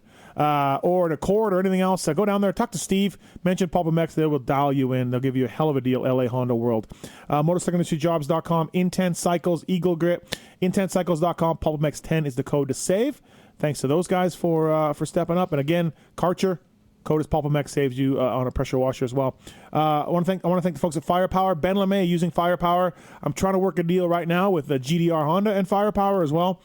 I guess that Honda battery isn't the strongest, the stock OEM battery. I think every OEM struggles. The Yamaha, the Cowie, I think actually the KTM Husky, the ones that have been longest, are probably about the best stock. Suzuki battery? How's that? It's fantastic. Yeah. You don't even know it's there. Firepowerparts.com. Please check them out. Ryan, the new Flockhart, also an endorser of Firepower. Ben LeMay, obviously. Power Pasture, overpriced OEM battery with Firepower, fueling your adrenaline rush. As a leader and innovator with 50-plus years of experience in power sports, Firepower premium lead, acid, and lithium batteries save you cash and offer superior performance. They also have a chain. It's a Japanese quality chain. It's up to 50% less expensive than the competition. I have one on my YZ450, so thanks to Firepower, firepowerparts.com. Michael Lindsay, what's going on with you? So you are in business a little bit. You got a lot going on. But you also have some engine mounts that have been making the rounds with some good riders. Yeah, so actually we're now a sponsor of the show, first week. Yeah. It's called Works Chassis Lab. Honestly, it's me and one other person are involved with it. My partner is one of the basically main suspension technicians. He's a little more behind the scenes, but he's worked during Carmichael's championship, bunch of teams through the 90s, 2000s, 2007. we counted off the other day. Supercross national titles. He's been involved in more than 15 or 20 at this point or something. He's the guy who's been designing all the engine mounts that the factory Cowie team used the last 2 years with Eli Tomac to the national championships. We do stuff with MCR Honda, ran them this year. Justin Brain, Malcolm Stewart. Star Racing team last year and this year. Will Hahn helped us develop all of our Yamaha YZ250F product. Actually Yamaha 250 biggest for the MX101 ran them this weekend. We got them some last minute product they wanted to test. They just reached out to us like, hey, we see them on Star Bikes. We want to give them a shot. Renzel and all their guys like them, so I had to hurry up and give Alan Brown product on Friday to fly with. They all raced it this weekend. Rock River raced the first time this weekend with it. Same thing. I just dropped off Hayes something to try at the track, and all of a sudden I got a call, same thing. We need a race this weekend. Please, we need more. Freddie Knorr and Tyler Bowers. Tyler's really involved on all the KX stuff because he helped develop a lot of the KX stuff that the KHI team used before. Do some other stuff other than that. That's just kind of what we launched with. That's what's on the site right now is a bunch of engine mounts. We have some titanium shock piston and fork pistons we're going to release in a couple weeks. Titanium foot peg brackets. We have some for Cowie. We're doing them Yamaha, Honda. We've just got a lot of components there related to suspension chassis stuff. And people who don't know, like, the smallest change in engine mounts makes a big deal on these four-strokes. They're huge. I mean, I tested them as a mechanic over and over. We'd spend days doing engine mounts, thickness, hole size, movement up and down. Like, there's so many things you can do with motor mounts, and they make a big difference. And teams kind of highlight, like the factory Yamaha 450 team, they're really big about their bike looking stock. Let's put it bluntly, they have a front that may or may not look exactly like ours with no coating on it. That's titanium. The YZ seem to respond really well to the front engine mount. So like I said, but factory Yamaha 450, I won't say they use exact cars. They have it made by someone else, but it basically same design. Plenty of 250 teams. The Yamahas respond really well to it. Is it model by model, obviously developed by model with all these different and racers? We have multiple options per model. But I was going to say, so what are you finding? Is it more flex? It depends. Usually the tops, we have on a few bikes, we have made some stuff that's more stiff than stock, but the majority of bikes we have different degrees of how much we're softening the chassis from the top mount. And that usually will affect things like acceleration feel, like how much the bike can absorb acceleration from a torsional standpoint. Improves corner roll feel as you're dropping in the corner, and how much the power of the bike affects it stand up coming out.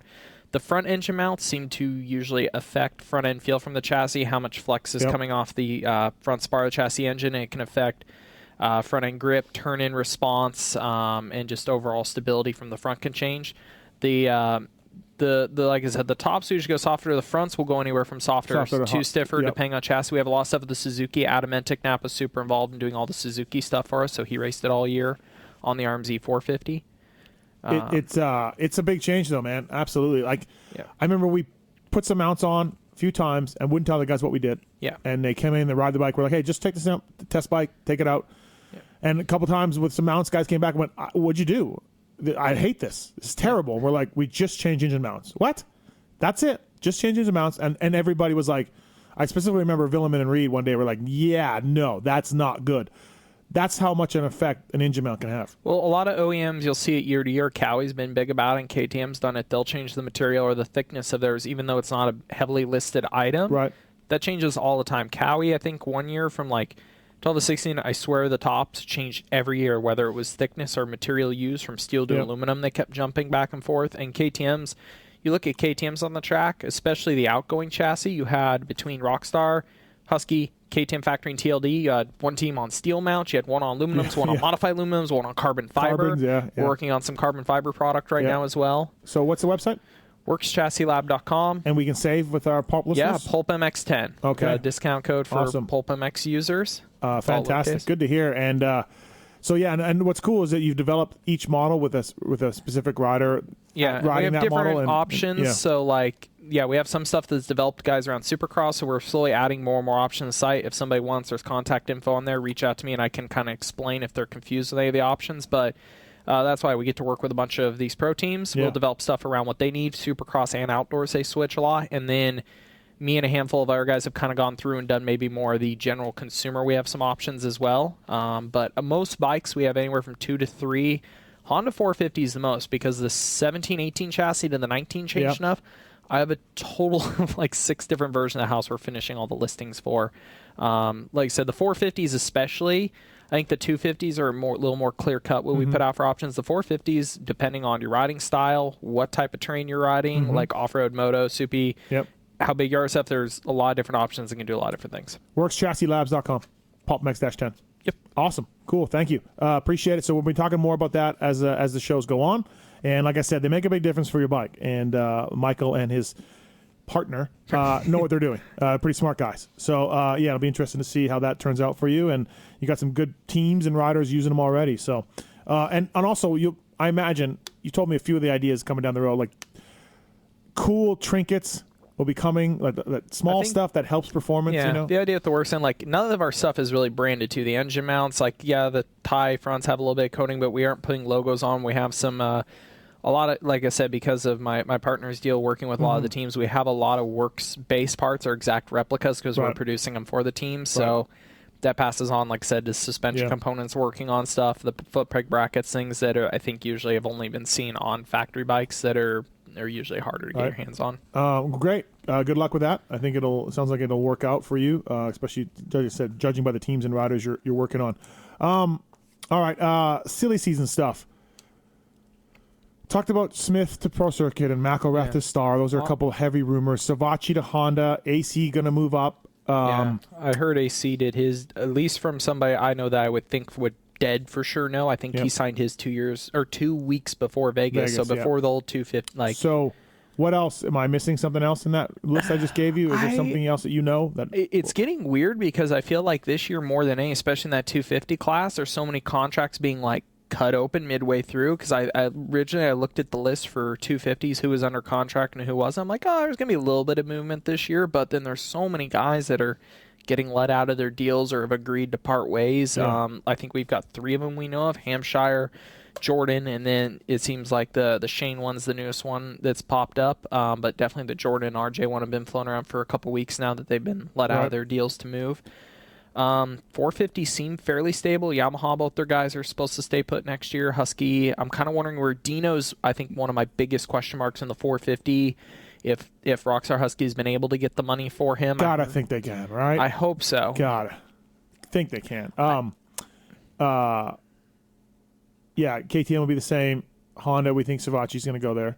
Yeah. Seeley's going to be on the outs for somebody. I've heard he might even hang it up. I wouldn't be surprised because I think he's proved his point to himself coming back. If he can't land something with Honda MCR, I think his relationship's really good, and I think what he's been doing with his vlogs on his bike builds have been really good. I mean, honestly, Cole could step away, become an ambassador role for Honda, hang out with all of his media jerkies, do some really cool bike build stuff, get to play with his drift car. Like, I think he can take his current success, and his sponsors would back him in some sort of way if he decided to step away. He could still do some really cool stuff, maybe off-season races. So I don't think necessarily he has to get that HRC ride to continue. It's still in a really cool path in the sport. So I think that's a possibility. JGR will have 1 or 2 spots open. I don't imagine Hill comes back. That's with him, like, next year. Bogle and Bloss will be up for that ride alongside Baggett. There'll be a spot there, maybe 2, but probably just 1. So that'll be open. The MCR team seems set with Brighton, Mookie, and Freeze, I would imagine. So they're set. Yeah, and I always laugh, like, just as a comment, because some guys get after Freeze getting that 3rd spot. Let me put it bluntly. If Vince wasn't on that 3rd bike, the 3rd bike wouldn't exist. Probably. That's how I look at it. It's not really right. And Vince continues to improve himself every year. He's earned his spot. I know they're really excited to get Malcolm locked down. I mean, let's all be honest. If Malcolm would have had the crash he would, whether it was a Triple Crown something, Malcolm was going to win a main this year. Yeah. He is really taken, I wouldn't even say a step, like couple steps next level for as a rounded rider. Yep. So yeah, it'll be interesting to see what happens from here on out. 250s, I was going to ask you. So the interesting one is PC, what we're going to see. So we've got Faulkner under contract. Seth Haymaker will come up out of amateurs this year. Marchbanks' deal is up, so he would need to re-sign. And then Marty. Well, Marty's got to go 450 or retire. Yeah, we think Marty's going to retire, right? Yeah. So there could be 2 spots there. And then TLD has this max exodus. Who goes to TLD? Because they're going to have Derek Drake will be under contract next year, and that would be it out of their current squad. That would make Drake as the only one. Would you put Mosman over there if there was no spot under? No, I think he's fine to stay at Husky. You do? Okay. Would you put Jordan Bailey over there? No. Would you maybe bring Mitchell Oldenburg back? Jimmy D? Oldenburg? Yeah, Oldenburg could come back. I think Jimmy D would be a good choice if JGR is unable to retain. Yeah. I mean, TLD, you're pretty much. Well, I guess it depends. They could take on somebody super young because their big thing is the way they're structured is 4 guys is pretty much what they're going to do. So maybe they do Jimmy Supercross only and bring up the next. I'm drawing a blank on their next amateur kid. It's right on the tip of my tongue. Pierce Brown. Maybe they bring him up for all of outdoors because they have to bring him up. Yeah, it'll be the other one. Last one. Sorry to interrupt. The size at Geico's team next year is going to be super interesting. Right. Because they've let Hampshire out. They've got Sexton for 1 more year before he has to move up to 450. I believe Christian Craig has a 2-year deal. You've got... J-Mart is still under contract for next year, but we're all in this mystery, like, is he ever going to be able to make a return? Right. And then they have Joe Shimoda coming up after Loretta's. They have Jet Lawrence, who I think wants to move up as well, and Carson's right about that point. It's really tough for them. I think...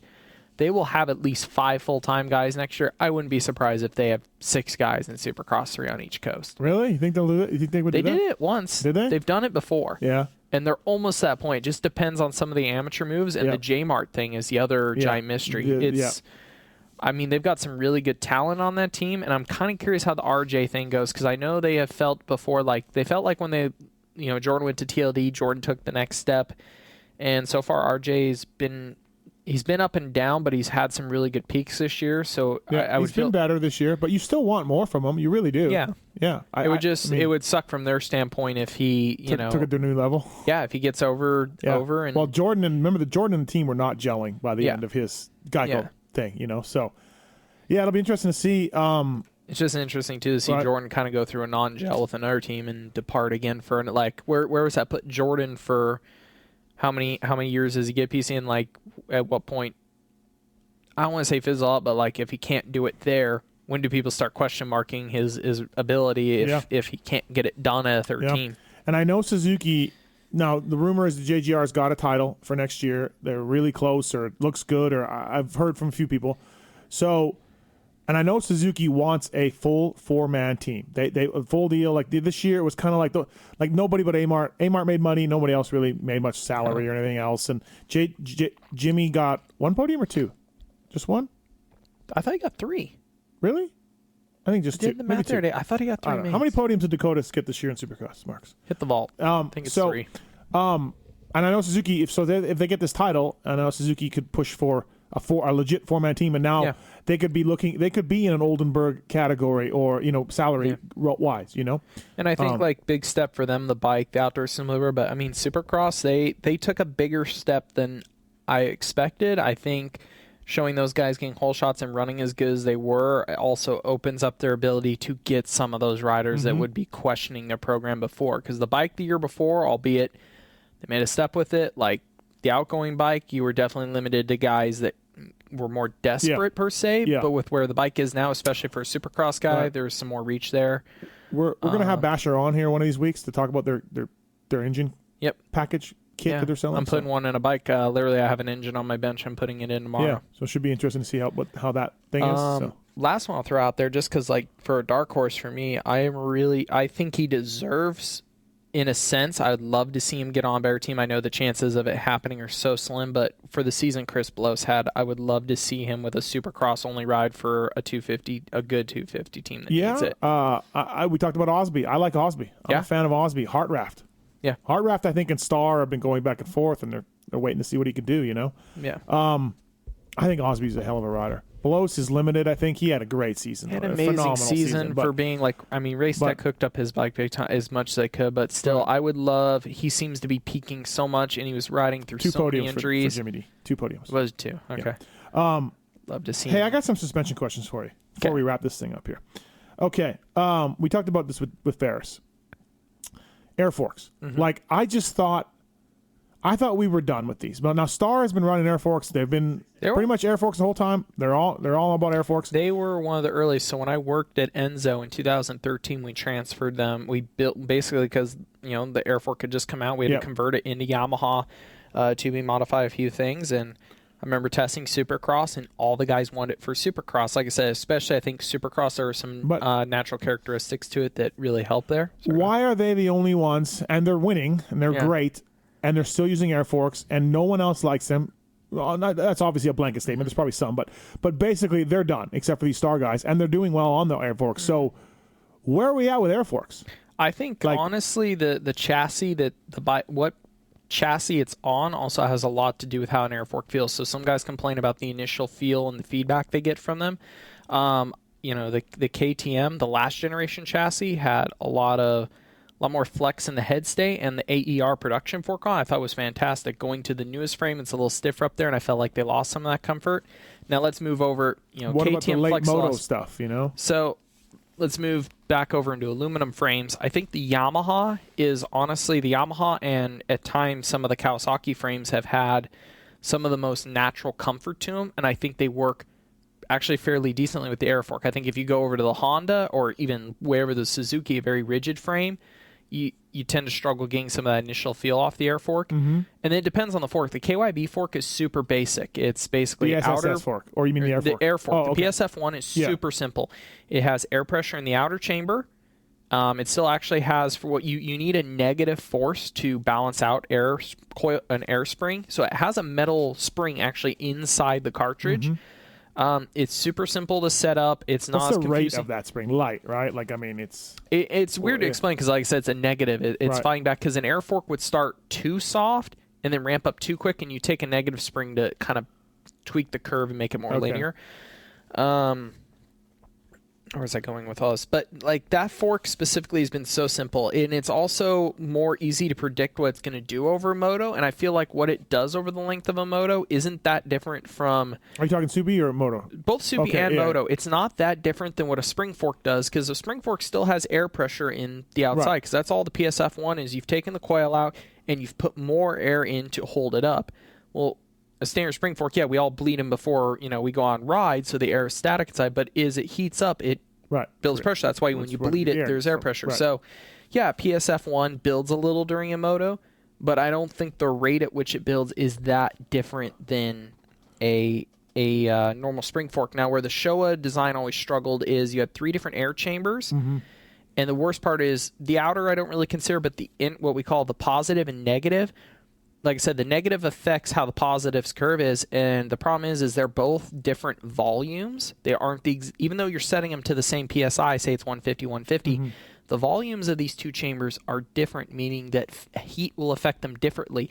At least a PSF1 fork, if it goes up half a PSI or PSI during moto, it's a consistent stiffen. Right. When you end up with the negative changing 3 PSI and the positive 8 PSI, it has not only gone separate one part, the whole curve has started to change. It's like actually changing the damping curve of the fork starts to get all crooked. So then the fork, it starts to change its entire feel during an outdoor moto.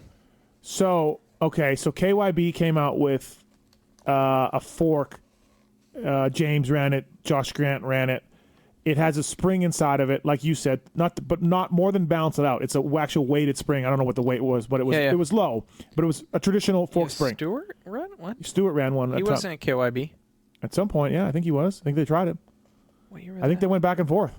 He was all on Showa. Suzuki with KYB. Showa. You're thinking Rocks and... Am I thinking of the Showa stuff? You're thinking, well, the show, so it wasn't a triple everybody has tried a little bit of this version, has tried a spring assist fork. So Showa, we all tried it like 2 years ago where it had these air caps, and all they did is they went back to a traditional spring fork, and they had, actually I think they did do 2 different versions of this. From a simple standpoint, they had one fork that was a traditional spring fork, and you could pressurize the air in the outer chamber. They would purposely change the setting a little bit and try to add like 2 PSI to give it more of that end curve for Supercross. But a real lighter spring, metal just a little bit, though, only like a rate below. Now, the KY... and why didn't that work?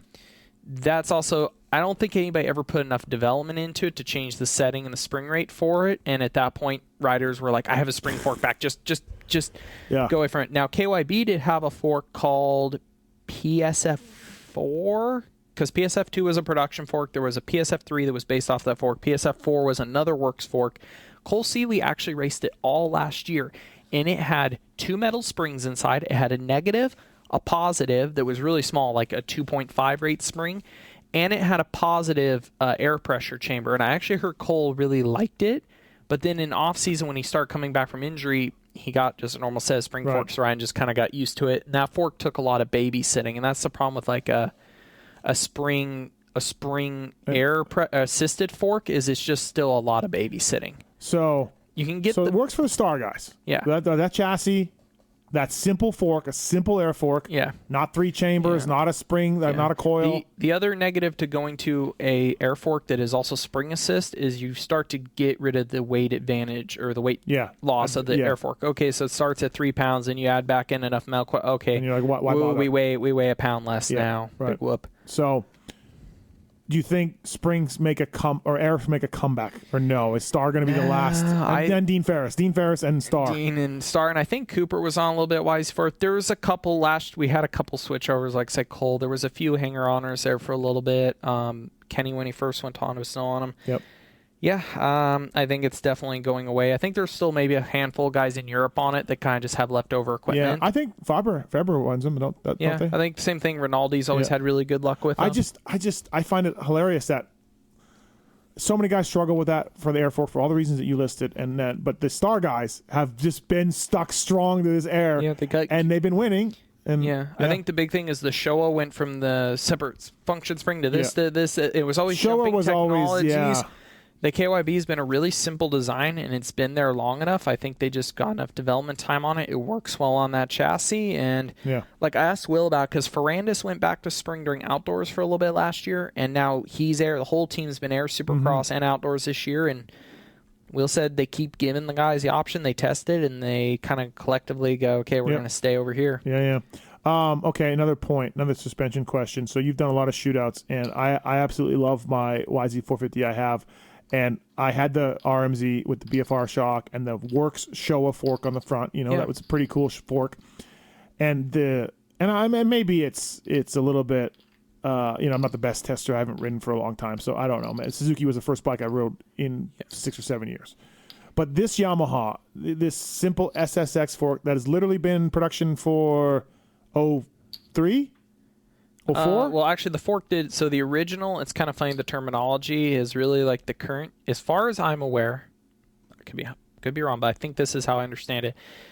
Everybody made this big deal about how KYB had SSS and Honda and Cowie were on AOS, air oil separate and speed sensitive. As far as I'm aware, the actual original SSS was the one with the weird plastic spring tube inside in 04, 05 with the Yamaha that actually sucked. That was horrible. The SSS they use now is basically an AOS fork. Okay. But what I think's always made the Yamaha really good is... go ahead. My point is these forks have been the same for a long time. Basic. Yamaha finally did a big update this last year. The internals went up the damping rod went up a millimeter in size in the cartridge. They're fantastic forks. They're fantastic shock. They win all the shootouts normally, or mostly. If they don't win, they're right up there. And it's been 10 years now. What makes them so good? And you've taken apart 8 million of these sets. I don't think it's really anything special per se about And why don't the other OEMs just slap a pair on? The problem is Suzuki's fork this year is the outgoing Yamaha fork. The I can't say there's something coming with it. Never mind. Plenty of people have tried. Like I said, the Honda Cowie's had. I think one of the things is how when an OEM tests suspension, a lot of them, they'll get a representative. Let's say it's Yamaha. They get a representative from KYB to come over. They give them components, but Yamaha still orders, we want this tube spec, this. They get a little feedback from them, but they also use their in-house guys to test it. And then that info, they kind of gather, they try to, I think, do as much. Butler. Yeah. I think they all try to do as much internally as possible because then that info can't be shared as much from KYB to other brands. No matter how secretive everything tries to say, something would get slipped. So it's a setup. It's a Yamaha R&D setup. I think it's because of how hands-on Yamaha from Japan, from US, from the info. Like they have an Australia test team, Europe test team.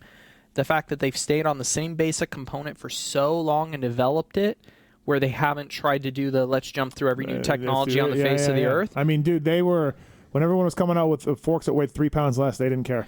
No, I remember the U.S. guys told me it was a big fight. Yamaha was going to go air. Same thing, it's cheaper, it's less, but they pushed them like, this is going to be a selling point. This is a good reason. Like, don't stay put. It's crazy. But I think it's a big thing if they had the same component for so long. The test teams were so good. And they split off for, like, you look at the Suzuki, it went from like 47 Showas to separate function spring to separate function air to a 450 back to what they call the AO1, the 49 fork now, and a BFRC, and the 250s like Showa 47, Showa separate function spring, KYB PSF2, KYB spring fork now, and new chassis, and they're doing. Yamaha's like, we got this thing dialed. Yeah, we're good. We tweaked suspension there, but it's like they would a lot of times they would have so much info from last one. If they did a big chassis overhaul, they weren't trying to do a big suspension component overhaul. Where a lot of brands, the year they've introduced a giant new chassis design, they've also jumped to a new fork or shock design, and they're trying to figure all that out at once. Yeah, interesting. All right, last thing for you. Factory Honda have 2 riders that each use different brands of suspension. Sealy on Showa. Sealy on KYB, Roxon on Showa, Eli on Showa, and Savachi on Showa, Eli on KYB. I, as a mechanic and as a guy that has been around a few test sessions and everything else, there's few things that work here. I think the reason the companies do it is because they don't want one company to get satisfied with the settings, and they want a constant competition between KYB and Showa. Yep. And it's a pushing the envelope and pushing things, and how does Eli's bike look towards Savachi's and Sealy's and Roxon's, blah, blah, blah. So I think that's why they do it. They want this competition between the brands, and there's always been there. And that's a good point. But the downside is that you are on an island with testing. I mean, you can't go and take Showas from Savachi and Showas from Can and compare them. They're absolutely apples to oranges, different chassis, different bikes. So you are on an island for settings. And Eli's been lost a little bit with bike setup. He's talked about how he doesn't like to fight through bike setup that isn't comfy. Roxon's got his German fork guy here, and he's been not happy. So the downsides of not having a second rider that's close to you to compare notes seems to me, Michael, to outweigh the positives of internal competition. What do you say about it? It's hard because, I mean, I've joked with suspension guys from both companies about, and it's like a roller coaster. It's like Showa's big for a couple of years and KYB's big for a couple of years. And they go through this taper of like how many teams use them and are contracted out depending upon what each one is delivering for equipment at the time. So it's definitely like, you're right, like healthy competition. I also think it's similar, like in the Japanese series, we've always seen that the All Japan series is like they have one guy on each team on tires. Like you go All Japan National, especially Suzuki, Honda and Cowie have always done this. We have one guy on Showa, one guy on KYB, one on Dunlop tires, one on Bridgestone. They definitely want that healthy competition.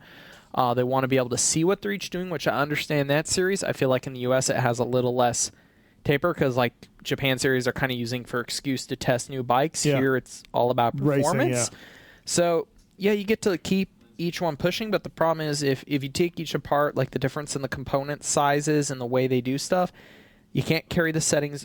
One guy like Kenny's done it where he keeps jumping back and forth between because all of a sudden he'd ride someone like Steeler or somebody's bike with KYB, like, I want to go back here and go back, and you can't just like carry all that info over. Right.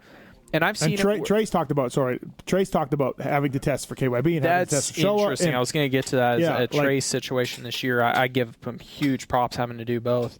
But it's hard because you can't share that data realistically. You could have everything else on the bike the exact same, but those two components, you could try really hard on a suspension dyno to match the curves, but you're just not going to get the rigidity of the tubes. There's so many things you're going to end up with. There are question marks, the lugs, the way they make them. It's difficult. So you're not a fan? You sound like you're not. Kind of if you were a manager. If I was a team, I would.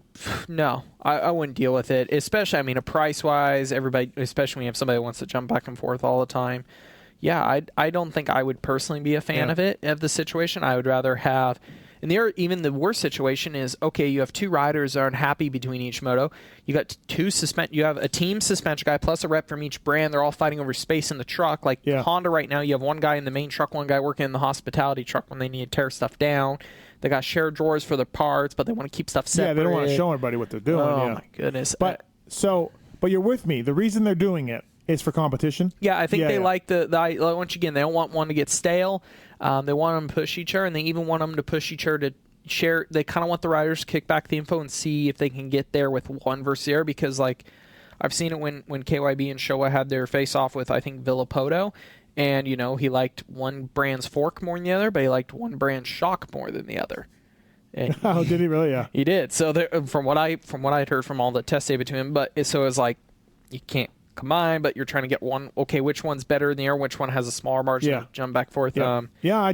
It's odd to me, and I think I know why they do it, like we said, but I don't see it helping, man. I remember Red Dog and Chad and Villeman would get together and talk about it, and sometimes that's a bad idea, but other times it's like, yeah, this is what what are you feeling? What are you liking? What's Villeman running? What's Chad running? What's Timmy running? And it helped push the envelope together. And what's even worse is like Trey's situation. Okay, so if you're a big team like Honda, you have a test rider, and then he not only has to learn what each rider is looking for, he has to write both their setup, but also on different OEMs. I'm sure I give Trey mad props for what he's doing. That has got to be a headache. Yeah, absolutely. So, all right, interesting stuff.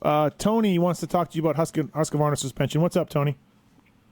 How's it going, Steve? Great show again tonight. Michael, it's great to hear you guys talking about suspension. You guys are educating the average Joe Moto. I love it. And I have a 2017 Husky 350, and suspension is set up for me. I just bought a 19 Husky 450. Now, the suspension will bolt from the 17 to the 19. Yes. What are you guys' thoughts on that? Like, if it's already set up for me, is it a good idea, being that the chassis is stiffer? Am I chasing my tail? Should I just bite the bullet and redo the 19 suspension? Well, first question, who did your suspension? Pro Circuit. I don't know exactly what their claim is. Like, I know a lot of other brands, if you've had done there once, like switching the setting is cheaper. So, I mean, there's definitely the advantage of taking your stuff off the 350, the 450. The 450, not only its physical weight changes things a little bit, but also the inertia. Typically, like from a 350 to a 450, it's closer in a 250, 450, but I have ridden situations where I would prefer a little more spring rate on a 450, specifically at the front of the bike, maybe like half rate up. It would be a good base point if you like that suspension on your 350 and you're happy with it. Yes, the chassis is going to play a little point into it, but you can take that over. I would also check with Pro Circuit if they offer something like, hey, I'm switching in bikes. You know, if I send it in, because usually some of the main parts of the labor cost suspension is grinding down the nuts, getting it open the first time, switching some of the pistons and parts. It might be, like I said, it might be a good base point for you to bring it over, and it might be cheaper for them to have them redo the set you've already had done than doing a whole new set from scratch. Okay. Yeah, I mean, and then you just have the bike with no suspension sitting in your garage, like just chilling, but waiting to go. Well, like, puts the old stuff on sale or whatever. Yeah. Right. So. Yeah, I mean, then I'm going to put the stock 450 stuff on the 350 and just clean it to death and, tell everybody I hardly rode it. There you go. Yeah. All right, man. Look at the suspension. It has no nicks on it. Well, forks have no nicks. Hey, Tony, we're going to give you a firepower battery for your Husqvarna, all right? Oh, thank you so much. That's awesome. No problem. Firepowerparts.com. Stay on hold, all right? We'll get Travis will get your information.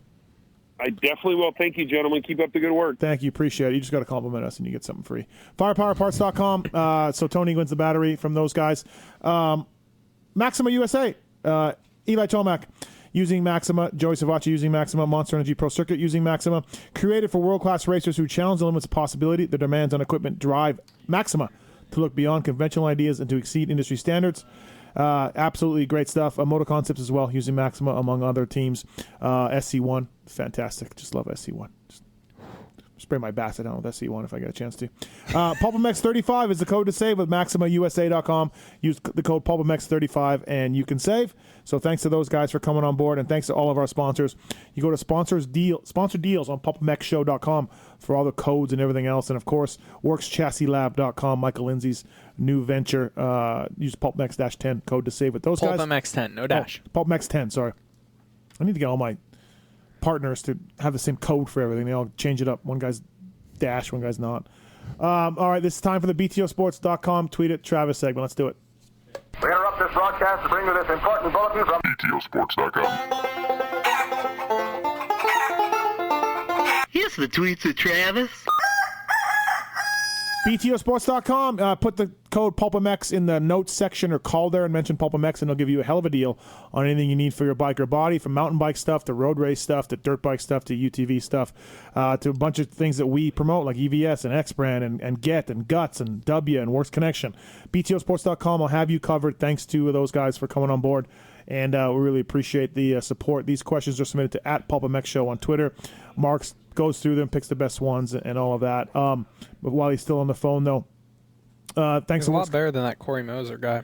Yeah, they are. Thanks to Works Connection again for donating the easy start device, easy pull lever, Works lever. I always forget the names of this stuff. They have the start device, Whole shot device. but it's not called a whole shot device. It's something else. It's like got a name for Works Connection. Oh, the one with the lever. Oh, man. The lever is the easy. I don't know. I'm fucking stupid. They've been a sponsor of us for years, and I still get their Eric. Great radio. I know. All right. So, anyways, thanks to the Works Connection for all the things they do for us. And all right, Marks. These questions were submitted to @PulpMX Show. You went through the pick the best ones. Yes. Let's do this. From Kale Barr, did Steve take the Tim Ferry light switch from his previous house to his new house when he moved? I don't know. What? Oh no! I don't think so. Pookie. Just ruined your night. Pookie. Do we still have the Tim Ferry light switch?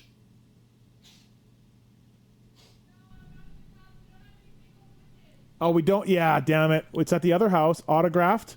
We don't have any single switches. We have the wide switches in this house, like the. If ever I've heard a first world problem before, it's we don't have any single switches. We have so many lights. Well, no, we have single ones, but they're not. They're the wide ones. Like How did you not just take it off and bring it with you? How did you give up something Tim We Ferry still have related? that house. We're renting it out, so it's still there. The renters are going to steal it. Go knock on the door and say, at like midnight, I need it back. Autographed Tim Ferry Moto XXX light switch. You can put it up on the shelf right over there by all the other stuff. Hey, that's what you need to do in this house. All your light switches, you need to have somebody autograph. Okay, that's a stupid idea. Next question. You had Ferry. Do you want? Apparently, wasn't a bad idea then. From Blake Cornwell, has anyone heard about Barsh's knee? He was at the rig after the second moto, saying that he twisted his knee and was holding it, but then didn't mention it on IG. Nah, he probably did twist it. It's ruddy track, and just add it to the list. Yeah.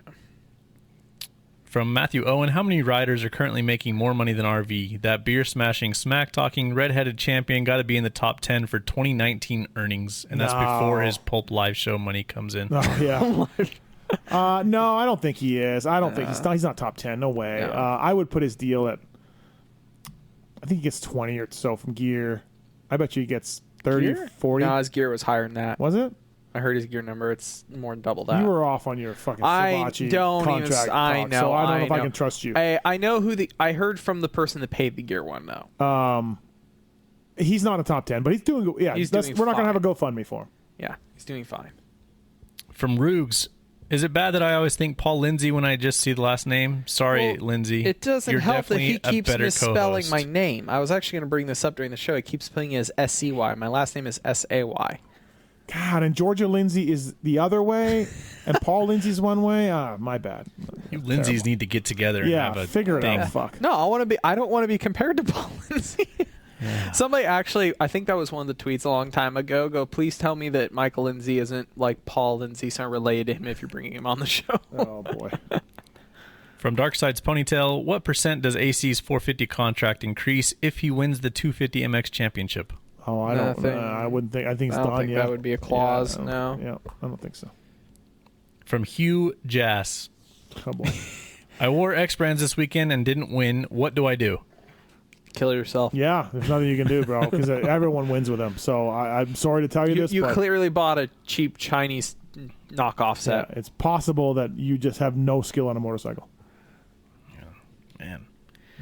From Barry McCockiner. Is this all the same Come on, Mark. Stop it, Mark. Is this that dude that makes up all those I accounts? didn't read the name before I picked this one. Which is more likely, someone winning the 450 title besides Roxon or Eli, or someone winning the 250 besides Cooper or Cianciarulo? Ooh, I'll go 250. It's a good question. I'll go 250.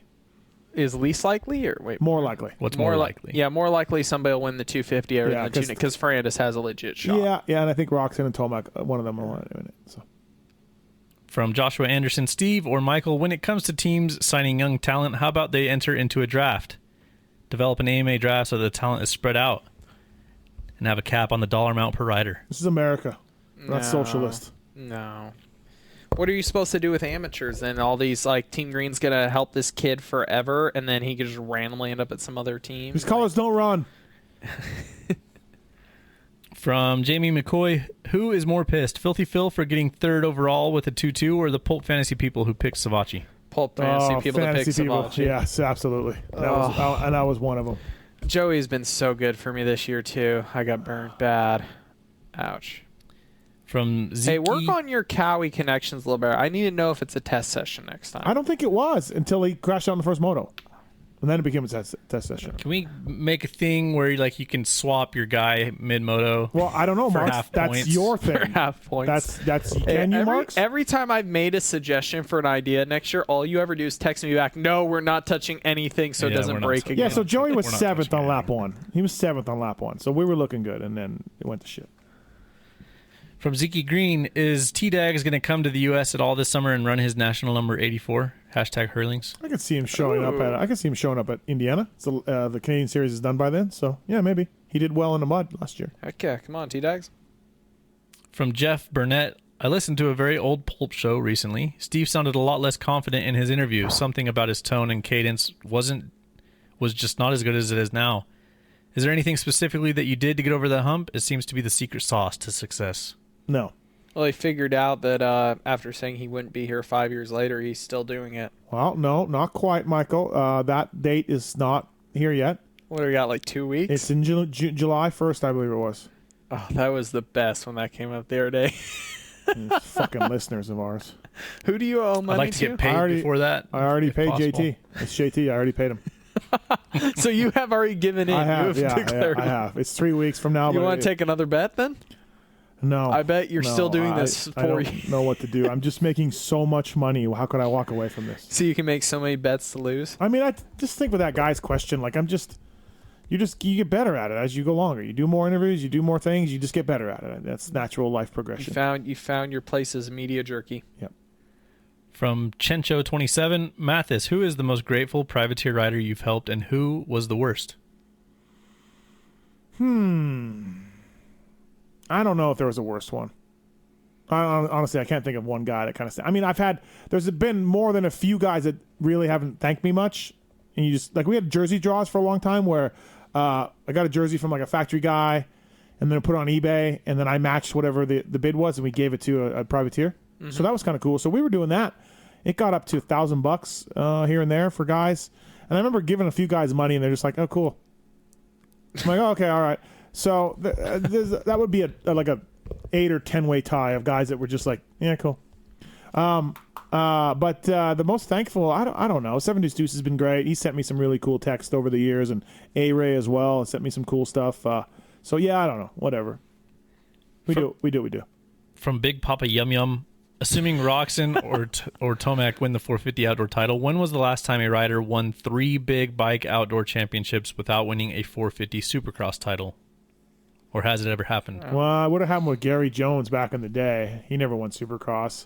But we're talking like the early 70s. You're old. Yeah, I wasn't there. I wasn't around, but I know that's the history of it. That's about it, man. Yeah, it hasn't happened. It really hasn't. From Mysterian 157, if there was a Lit Kid Award for the outdoors, does Tomac win all 3 so far? I don't know. I didn't see enough this weekend to judge right now, but Tomac's... I really like Barsh's A-Star kit for me this weekend was better. It was good. When did Tomac Hangtown wear the blue stuff? That was good. The purple stuff, that was sick. No, blue. The blue? Tomac had blue. Oh, which one the did teal. you do purple? It's like teal. Oh, the teal. Purple Sorry, was the last weekend. Look at Barsha's from this weekend. It was pretty good too. A-Stars, honestly, like they've got some for as much graph as they've been doing a good job lately. Minus the paint splatter. Yeah. I like the paint splatter, not the green one. The one that matched the boots I liked. I posted a video of him doing I panned up and asked him what happened, and he did this with his arms. I've never gotten so many. I've got like over 100,000 views on Instagram. People love that thing of him paint splattered. You know what's going to happen? Jerk-offs are going to repost it and not even give you credit. Oh, there we do. Oh, yeah. Right. Oh, yeah. From Ken Dryden, Lindsay, when it comes to the track getting rougher towards the end of a local race day, say you're on hard pack with ruts and square edges, what are some easy suspension adjustments you can do to make late day motos not feel so harsh? I think a big one a lot of guys do as a mistake is they feel a bike kick and they slow down the rebound instead of going faster when you have more chop coming into a corner and there's more moments to compress the suspension. They'll go slower, so the bike, whether it's front or rear action, will dive worse into the stroke and get harsher when you should actually consider speeding it up. So between each one of those little impacts, it has a little bit more recovery. It'll actually recover faster and get you into an earlier and softer point of the stroke. So a lot of guys feel a bike like get kicked around rough and they slow down the rebound. I actually say do the opposite, go faster on the rebound. Freaking suspension. Whatever he just said. Another little trick you can do is if you want to, if it's getting really bumpy and choppy and you're feeling it in your hands from your forks in the front end, open up your rebound, and then it'll drop it down a little bit. Try that. You think of compression because it's hurting your hands. But rebound helps. That's why I basically said you speed up the rebound so it gets into a softer point. Well, you were saying kicking. Kicking anything, but that's I described. And your forks don't really kick. I was thinking shock. Rear. Well, I said for both hands. Okay. Whatever. Piggyback off my answer, why don't you? From Jason Goymerak. What does Michael Lindsay think of the MX Tech Lucky cartridge for KTM AER forks? Lucky? Yeah, it's a term. I actually forgot to ask Wilkie why they call it that. I personally have not tested it. I did see some pricing on it the other day. I think it's pretty competitive for what it is. Wilkie always makes some really good stuff. I wish I could give an opinion on it. I haven't tested it. I don't know anyone that has, but Wilkie sometimes over-engineers stuff a little bit, but he does a really good job, and he's usually pretty well thought out at what he does. So, yeah, I don't have an opinion of testing it, but thumbs up. Yeah. From Simon Finn. How much pressure is DeCoster/KTM putting on TLD? I would assume that KTM wants better results than this. And if Prado doesn't want to move to 450s in 2020 and chooses to go to the U.S., does KTM make him, quote-unquote, in-house under the Red Bull factory team and keep him away from TLD? That would cause some shit for sure.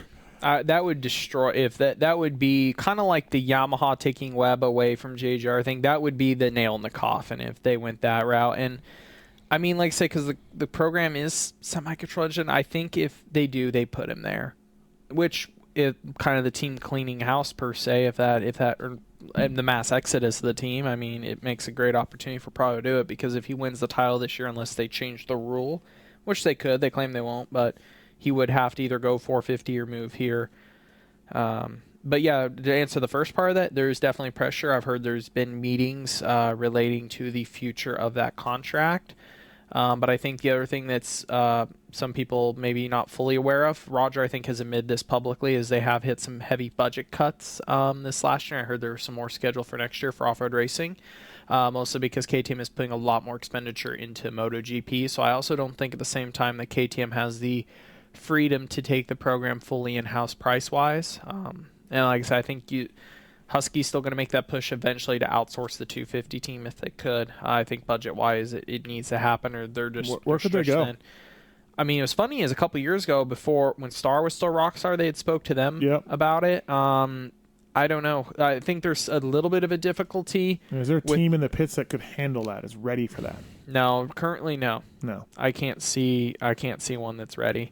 Because the hard part is you get locked into, you would have to have something good with money, because you would get locked into FMF, Pro Taper, Rocks, like all those deals. Yep. You'd have to come up with some good associate level sponsor. It's not a coincidence that Rockstar Ice One went from went from Paulin and Anstey to Jessiconis and that's Jonas. My budget cut thing I mentioned. Yeah, they saved. I talked to a rider that was there previous last year. I mean, between that switch right there, because they had it.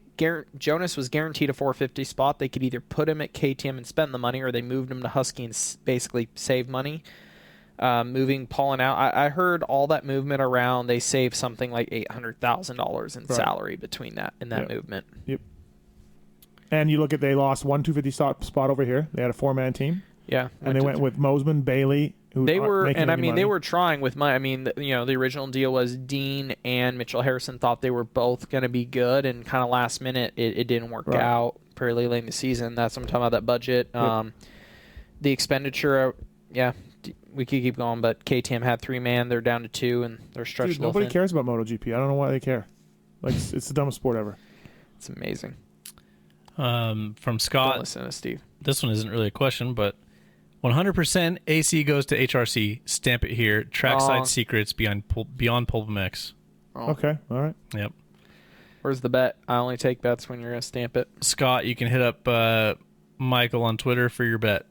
Yes. From Devin Burrell, what's the chanceability of getting another MTB show? Also, too, are we worried about web and outdoors? We're not worried about web and outdoors at all.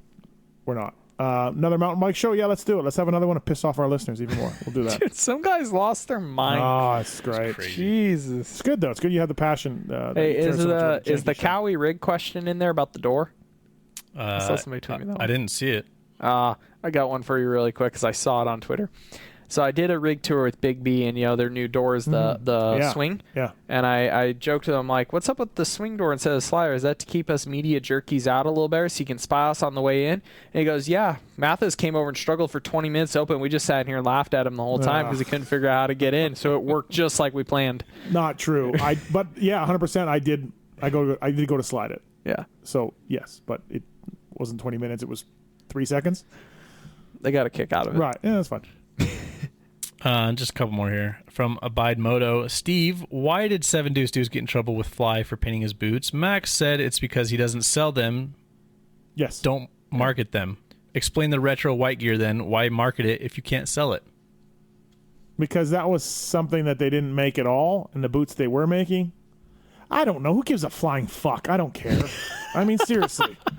I'm not ready to go back and rehash a 3-year-old fly boot paint gate with 7 Deuce Deuce and them getting mad at me. Like I do don't like care. that you have him here in the studio. Yeah, now. Max sent them to me. That's how bad Max wanted to get him out of his mind. He's like, they're in my office, and you deserve them, Mathis. So we have them. So I don't know. I don't. What he know. really meant is, I'm sick of looking at these and the issues it caused me. Here you go. Yeah. All right, last one from Tristan Davis. I am an idiot with suspension. Preach. What would be a couple easy things for a simpleton to remember when dialing it in? When I said just about the rebound thing, the majority of people I run into, when they feel some kind of a harsh reaction from the bike, they tend to go slower on rebound when that is not always the correct answer. I think you need to back up even more. What? Set your fucking sag. We're getting there. It's my answer. That's yes, like, yes. Like, to me, that's I got buddies that don't set their sag, and I'm like, I want to fucking hit you with a backhand. Whoa, come on, race. We already did the race tech rant. I know, but we already did the race tech rant. Dude, can you believe there are people out there that do that? There's so many times that's honestly number one, because you think about how much your weight fluctuates. Not only setting your sag, but also learning how to do it consistently, because that's another thing I see people struggle with is they sit a little different on the bike. Looking at the ground, you're testing if it's a little uphill or downhill, that's going to affect it. Getting to the point you can do that consistently is huge. If you're going to go out and spend $600, $800, $1,000, you're going to spend $5,000, $10,000 on your suspension. At least learn how to set the sag properly. Learn how to do it consistently, or otherwise you've just burnt your money for no freaking reason. Next one, final one I'll give you is sags, number one. Second one is torque your triple clamps. I cannot believe how many people have brought a bike in Enzo, and I went to take the forks off, and the recommended torque spec on the lower clamping surface specifically is usually 13 to 15 foot-pounds, Newton meters in that range. Each one's a little different, but around that range. And it would be super tight, so I'd go back with a torque wrench and check it before I took it off, and they'd be like 25, 30. At that point, you've crimped the tube. As the lower tube is trying to pass through with the bushings, it's catching. I've heard people say mid-stroke harshness, and if you just set the torque correct on the tube, it can feel smoother. There you go. Torque wrench it, set your sag. Yeah. That's all. And honestly, if you're running any adjuster all the way, you got a problem. Yeah. Anything. Any adjuster, if you're all the way one way or another, you got something going on, and you need to figure that out. Either your suspension sucks or you're a horrible test rider. Yeah, one of the two. Right, exactly. I mean, your spring race. You know how you can fix that? Go to Racetech. Racetech.com. Yeah. Pulp19. Mention that. You can do it yourself. I did one of my own. I did one of my own test bikes the other day. Did you see Marx's shock shaft? Oh my god, I heard about this. Yeah, I did one of my own sets the other day. I did one of their Gold Valve kits. I went down there, I disassembled the whole thing myself, got all the parts, and put it together myself with their instructions. Was the question about the all-time 250, 450? Was it guy who won a 450 outdoors? Three in a row. 3 in a row, though. I thought he said. It just said 3 outdoor. I don't know. It might have said in a row. But Jethro X in the chat room has got some guys like Kudrowski That's 125. I was thinking of premier titles. Yeah. So 250 MX for years. Yeah. And no 250 SX. Not like Glover has 3 125s and 3 500 titles. Yeah. Stan won Soupy titles and But he says Howerton. That might be. What about Howerton? Might have Never 3 mind. 250s. I almost said Wardy, but no, that's wrong too. No, yeah. Okay. Is that it for the segment? Outro? No outro still. Huh. All these years later. Huh. It's surprising, I know. It is. There's no exit to this show? Man. Hey, Marks has been outro on that segment. Marks has been working on our app the whole show, by the way. Here's I want you to know. your outro. Not Excite Bike. He's been working on the app. That's a first. Did you offer he's him still more money? mad. He's still mad about it. He's mad because I wasn't paying attention. Hey, so let's debate this out. What do we got to do to get Marks here full time to quit his job? A lot of zeros. Yeah, a lot of zeros. He makes too much money at his coding job. Fucking, I code for Vegas. He makes too much money. Like, he told me what he makes, and I can't do that. Like, and so PulpMX Fantasy maybe can do some, and PulpMX. So if you make that much money, why do you put up with this guy? Why are you here? Dude, well, he makes this. He's got a nice little side hustle going on. I mean, he's got the fantasy thing. He's got this show. I do it for the fame and notoriety. Yeah. It's really gotten you famous, huh? Yeah. How many IG followers you picked up? I got a lot of I got a lot of motorcycle parts for discount. That's cool. Yeah. He got to do a backflip. I got to do a backflip. That was pretty rad. Never got to do a backflip. That was year one though. I should have tapered into it. After year one, I should have been like, how do you one up yourself? You should have made another outrageous claim, and we could have backed it up. We could have tried to back that up. So, nah, I mean it's been good. Yeah, I worked on the app. Yeah, it's cool. Did you get anywhere with it? Well, I sent you a picture of it actually built. So yeah, that's cool. Well, was it? It's built now. I don't understand. No, I mean like the code wouldn't even compile, so you couldn't even run it. Oh. Yeah. But we're good now. Okay. Yep. Should I tell people to grab some update or something? No. Okay. Not yet. Okay. Not yet. But this is step one to like getting there, to getting some updates out. All right. So. There we go. Dean Ferris, Phil Nicoletti, Ryan Gauld, Weston Pike, Alex Martin, all on the show tonight. Good show. Which interview did you like the most, Michael? Weston's suit just so candid. Yeah, it's pretty good. Really enjoyed Dean's too. Just I wanted to let people reflect a little bit on how gnarly his last 4 months have been. Yeah, absolutely. I think you did a good job with that. Thank you to our sponsors. Thank you, people, for listening. Appreciate it. Gauld's would have been way better if we had a recording of his speech. That would have been all time. Yeah, they were going back and forth on my text thread after the interview about some of the things he was saying and all that. So I mean, show 400, you could get Gauldy on a little tour up and let him give a speech. Yeah, he should. Right, fly him down. He can be like the roast master. Yeah, right. He's awesome. That's what we should do. We should start a PulpMX roast show. That wouldn't be a bad idea, actually. I got some people that like to roast. Especially the proposed guest list for 400 would go very well with that. Yeah, if that comes together. We'll see. It will. But no, thanks for listening, everybody. Appreciate it. Thanks to our guests. Sponsored deals on PulpMXShow.com. I would read off our sponsors and get Michael Lindsay to tell me the first thing that he thinks about, but I've already getting shit from it for last week's episode, so I'd rather not. Because somebody gave a terrible answer, and then now one of my guys wrote me an email and said, "What WTF?" And he has a point. I give good answers. No, you would, but let's just skip that. It's terrible. Maybe we'll ban it permanently, Marks. Man, I like it so much. Yeah, I don't know. It brings so much entertainment. Thanks to all you people for listening. We're off next week because there's no show, there's no race, so we're not coming back next week. Michael Lindsay, thank you for coming in. WorksChassisLab.com, PulpMX 10. Yep. To save. So congrats on the new deal and everything else. We'll be putting some stuff on our website and sending out some links as we go. So yeah, thanks for coming in. Thanks for driving up. Appreciate it. You have fun? Hell yeah. Good to hear. Always do. Thanks to Swisscore. Thanks to Moser. Thanks to Pookie. Thanks to Courtney Marks. WTF, mate? What? Pookie said you're welcome. Yeah, from she upstairs. did. All right, yeah.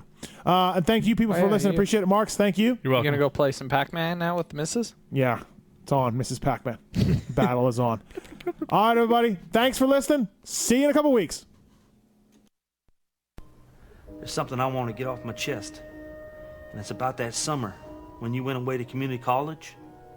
I got an offer to do Playgirl magazine, and I did it. I did a full spread for Playgirl magazine.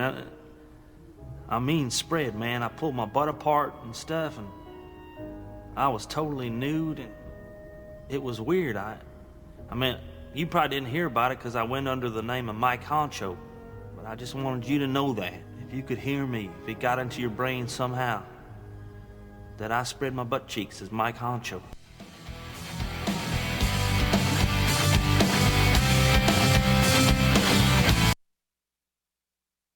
He's just in my ass.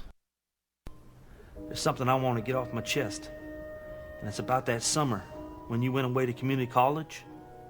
I got an offer to do Playgirl magazine, and I did it. I did a full spread for Playgirl magazine.